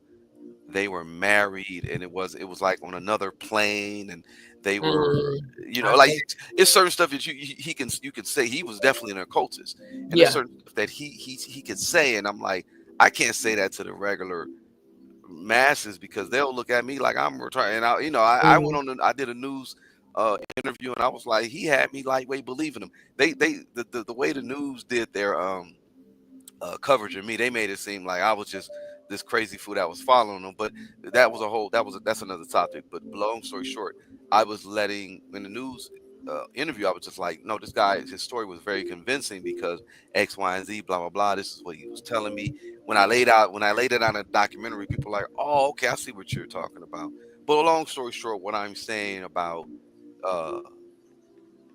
us, our responsibility and how we disseminate information, it's kind of like if you just give these people this information and you lay it out to them like too quick, or they'll turn on you. It's almost like if someone's comfortable and they're asleep in their bed and you're trying to wake them up like, hey, fire, get out the bed, they're gonna be mad at you because I'm in this dream when I'm asleep. Why are you waking me up? But then but you woke them up in time, they go, oh damn, I smell smoke, let me get up out of here. It's like they'll be mad that you're waking them up, right? Because see, the ones that get mad are the ones who aren't meant to wake up, right? But then, like you say, think about it. All these people, they were saying you were crazy for saying this years ago. Now they look at it like, oh shit, she was right. Like same thing with Jet. Shit, she been talking about this Diddy shit for. She was the first one to say that this was gonna happen with Diddy, and now look, Jaguar Wright. And that's the beauty of all of this, is like, for it to not just have happened to me, to see the verbatim journey, you know what I'm saying? The verbatim experience, and to know that, just because they said I was crazy don't mean I was, bro. Like, because there's other people out here that see just like me, that's been trying to get people to wake up just like me. And it's just like, when you think about Yeshua had the disciples to carry on, the word and to tell people the truth, and how they were all persecuted. Yeshua was crucified. It's like, people would rather kill the messenger than receive the message. Isn't that shit wild? Yeah. Why? That's why they keep attacking Jaguar, because the more she delivers this truth, how dare you take our idols away from us? Nah, how dare you take away our Beyonce by calling her evil? How dare you say Jay-Z is a Satan worshiper? As Courtney Burgess said, people change when they get married. A demon does not change. It just changes form. Same energy. Like, this shit, to me, I feel like vindicated right now. I ain't gonna hold you. Like, for real. As far as my Facebook page, I feel very vindicated. Because there was only a select few that were a part of my Truth Theory group. Everybody else was sending me DMs. You need to stop posting this shit. You sound crazy. They're gonna come for you. They're gonna put you in a mental hospital. They're gonna lock you up just because I'm putting the truth out. Yeah, that's that shit is wild. That's the fear, like we're talking about when it comes to the masses. They operate in a for the most part in fear based. Yeah. And they're used to it. Yeah. So how dare you take them away from their comfort zone of ignorance? But in the midst of that, there will be people that will wake up. There are. But what I was saying about that 2012 doc that I did, because that actually helped send me on my journey to be where I am right now. But meeting that guy, because I met him in 2010, the guy who stalked Madonna, and in fact, one of my buddies, he's a Rosicrucian. He's the one that introduced me to the guy. And I'm not part of any of these like secret organizations, but I know a lot of we talk about Masons because we were talking about them throwing up the rock or whatever. Right. And what I learned, because I got approached to become one of those Masons. My dad was one. I didn't do it. I just said I'm not with all that. I don't believe in, I'll say, secrecy like that, but I get why they do it, and I'm starting to understand. Okay, because I'll say it like this. Well, I ain't gonna say what, because I knew what their secret is, and I'm like, I'm not with all that. I'm cool on that. But now I realize it's because I was like, that's all evil, this and that, and it's not all evil. Not all of it, no. Right, I get it. It's honestly the higher ranked ones that are doing the evil shit. The lower ones, a lot of them don't even know that they're pawns. They're just, fulfilling their duties. Right, that's what it is. See, that's what it is. It's not like it's all evil. I was like, oh yeah, y'all. But I'm still gonna be on a righteous path, and I'm a warrior for God, for truth and justice. That's how I see myself. And what this situation would be in these secret organizations and all that, what it's shown me is,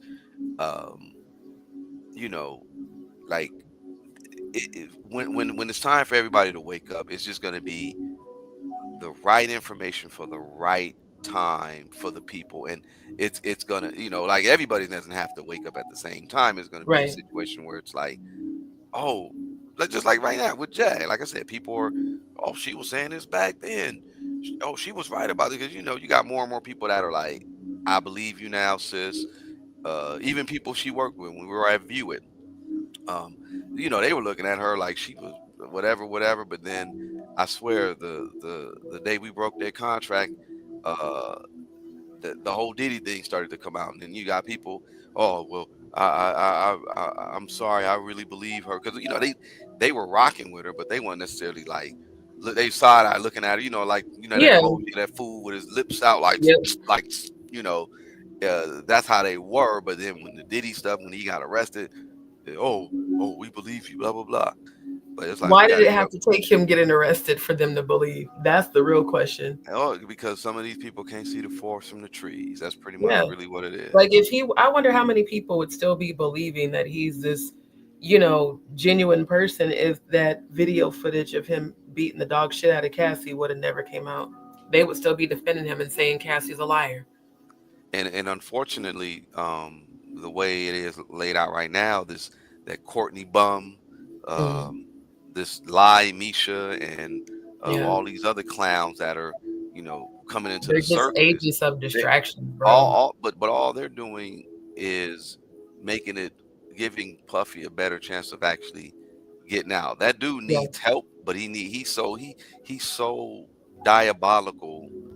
Like I said, I don't think he's behind. I believe he's behind all that, putting this different disinformation out so it could affect the jury pool. So people, these stories are so outrageous. Like, even Jag jumped on top of that. The Lamisha thing, she'd come out. I'm the Diddy. I'm the girl. It's like, you look crazy. You got this whole maniacal story. You look crazy. You know that ain't true, but you talking Right. about that's you. And then you got what, Coochie, the girl. What's her name? Oh yeah, I meant to get on that live because Linguini? no, no, Linguini Gold? no, I ain't talking about her. I'm talking about I said not. I was when I said Coochie, I was talking about Adria. Oh, yeah. It's like I meant to get on that live with you but I was knocked out. But Yeah. because I was going to show you something, because you said something. You had me like you said she did send me some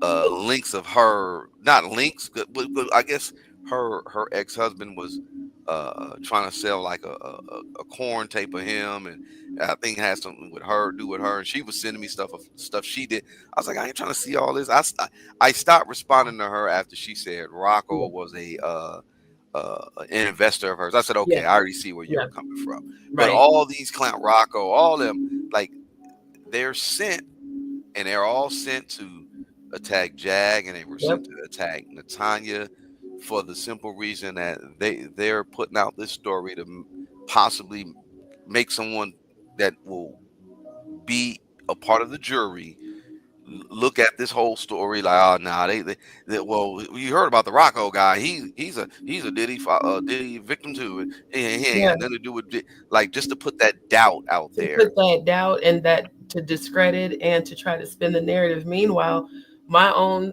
DzPeepz Cody told us a little over a week ago that Rocco stayed with him and what he did to them teenage girls. Yeah, I need that info, because I wanna go talk to some prosecutors about that, because that guy, he's Cody, if you're still in the chat, let me know. Drop down the chat and just let me know. I be seeing him from time to time. In fact, I gotta make sure I'll reach out to him, because I think he may have emailed Jag. I'm not sure, but he definitely got to email me, because the same guy who was able to get me all that info on dumbass what's his name? Mr. Daniel. No. He gave me information about that too. But the guy that abused the DV, the one who abused the police called him weird, Ratchet. Oh yeah, Ratchet. So the guy who gave me that information, he's the guy that we take it to the next level when it comes to the legalities and stuff. So if Rocco did that, it don't take nothing but a few phone calls to call whoever DA to really get the ball rolling, because that would be actually a good and he talked about a Confederate. Yeah, let's see how connected and Confederate you are, because you're a whole clown. Let's see the Confederacy show up for you then. Exactly, but he's there to put the doubt in the mind of the masses, so to make it seem well Puffy could possibly get off. Again, for me to see this fool come on camera after decades of hiding behind that mask, it's like you were willing to put your life and your identity at risk. And if what Cody said is true, and I do believe him, that explains why he hid behind that mask for decades on Facebook and YouTube. Because you knew what you were doing and you didn't want to get caught. And now you think your saving grace is claiming to be a Diddy victim? Like, are you serious? You got to be on that shit to think that would ever happen. He definitely is. Yep. Look, that's funny. He just texted. We were talking about. So Adria, I guess she unhid me from her channel so that she could troll the live where Jaguar and I were discussing her. And she marked a whole bunch of, stupid ass comments. And she said that we're all smoking fentanyl weed, by the way. Even though and the reason she did this because I just put her on blast with that footage from her live of her, putting up all the ounces of freak off and no Diddy and she Diddy strains. So now you want to say that we're all smoking fentanyl weed? Okay. Yeah, man. It's a whole mess, man. And that's why I was like, you know what? I will cover what's relevant, but I think I'm going to stop giving relevancy to nothing ass people to say that we have to mention her for clout. You don't exist, Adria English. You only exist in the world of pornography. So.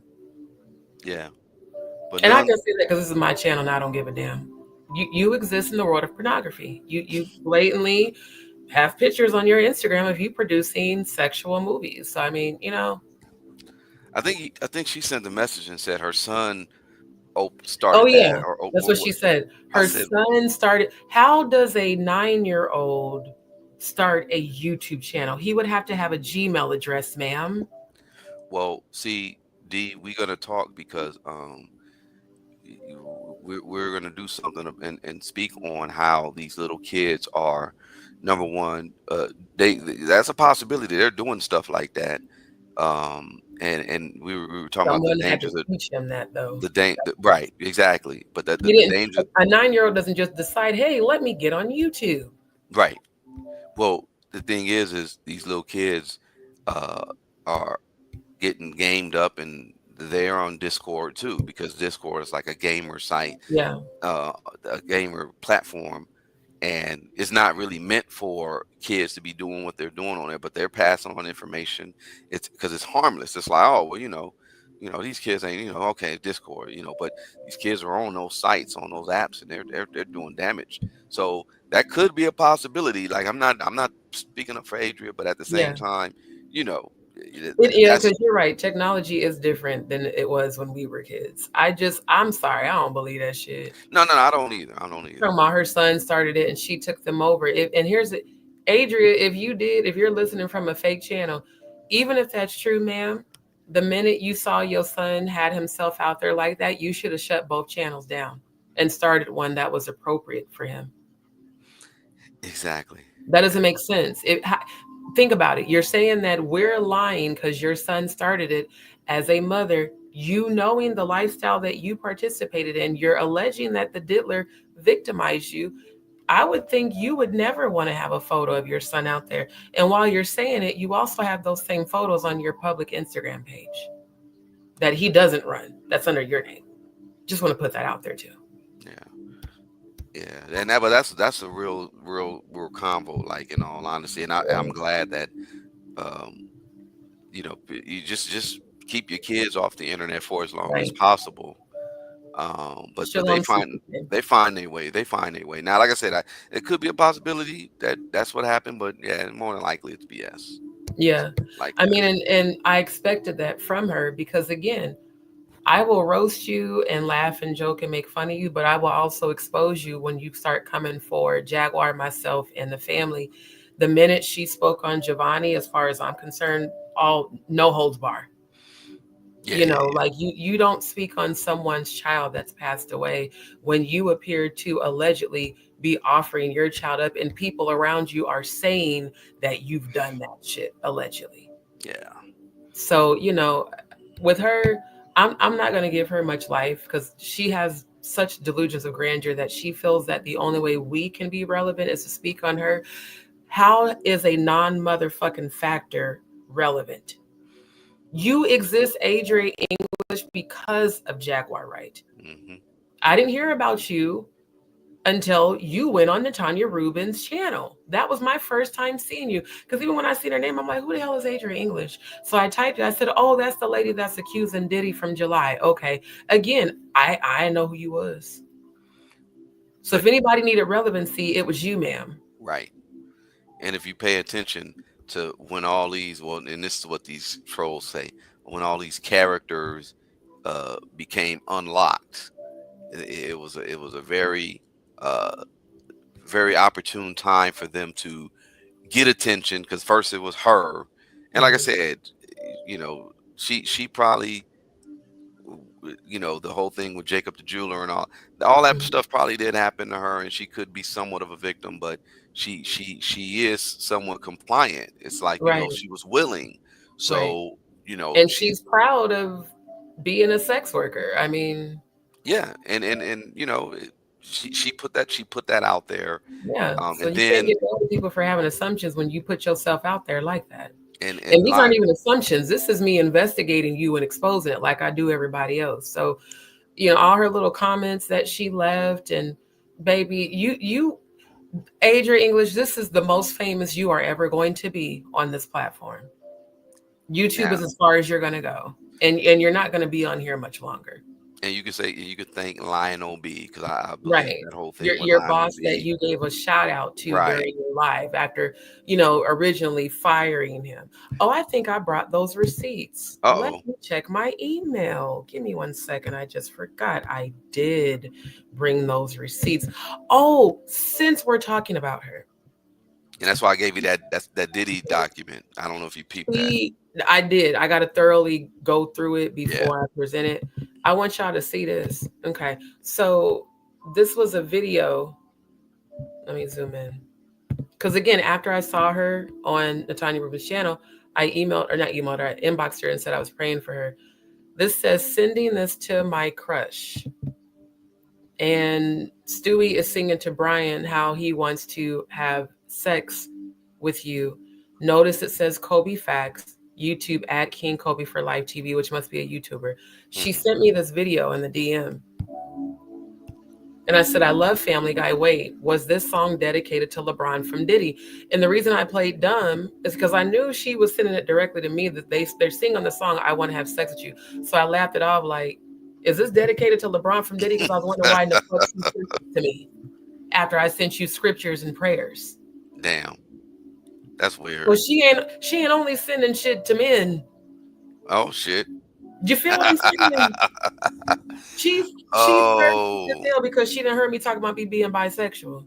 Oh, that's damn. why I laughed it off. That's why I responded the way that I did. Because at first I was like, wait a minute. Yeah, and then she sent me the screenshot. I'm gonna go to the next one. She sent me the screenshot from her live with Natanya.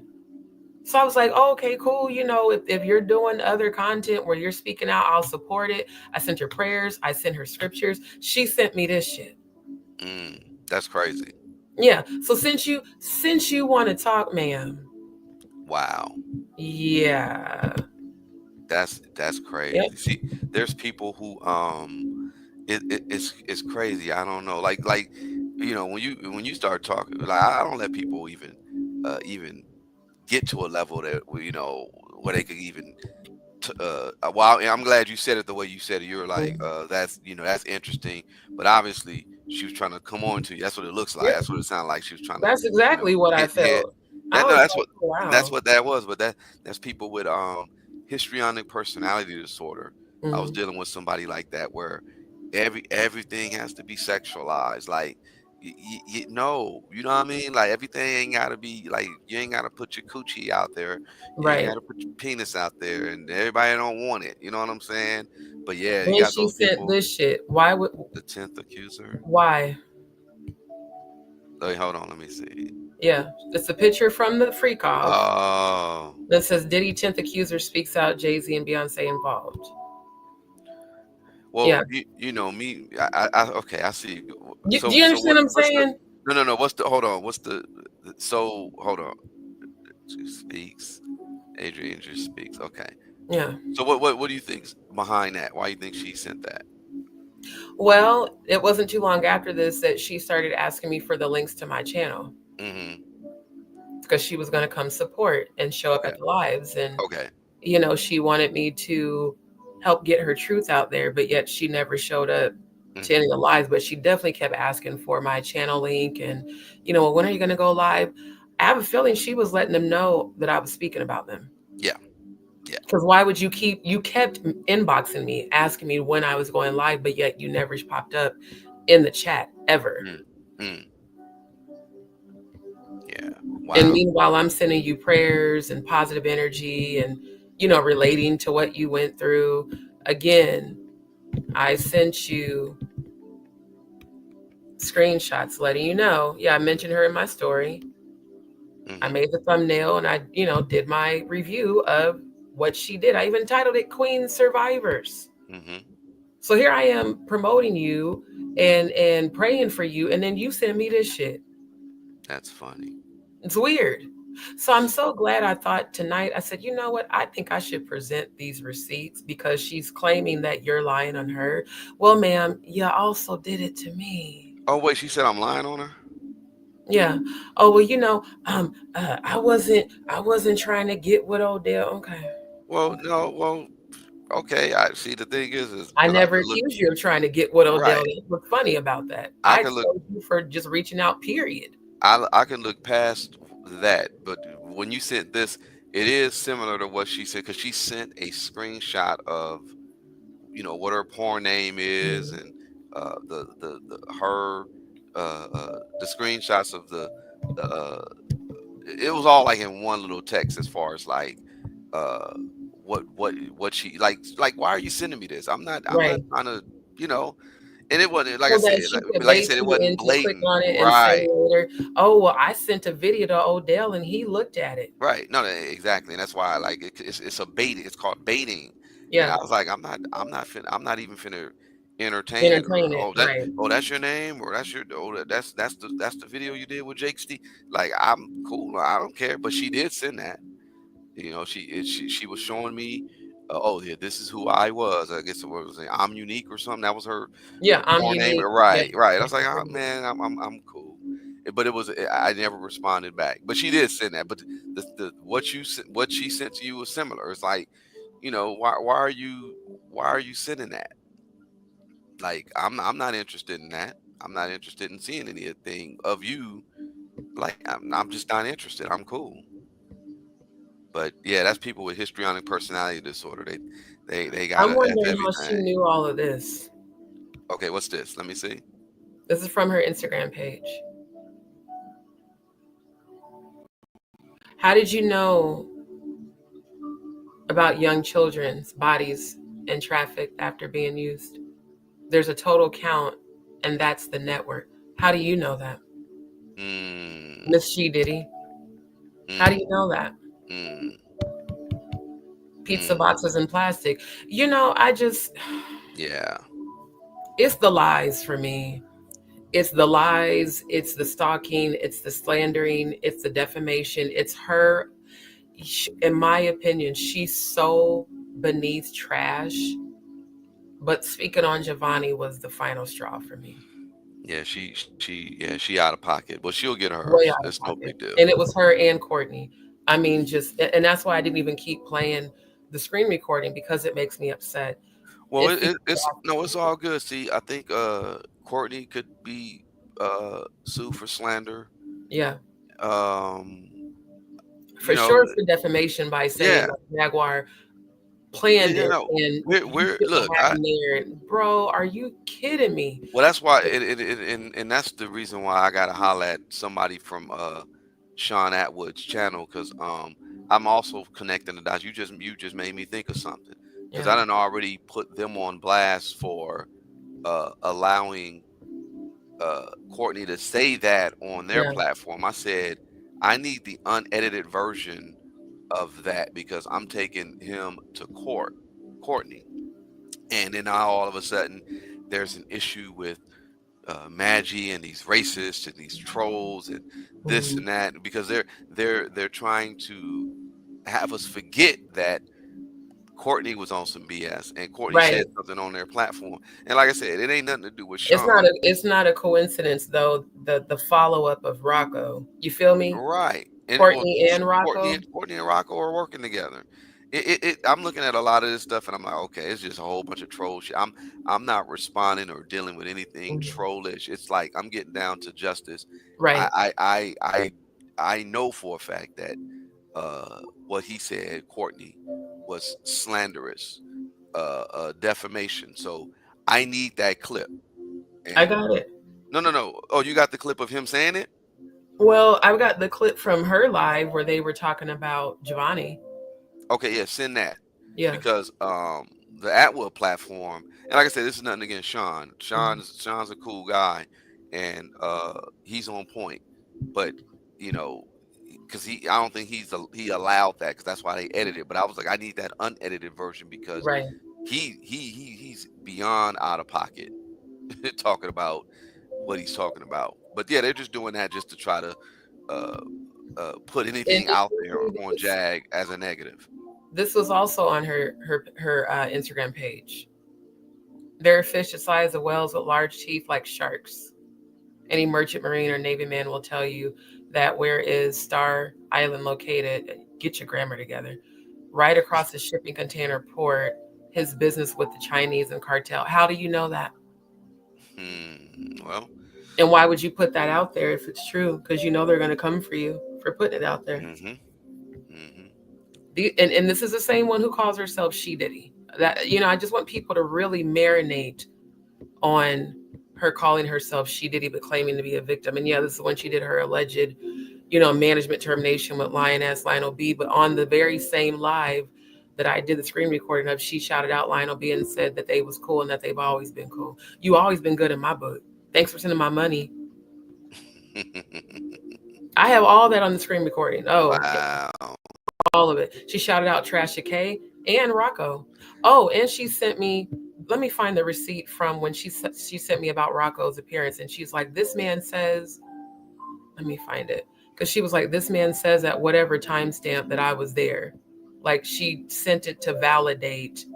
Hold on, I'm going to jump screen so I can go back through my emails. Yeah, go ahead. But she sent it because she's like, this validates that I wasn't lying. And, Rocco says right at this timestamp that I was there. And why are you trying so hard to convince people of some shit that clearly looks like it's a fucking lie? See, I'm going to say those Alphabet Boys sent her in to do exactly what she's doing to muddy up the waters. And then you got clowns like Rocco and Lamisha who are just with their fantastical stories doing even more damage, because it just sounds crazy. Oh yeah, we were these kids and we were victims and this and that. They're all been, in my opinion, they all been paid to just muddy up the pot. It's that simple. It's crazy. It's time for these people to be held accountable. It's time for people to see that any woman who wears the Baphomet 3 times is clearly not of the Most High God. It's time for people to see that any man that throws up an Illuminati hand symbol over their left eye is not a good black man that Jaguar Wright is trying to bring down. This man is in complete alignment and agreement with Anton LaVey and Aleister Crowley. Aleister Crowley, the founder of the Church of Satan, the founder of Thelema, the satanic magical sex shit that they allegedly have been doing at the Diddy parties. What they said, the symbolism will be their downfall. Yep. Because absolutely. They're showing who they are. And then I did my video on Dr. Dre versus Jay-Z. So overall, my whole thing was, Dre isn't necessarily an angel either. Dre's worked with with Jay-Z, but I said Dre helped a lot more people in hip hop become very wealthy. Like, we could start with Snoop, we could go to Eminem, we could say 50 Cent, Kendrick Lamar. These are people that were truly helped by Dre. Now on the other end, you got somebody like Jay-Z who he may have helped, but he hindered for the most part people that he's been associated with. And I just went down the list, and that's a true Satanist, a person who will suck your energy and take your talent and do exactly what he's done. Mm-hmm. And that's a true Satanist. That's a true and like I said, there's a when you talk about spirituality versus religion, there's a difference between a Satanist and a Luciferian.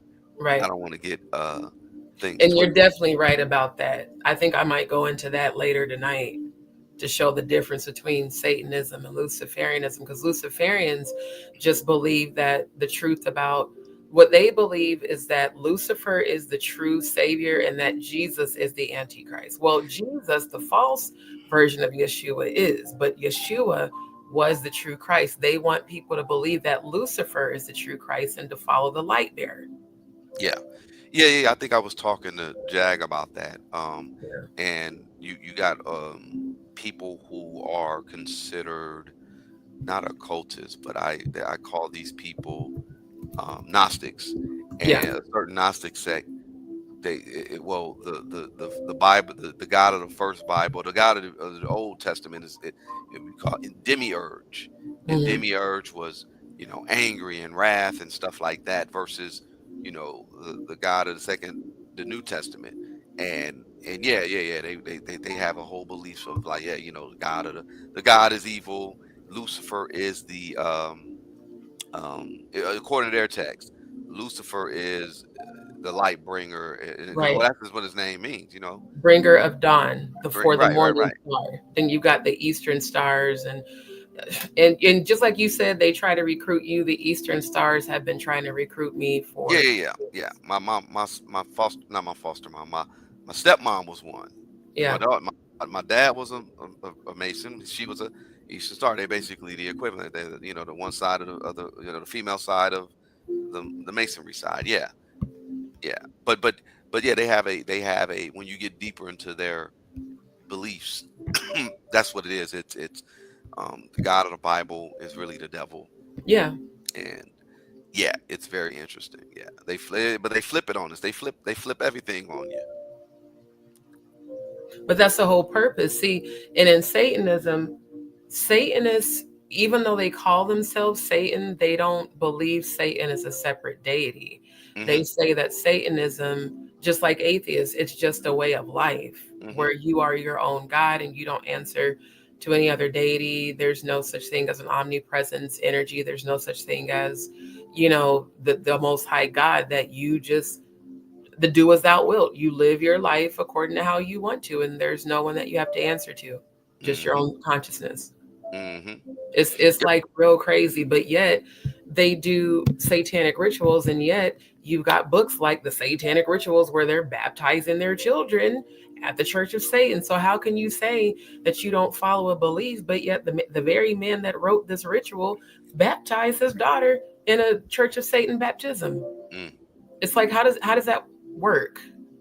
It's like they're like walking contradictions.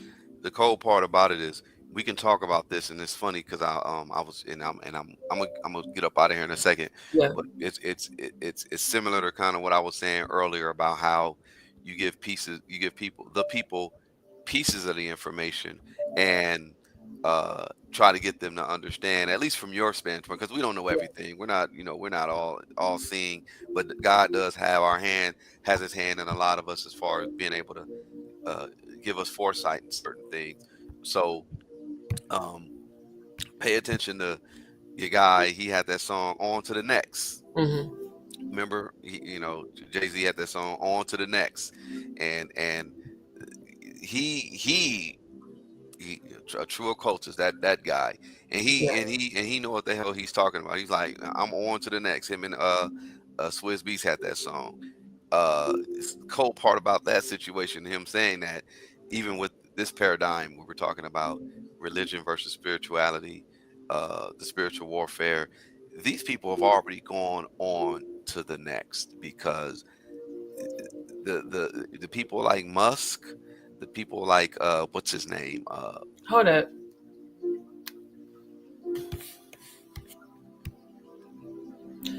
Why do I feel like this is Amber? Uh-oh. I'm about to get the deets. Give me a second. Hold on. Let me land. Let me land my plane, like I say. Shout out to Whoa, this person has ratchet you know what? I'm about to publicly hold up. Let me make an example of you, Salma. You're not finna do this. Uh-oh. Just give me a second, bro. Go ahead, handle it. Give me a second, because you got to be kidding me. Hold up, I'm about to show the page. Share, copy link. I'm gonna send it to my email. That way I go directly to their page. I'm about to show you This is yet another distraction, but this is going to help what we were just talking about. So give me 1 second. All right, let me go to my email. That way I can bring it up on my laptop screen. Give me 1 second, bro.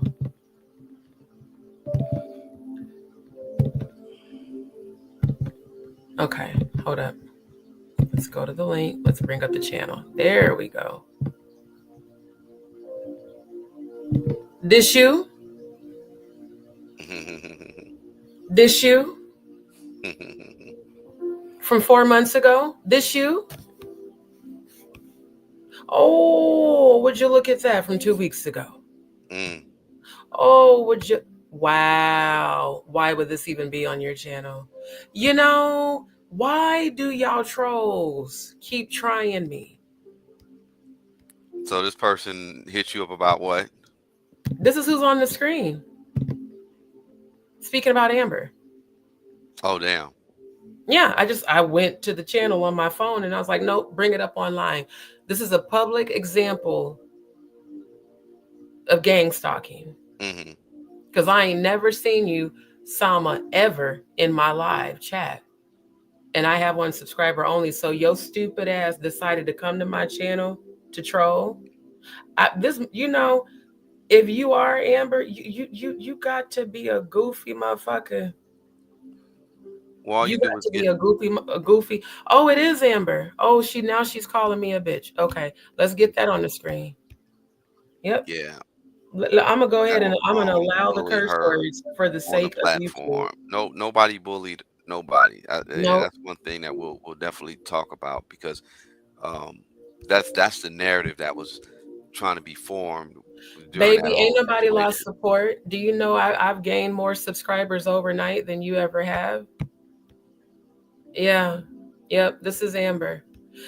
Remember how I said during the live when I jumped on, remember I jumped on with Grace?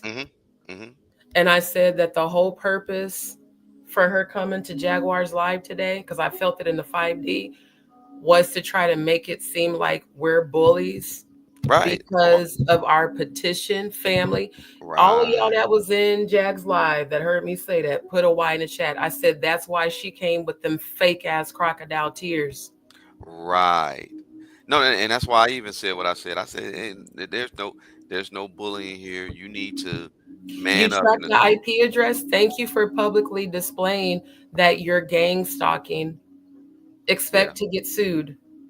So yeah, that was the whole reason why she came on, and I didn't want to cam up because blah blah blah. Like I said, it's just too coincidental. Everything that had happened. Her blowing up your phone and ghosting Grace, her stuttering over her words. But even just the whole thing with. Oh wait, let me go back up. Even with Thank you for the whys. Thank you for the confirmation. I said, look, didn't I say that though? Of course she do. She got more than just that. Yeah, that's what I say. Like I said, I'm cool. Like I'm not even interacting with this person simply because, yeah, you're definitely a troll. But yeah, like I'm just so glad that she just exposed herself on my platform. I really am. Thank you for that. So all these people, all these individuals. Oh, let me correct you, Amber, since you called me a bitch and I got those receipts. If you were actually listening to what I said, I'm not a Christian. I don't follow religion at all.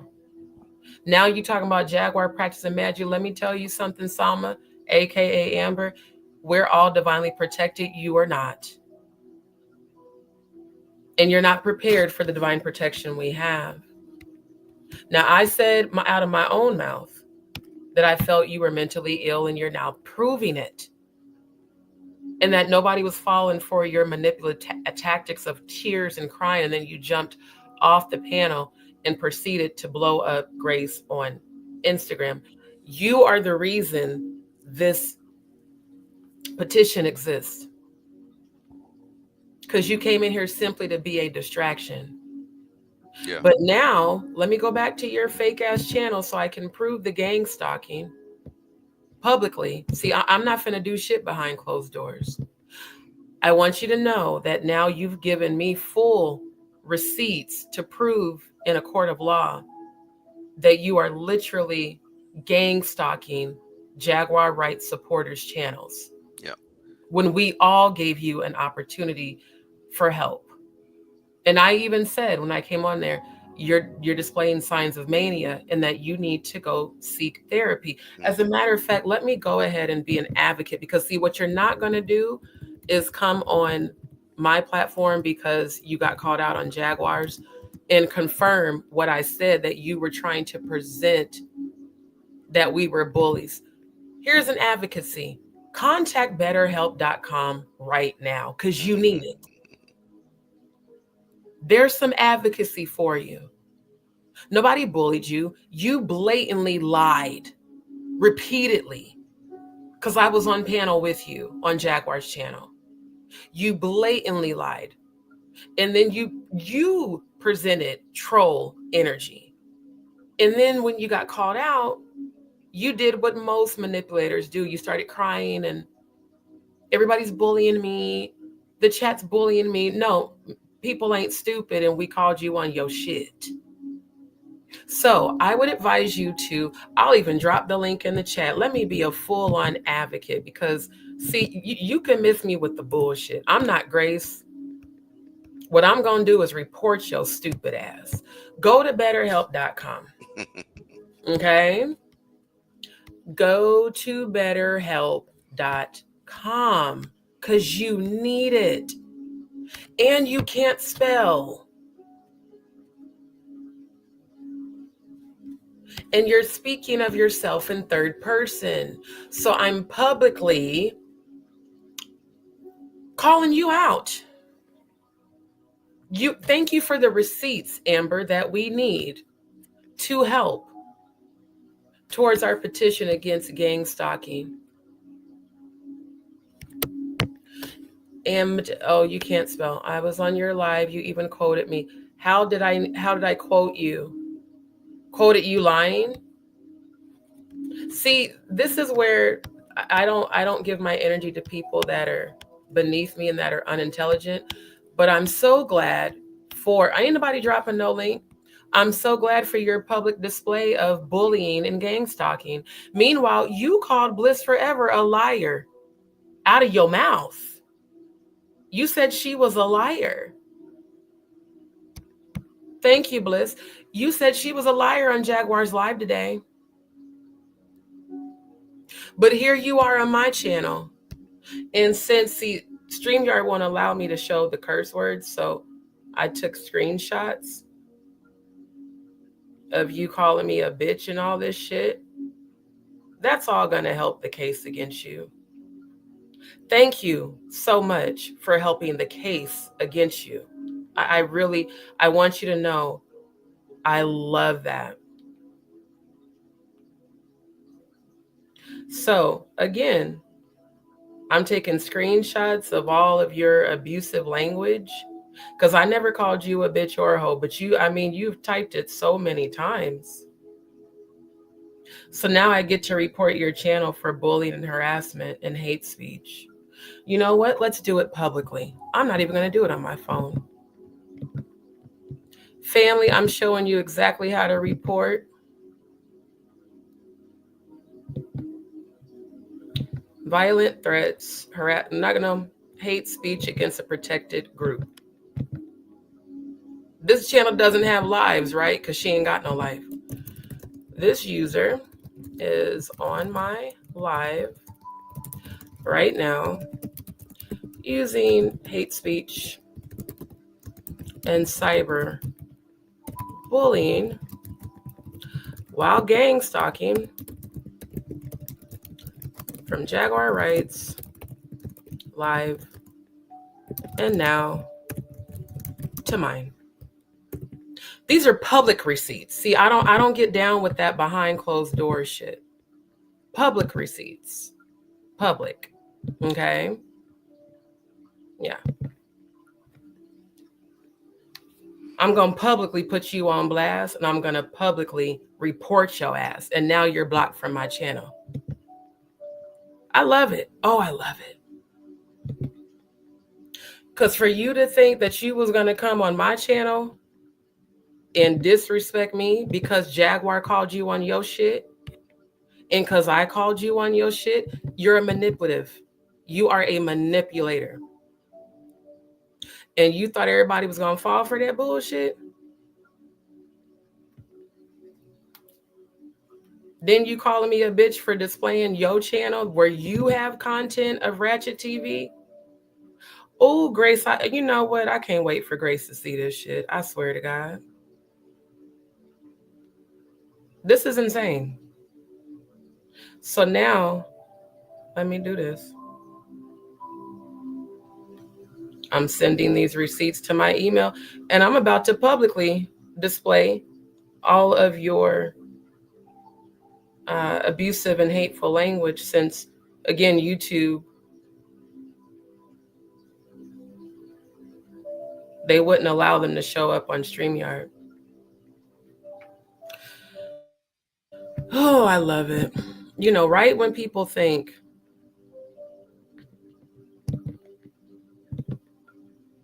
okay, yeah, let me bring it up. Okay, share tap. Let's make this bigger. See, YouTube wouldn't even allow it to show up. Yeah, she says it's her. Thank you.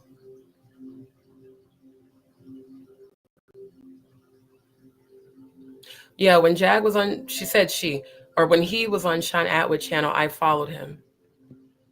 You followed Ratchet. Okay.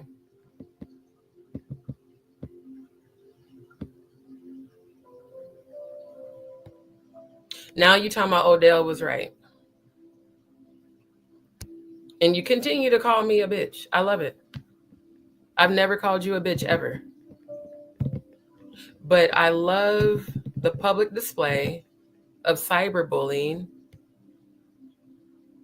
And I love how you thought you was going to come on my channel and bully me to drop on a link. But when Grace dropped the link for you the other day, you ghosted her. And then today you jumped off the panel and proceeded to message her. Now, how are you coming to my channel with this energy when all I did was say, you're being a manipulative liar? I didn't believe you, and I didn't believe your tears. I was right about you. I love how, you know, I love when I be having intuition and the shit be getting exposed. Yeah, this is what psychopaths do. Notice the mania. This is a public display of a manic person who pretended to be a person in need, who pretended to be an ally, not only of mine, but Jaguar's. Oh, D, I just love you. Thank you for supporting Jaguar. Noza says, you people are bullies, and I signed that petition while calling me a bitch. You desperately need help, but I have a feeling you're going to end up in jail first. I love it. They think that they're coming against us. Meanwhile, they're tearing themselves down and allowing themselves. Yeah. See this? Did y'all see this, family? I've already told you who you are. You're a very sick person who needs help. Unfortunately, you're not going to get it. Because what I see right now is you sitting behind bars. Yeah. Yeah, I'm a bitch. I'm a pagan witch. I'm all these horrible things. And all I said on my own life is that you're a manipulator. I didn't call you a bitch. Not on her live, not on mine. And there's no way you could have helped me with Jag.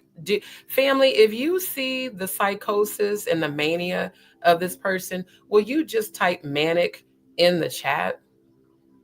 How could a non-motherfucking factor help me with Jag?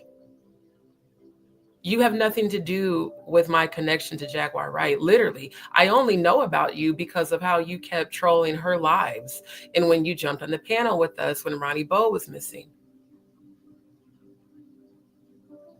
I wouldn't even know that you existed. Well, you did say, yep, it's me, bitch. I think she's having a conversation with her own demons. Yeah. Let's go back. Yeah. So, yeah. You help me with Jag. Okay. But you don't exist. And here you go. Yep, that's me. This is what we call manic, bipolar, schizophrenic behavior. And people who are bipolar, schizophrenic that are not treated are a danger to themselves and others. You are a danger to yourself and others. And Jaguar she called you on your shit. And she was right. Right. She got a free attendance to Dr. Megan McGlover's workshop. Bliss Forever said she kept changing her profile photo.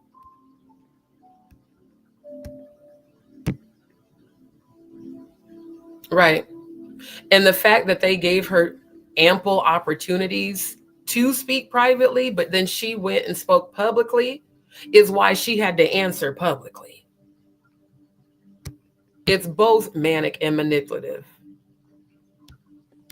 Yeah. Yeah, she did. And YouTube wouldn't show it because it's considered offensive because of all the curse words. That's why I be telling y'all don't use curse words in the chat because they'll block them. And then I have to either approve or deny them. So, she's blocked. She is now. But I had to make a public example of her for the sake of receipts. Her tears were bullshit. Thank you. Her tears were a form of manipulation. Love you back. See, what she wanted was for me to get upset. No, I'm just going to expose you like I do everybody else. Thank you.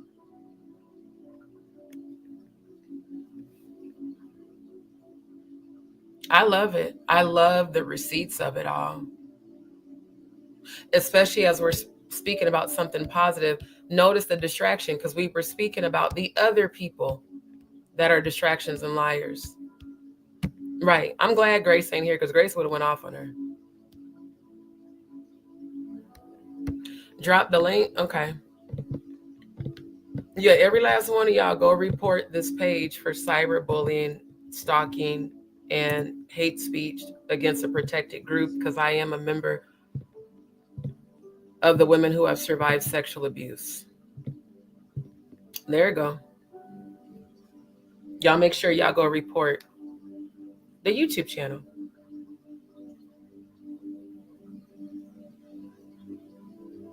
And then let me make sure I go back and copy that link and save it in my receipts.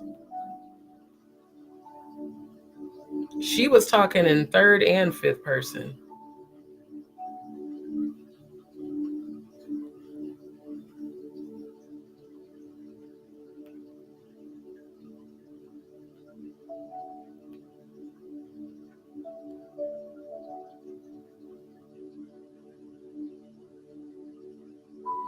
All these low vibrationals and all these spiritual attacks again.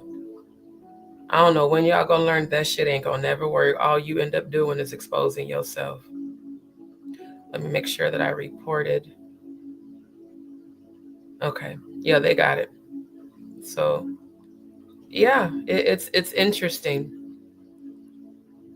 We need clout off of y'all, but yet y'all keep coming to our platforms for attention. Well, you got it. And you got the right one this time.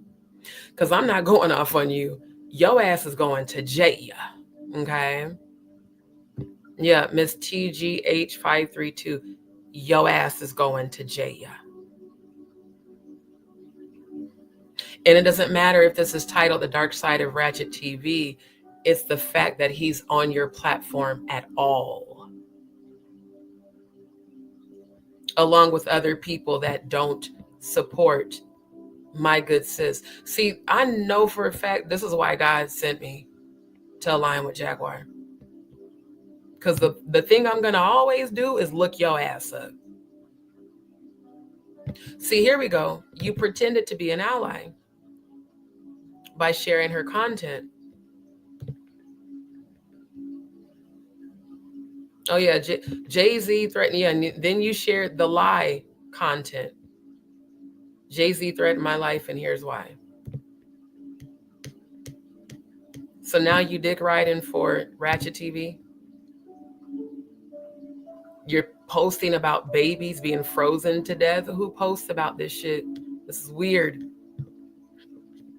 It's very fucking weird. But then when I look at shit like this where you're talking in third and fifth person, I guess it's not that weird.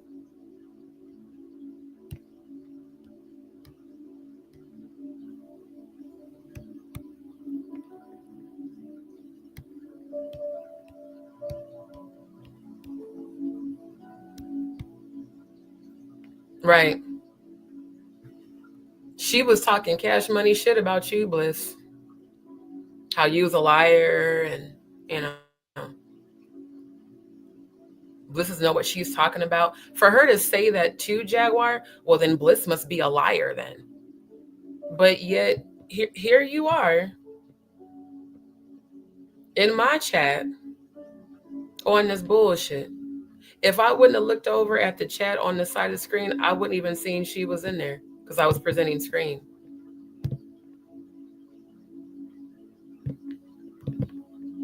Clearly Manic Monday. No, she's manic every day. It's very obvious. Even the way she speaks, the way she trips over her words, the way she lies and can't keep up with the lies, the way she blew up Odell's phone like a real true psychopath.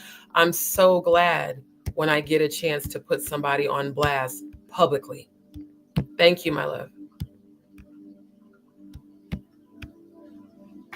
I didn't feel bad for her when she cried because I felt it was bullshit. That's why I said what I said about her. See, you could have even came back to the panel if you had something to say about my opinion of you. You could have, Grace gave you so many opportunities to come back. But you chose to message her 11 times. And everything I said about you that I was feeling intuitively, you just proved me right. Yep, she was quick to get off that camera. Yep. Did y'all notice that? DzPeepz and JagaDz, the minute that Jaguar, asked me to come on panel, she jumped off. Y'all remember how she kept coming to my lives all in the chat? Oh, I love you, D. I love you. Thank you for being there for Jaguar. Thank you. Oh, I love your channel. But now you calling me all kinds of bitches and shit. When you weren't even the subject for tonight, but you just made yourself part of the subject. So there's your 15 minutes. I'm moving on. Thank you. Everybody report that channel. Oh, Tiny, let me show you. Let me go to Jag's channel. And then after this, I'm gonna jump off because I gotta go pee really bad. And sorry, bro. Oh, no, don't trip. Go. This has been happening a lot on my channel. People just coming in the chat with this bullshit. Okay, family. So go to Jaguar's channel. Go under her lives. It's this live from 9 hours ago. Danny strikes Maggie's channel again. So Maggie's on Jack's panel. I came in later because I slept later because, again, me going to sleep so late in the morning. But if y'all want to know what all this is about, go watch this live.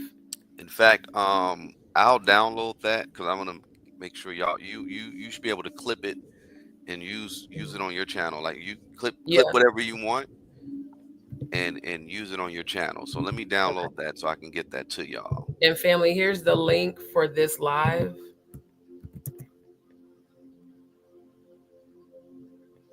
That's okay. This shit, I mean, just it's the blatant, it's the sheer disrespect. And the reason I don't go off on people is because I have a sister who's bipolar schizophrenic. I try my hardest to be patient. That's why I was patient with Ginger that night. But when people repetitively display manic behavior, it's because it exists. And people that have bipolar disorder are really good at manipulating people. and making you feel sorry for them.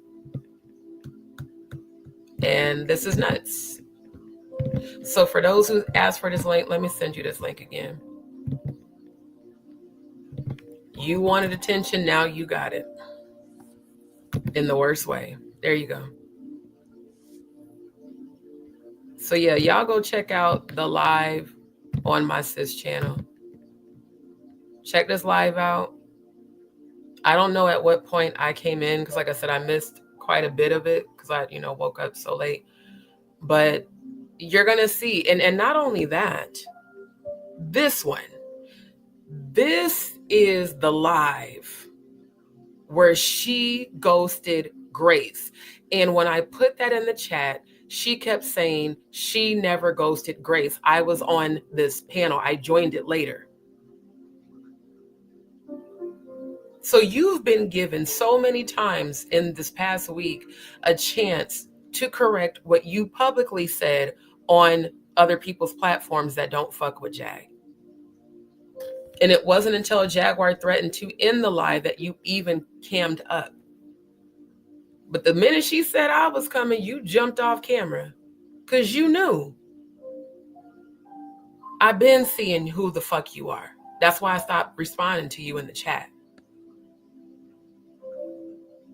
And my intuition is very much on point, and energy does not lie. People do. You was lying through your fucking teeth today. And you triggered Grace, and I'm going to be honest, I feel that you intentionally triggered Grace because she is the most, calmer kind of energy, but Grace will check you and get you together. So, you did everything you could to antagonize Grace. You hurt Grace. I could feel her hurt because she genuinely believed you and cared about you. You exploited her the same way Adria exploited Natanya Rubin and Jaguar and got all them cash apps fraudulently. You people make me sick. And you people are sick. So again, go to BetterHelp. Let me pull it back up. Let me get you your advocacy on. Go to BetterHelp.com. Let's see. Contact. Look, you can send them a message. You can mail them. You can email them. Or you look, Amber, just go straight to the website. Type in here, I am mentally ill and I am in need of help before I become a danger to myself. When Jaguar said that the stories you told made her feel like she wanted to unalive herself, you're an agent of the devil meant to bring that energy to the high vibrationals, and I'm not going to let you. You bring your ass to my channel again, threatening and talking about you have people IP addresses, bitch. I wish you would pull up so I can call the police on you and have you arrested. They're going to take you off to a good psychiatric hospital where you will be doped up. And quite honestly, I'm not a supporter of antidepressants, but you clearly need medication because you are unhinged. And I didn't believe now one of them fucking crocodile tears your ass was crying. The minute, because y'all know I had to jump off, take my shower, right? When I came back, I said, I know this bitch ain't crying. And y'all believing, oh, she's mentally ill. Yeah, she is, and she needs to go get help. See, just now was the first time I referred to you as a bitch, because you can call me 5011 bitches, so I feel like it's only fair. I knew you were lying because I felt it. So I called you on your shit. I said, what you not gonna do is come on Jaguar's channel and try to project that you're being bullied so that people will undermine our petition. I noticed how you ran right before I came and jumped on the panel. You must have felt my saltwater cleanse that I was doing in the shower when I was covering Jaguar. Yeah, you must have felt that. Because the minute I said, oh, she's crying to make Jaguar and Grace look like they bullying her. Yep. And then sure enough, let's go back. Hold on. Let's go back to the email. She's crying because she was busted. Yeah, crying because you got busted. Now you want to type all types of bullshit in my chat. You want to say that you were bullied, so that no one... And you know what's even more psychotic is that you signed the petition while publicly cyberbullying and gang stalking me. That's how you know a person is truly manic. So I want to thank you for helping the receipts for myself and my good sis. I want to thank you for bringing awareness that people like you genuinely need help. I brought BetterHelp.com up for Rocco Fowler too. Yeah. Y'all need help, and you also need a rehab center, and not just for alcohol. That was very easy to pick up on today, because you're doing a lot more than drinking. That's why your thoughts can't be straight, and they're so manic because they're coming in and out every speed of light second, every millisecond. Your thought. Wait a minute, what did I just say to Grace? Wait a minute, what did I just say to Jaguar? Wait a minute, what did the chat just say? Oh, my mind is everywhere. Oh my God, they found me out. Now let me turn on the waterworks and cry to get sympathy. But then, well, since I didn't get enough attention today, let me just throw through D's live and drop down in the comments to get attention. You all give attention to all the idiotic stuff, and that's why you lost support. None of us have lost support. Matter of fact, let me go into my studio right quick. Let me see my subscriber count. 6,899.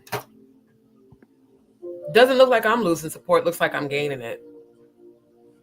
Then you confirm, because I said, is that Amber? You type in here, yep, that's me. Then you call me an idiot. I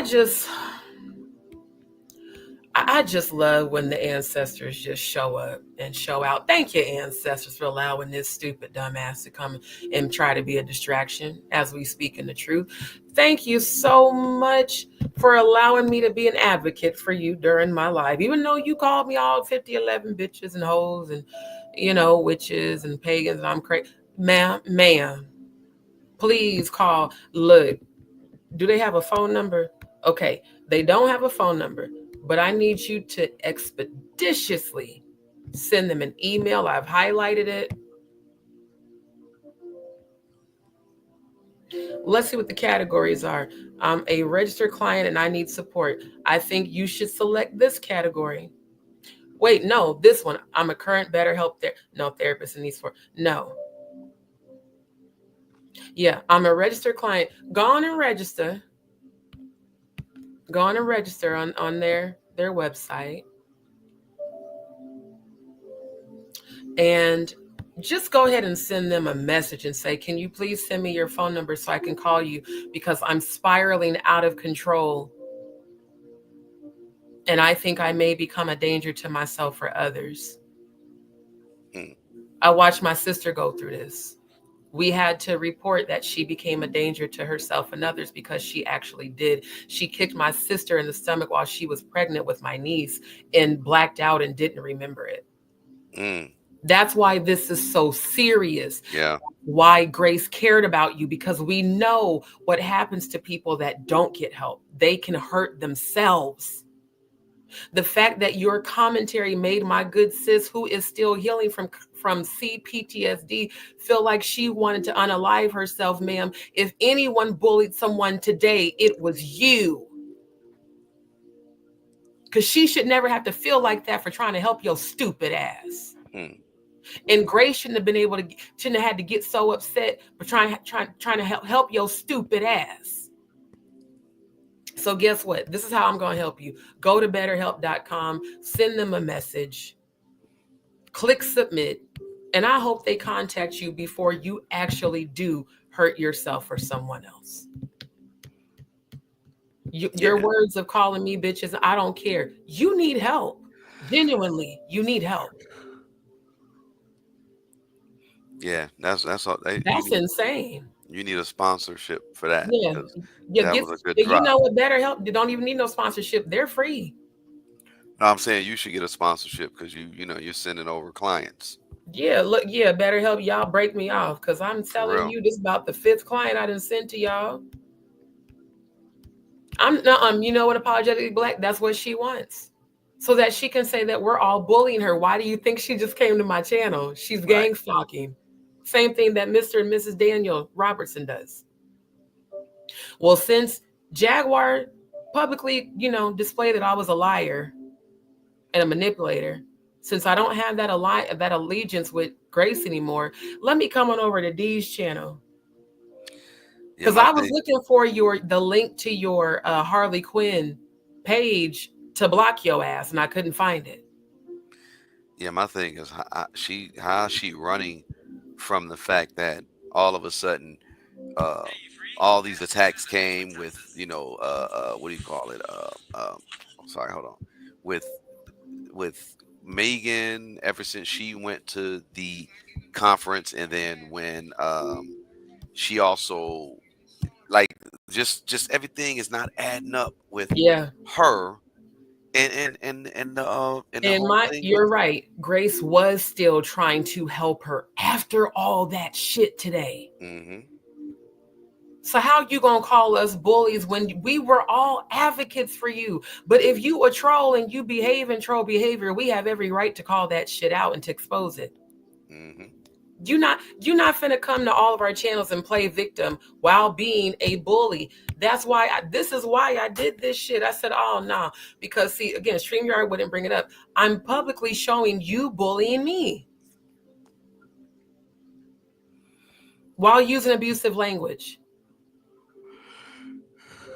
It's insane. You're insane. Literally, you need to get out. You're nuts. And all of a sudden, the alley story happened. And right. Jag Why did showed this y'all happen right after Too Strong exposed Allie? Well, this happened even after Jag said what she said, and then all of a sudden they did what they did. But it's a lot of stuff just didn't line up with her story. She was sent. She was definitely sent. Hold on, I'm checking to see what Bliss sent me. And shout out to Bliss. Oh, these are the receipts from Dr. Oh, okay. Let me switch screens so I can bring up that email because I don't want to expose her email. These are the receipts from Dr. Megan's. Thank you, Bliss Forever. Yeah, Bliss was helping. Bliss was good looking out. Thank you. Because see, the way that she lied about that shit. Hold on.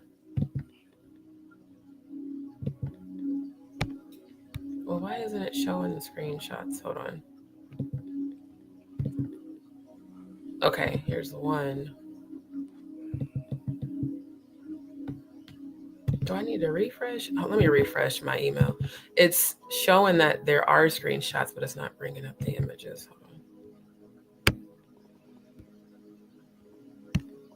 on. Oh, my bad. That was operator error. Okay, here we go.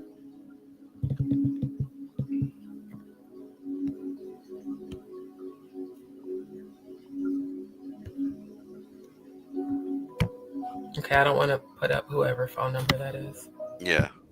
Can you pull up the thing?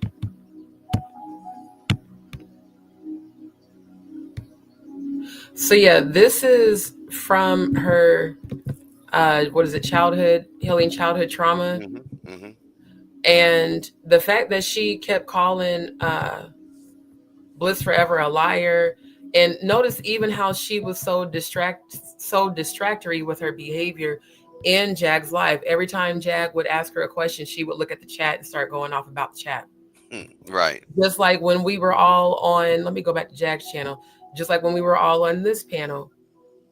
And she kept saying she couldn't hear Jag when Jaguar asked her, had she heard that Allie and the white lady were allegedly lovers, but yet she could hear Grace, but she couldn't hear, Jag. She all of a sudden had selective hearing. Right. Meanwhile, all of your different personalities, I'm so done with this stupid shit. Amber, go to betterhelp.com. Get the help that you need. You definitely need it. But the more that you do what you're doing, you're actually helping. So I do want to say thank you for signing the petition. But unfortunately, ma'am, what you just did is the reason why we created this petition. For YouTube to hold people like you and Mr. and Mrs. Robertson accountable for gang stalking and cyberbullying, because no one cyberbullied you today.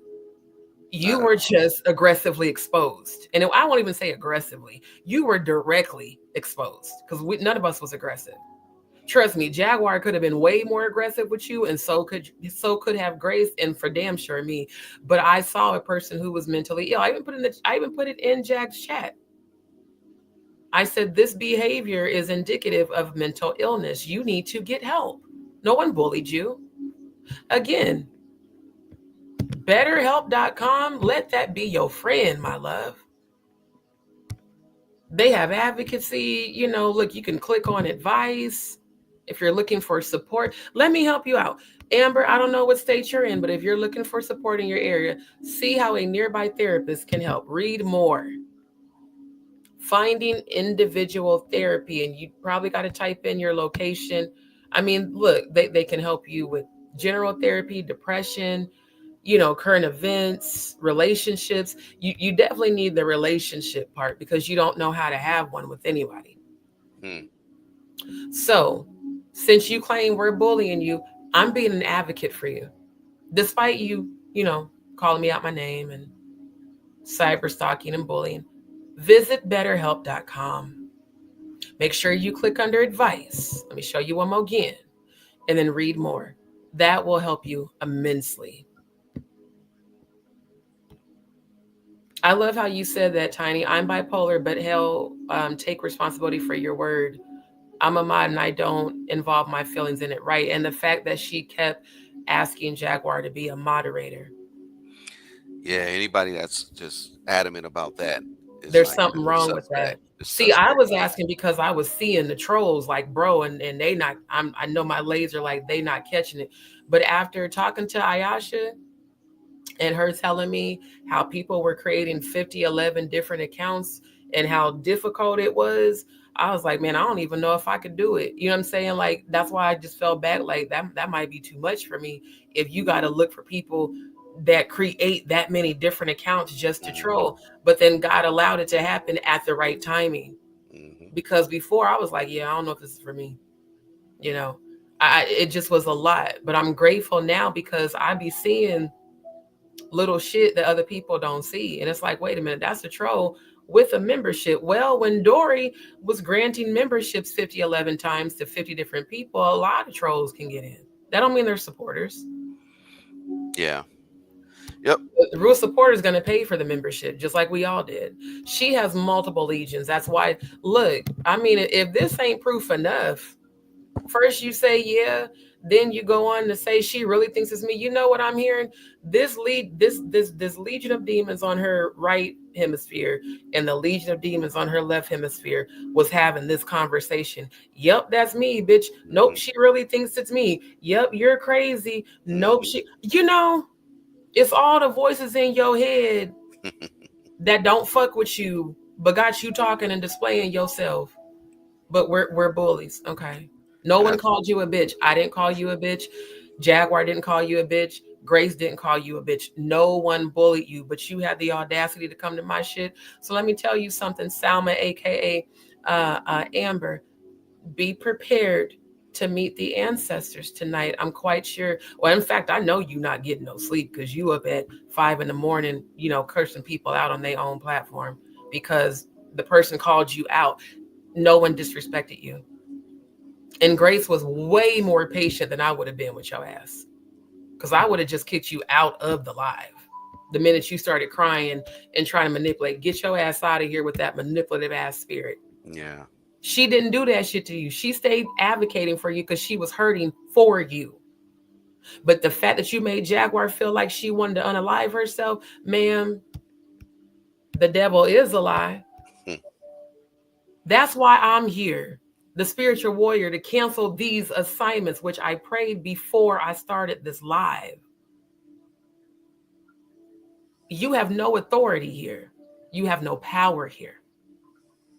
I have dominion over your demons, and you got at least 4 sets of legions on you. So legions on Amber, have your way.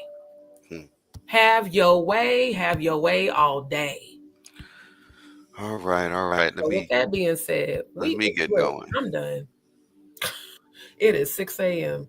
I need to go to sleep. I got to braid my hair up, and I got to go use the bathroom. I want to thank you, my good brother, for stopping through today. I'm sorry that she became a distraction.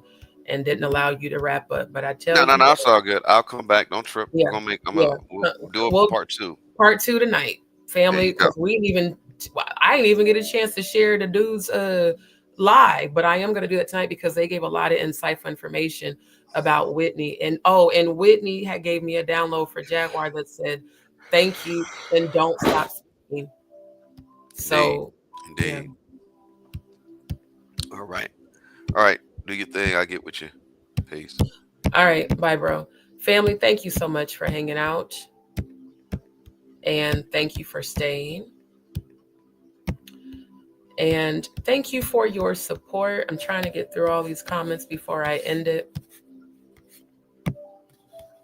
They are. That's why they're trolls. They belong underneath a bridge. Yeah. So yeah, thank you guys so much.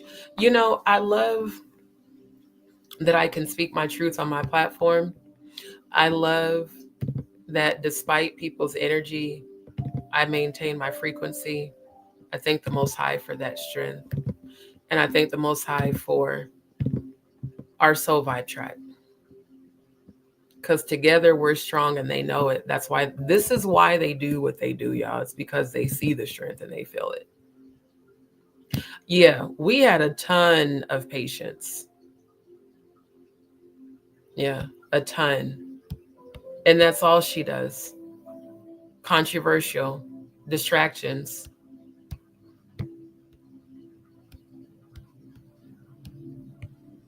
Show.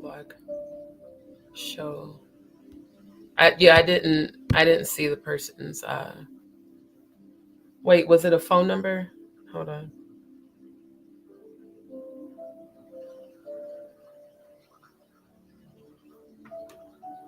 I'll check if there's a part where it showed it. I'll edit that out. Right.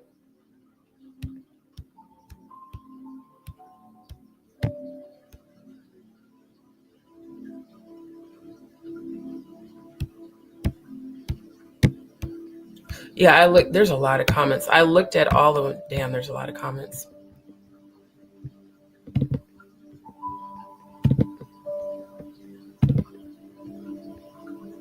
What I'll do, Bliss, I'll go back and watch the replay and see if it showed the number. And if it did, I will edit it out. Always. Yeah. The times I get angry is because I'm passionate, because I'm just tired of the bullshit. But also, I mean, you're human, you have feelings, but what I know is to not give them my power. It's okay. Look, unapologetically, when I tell you I have gone through this in real life, I've gone through this with my sister, and it's not a game. Like, for real, people that have those types of mental illnesses really do become a danger to themselves and others. So regardless of the shit she said and did, I really do hope she gets help, because I feel like that woman is going to end up, I think what's going to end up happening is that those spirits are going to end up consuming her. Literally. And unfortunately for some people, that's unavoidable. So family, come back again for part 2 tonight. I love you all. I appreciate you all, but I do gotta go. I gotta go use the bathroom. So I love y'all again. Don't forget to like, share, and subscribe. Thank you to everybody who sends donations. For those that want readings scheduled, let me know. Email me. And for those who send donations via PayPal, please make sure you send it via friends and family. So I love the knowledge, everything that is being exposed. And let's stay vigilant. Let's keep our vibrations high. I will expose people. I will roast them, but I don't give them my power. So just remember that, family. I love you guys so much. Y'all have a beautiful, beautiful day.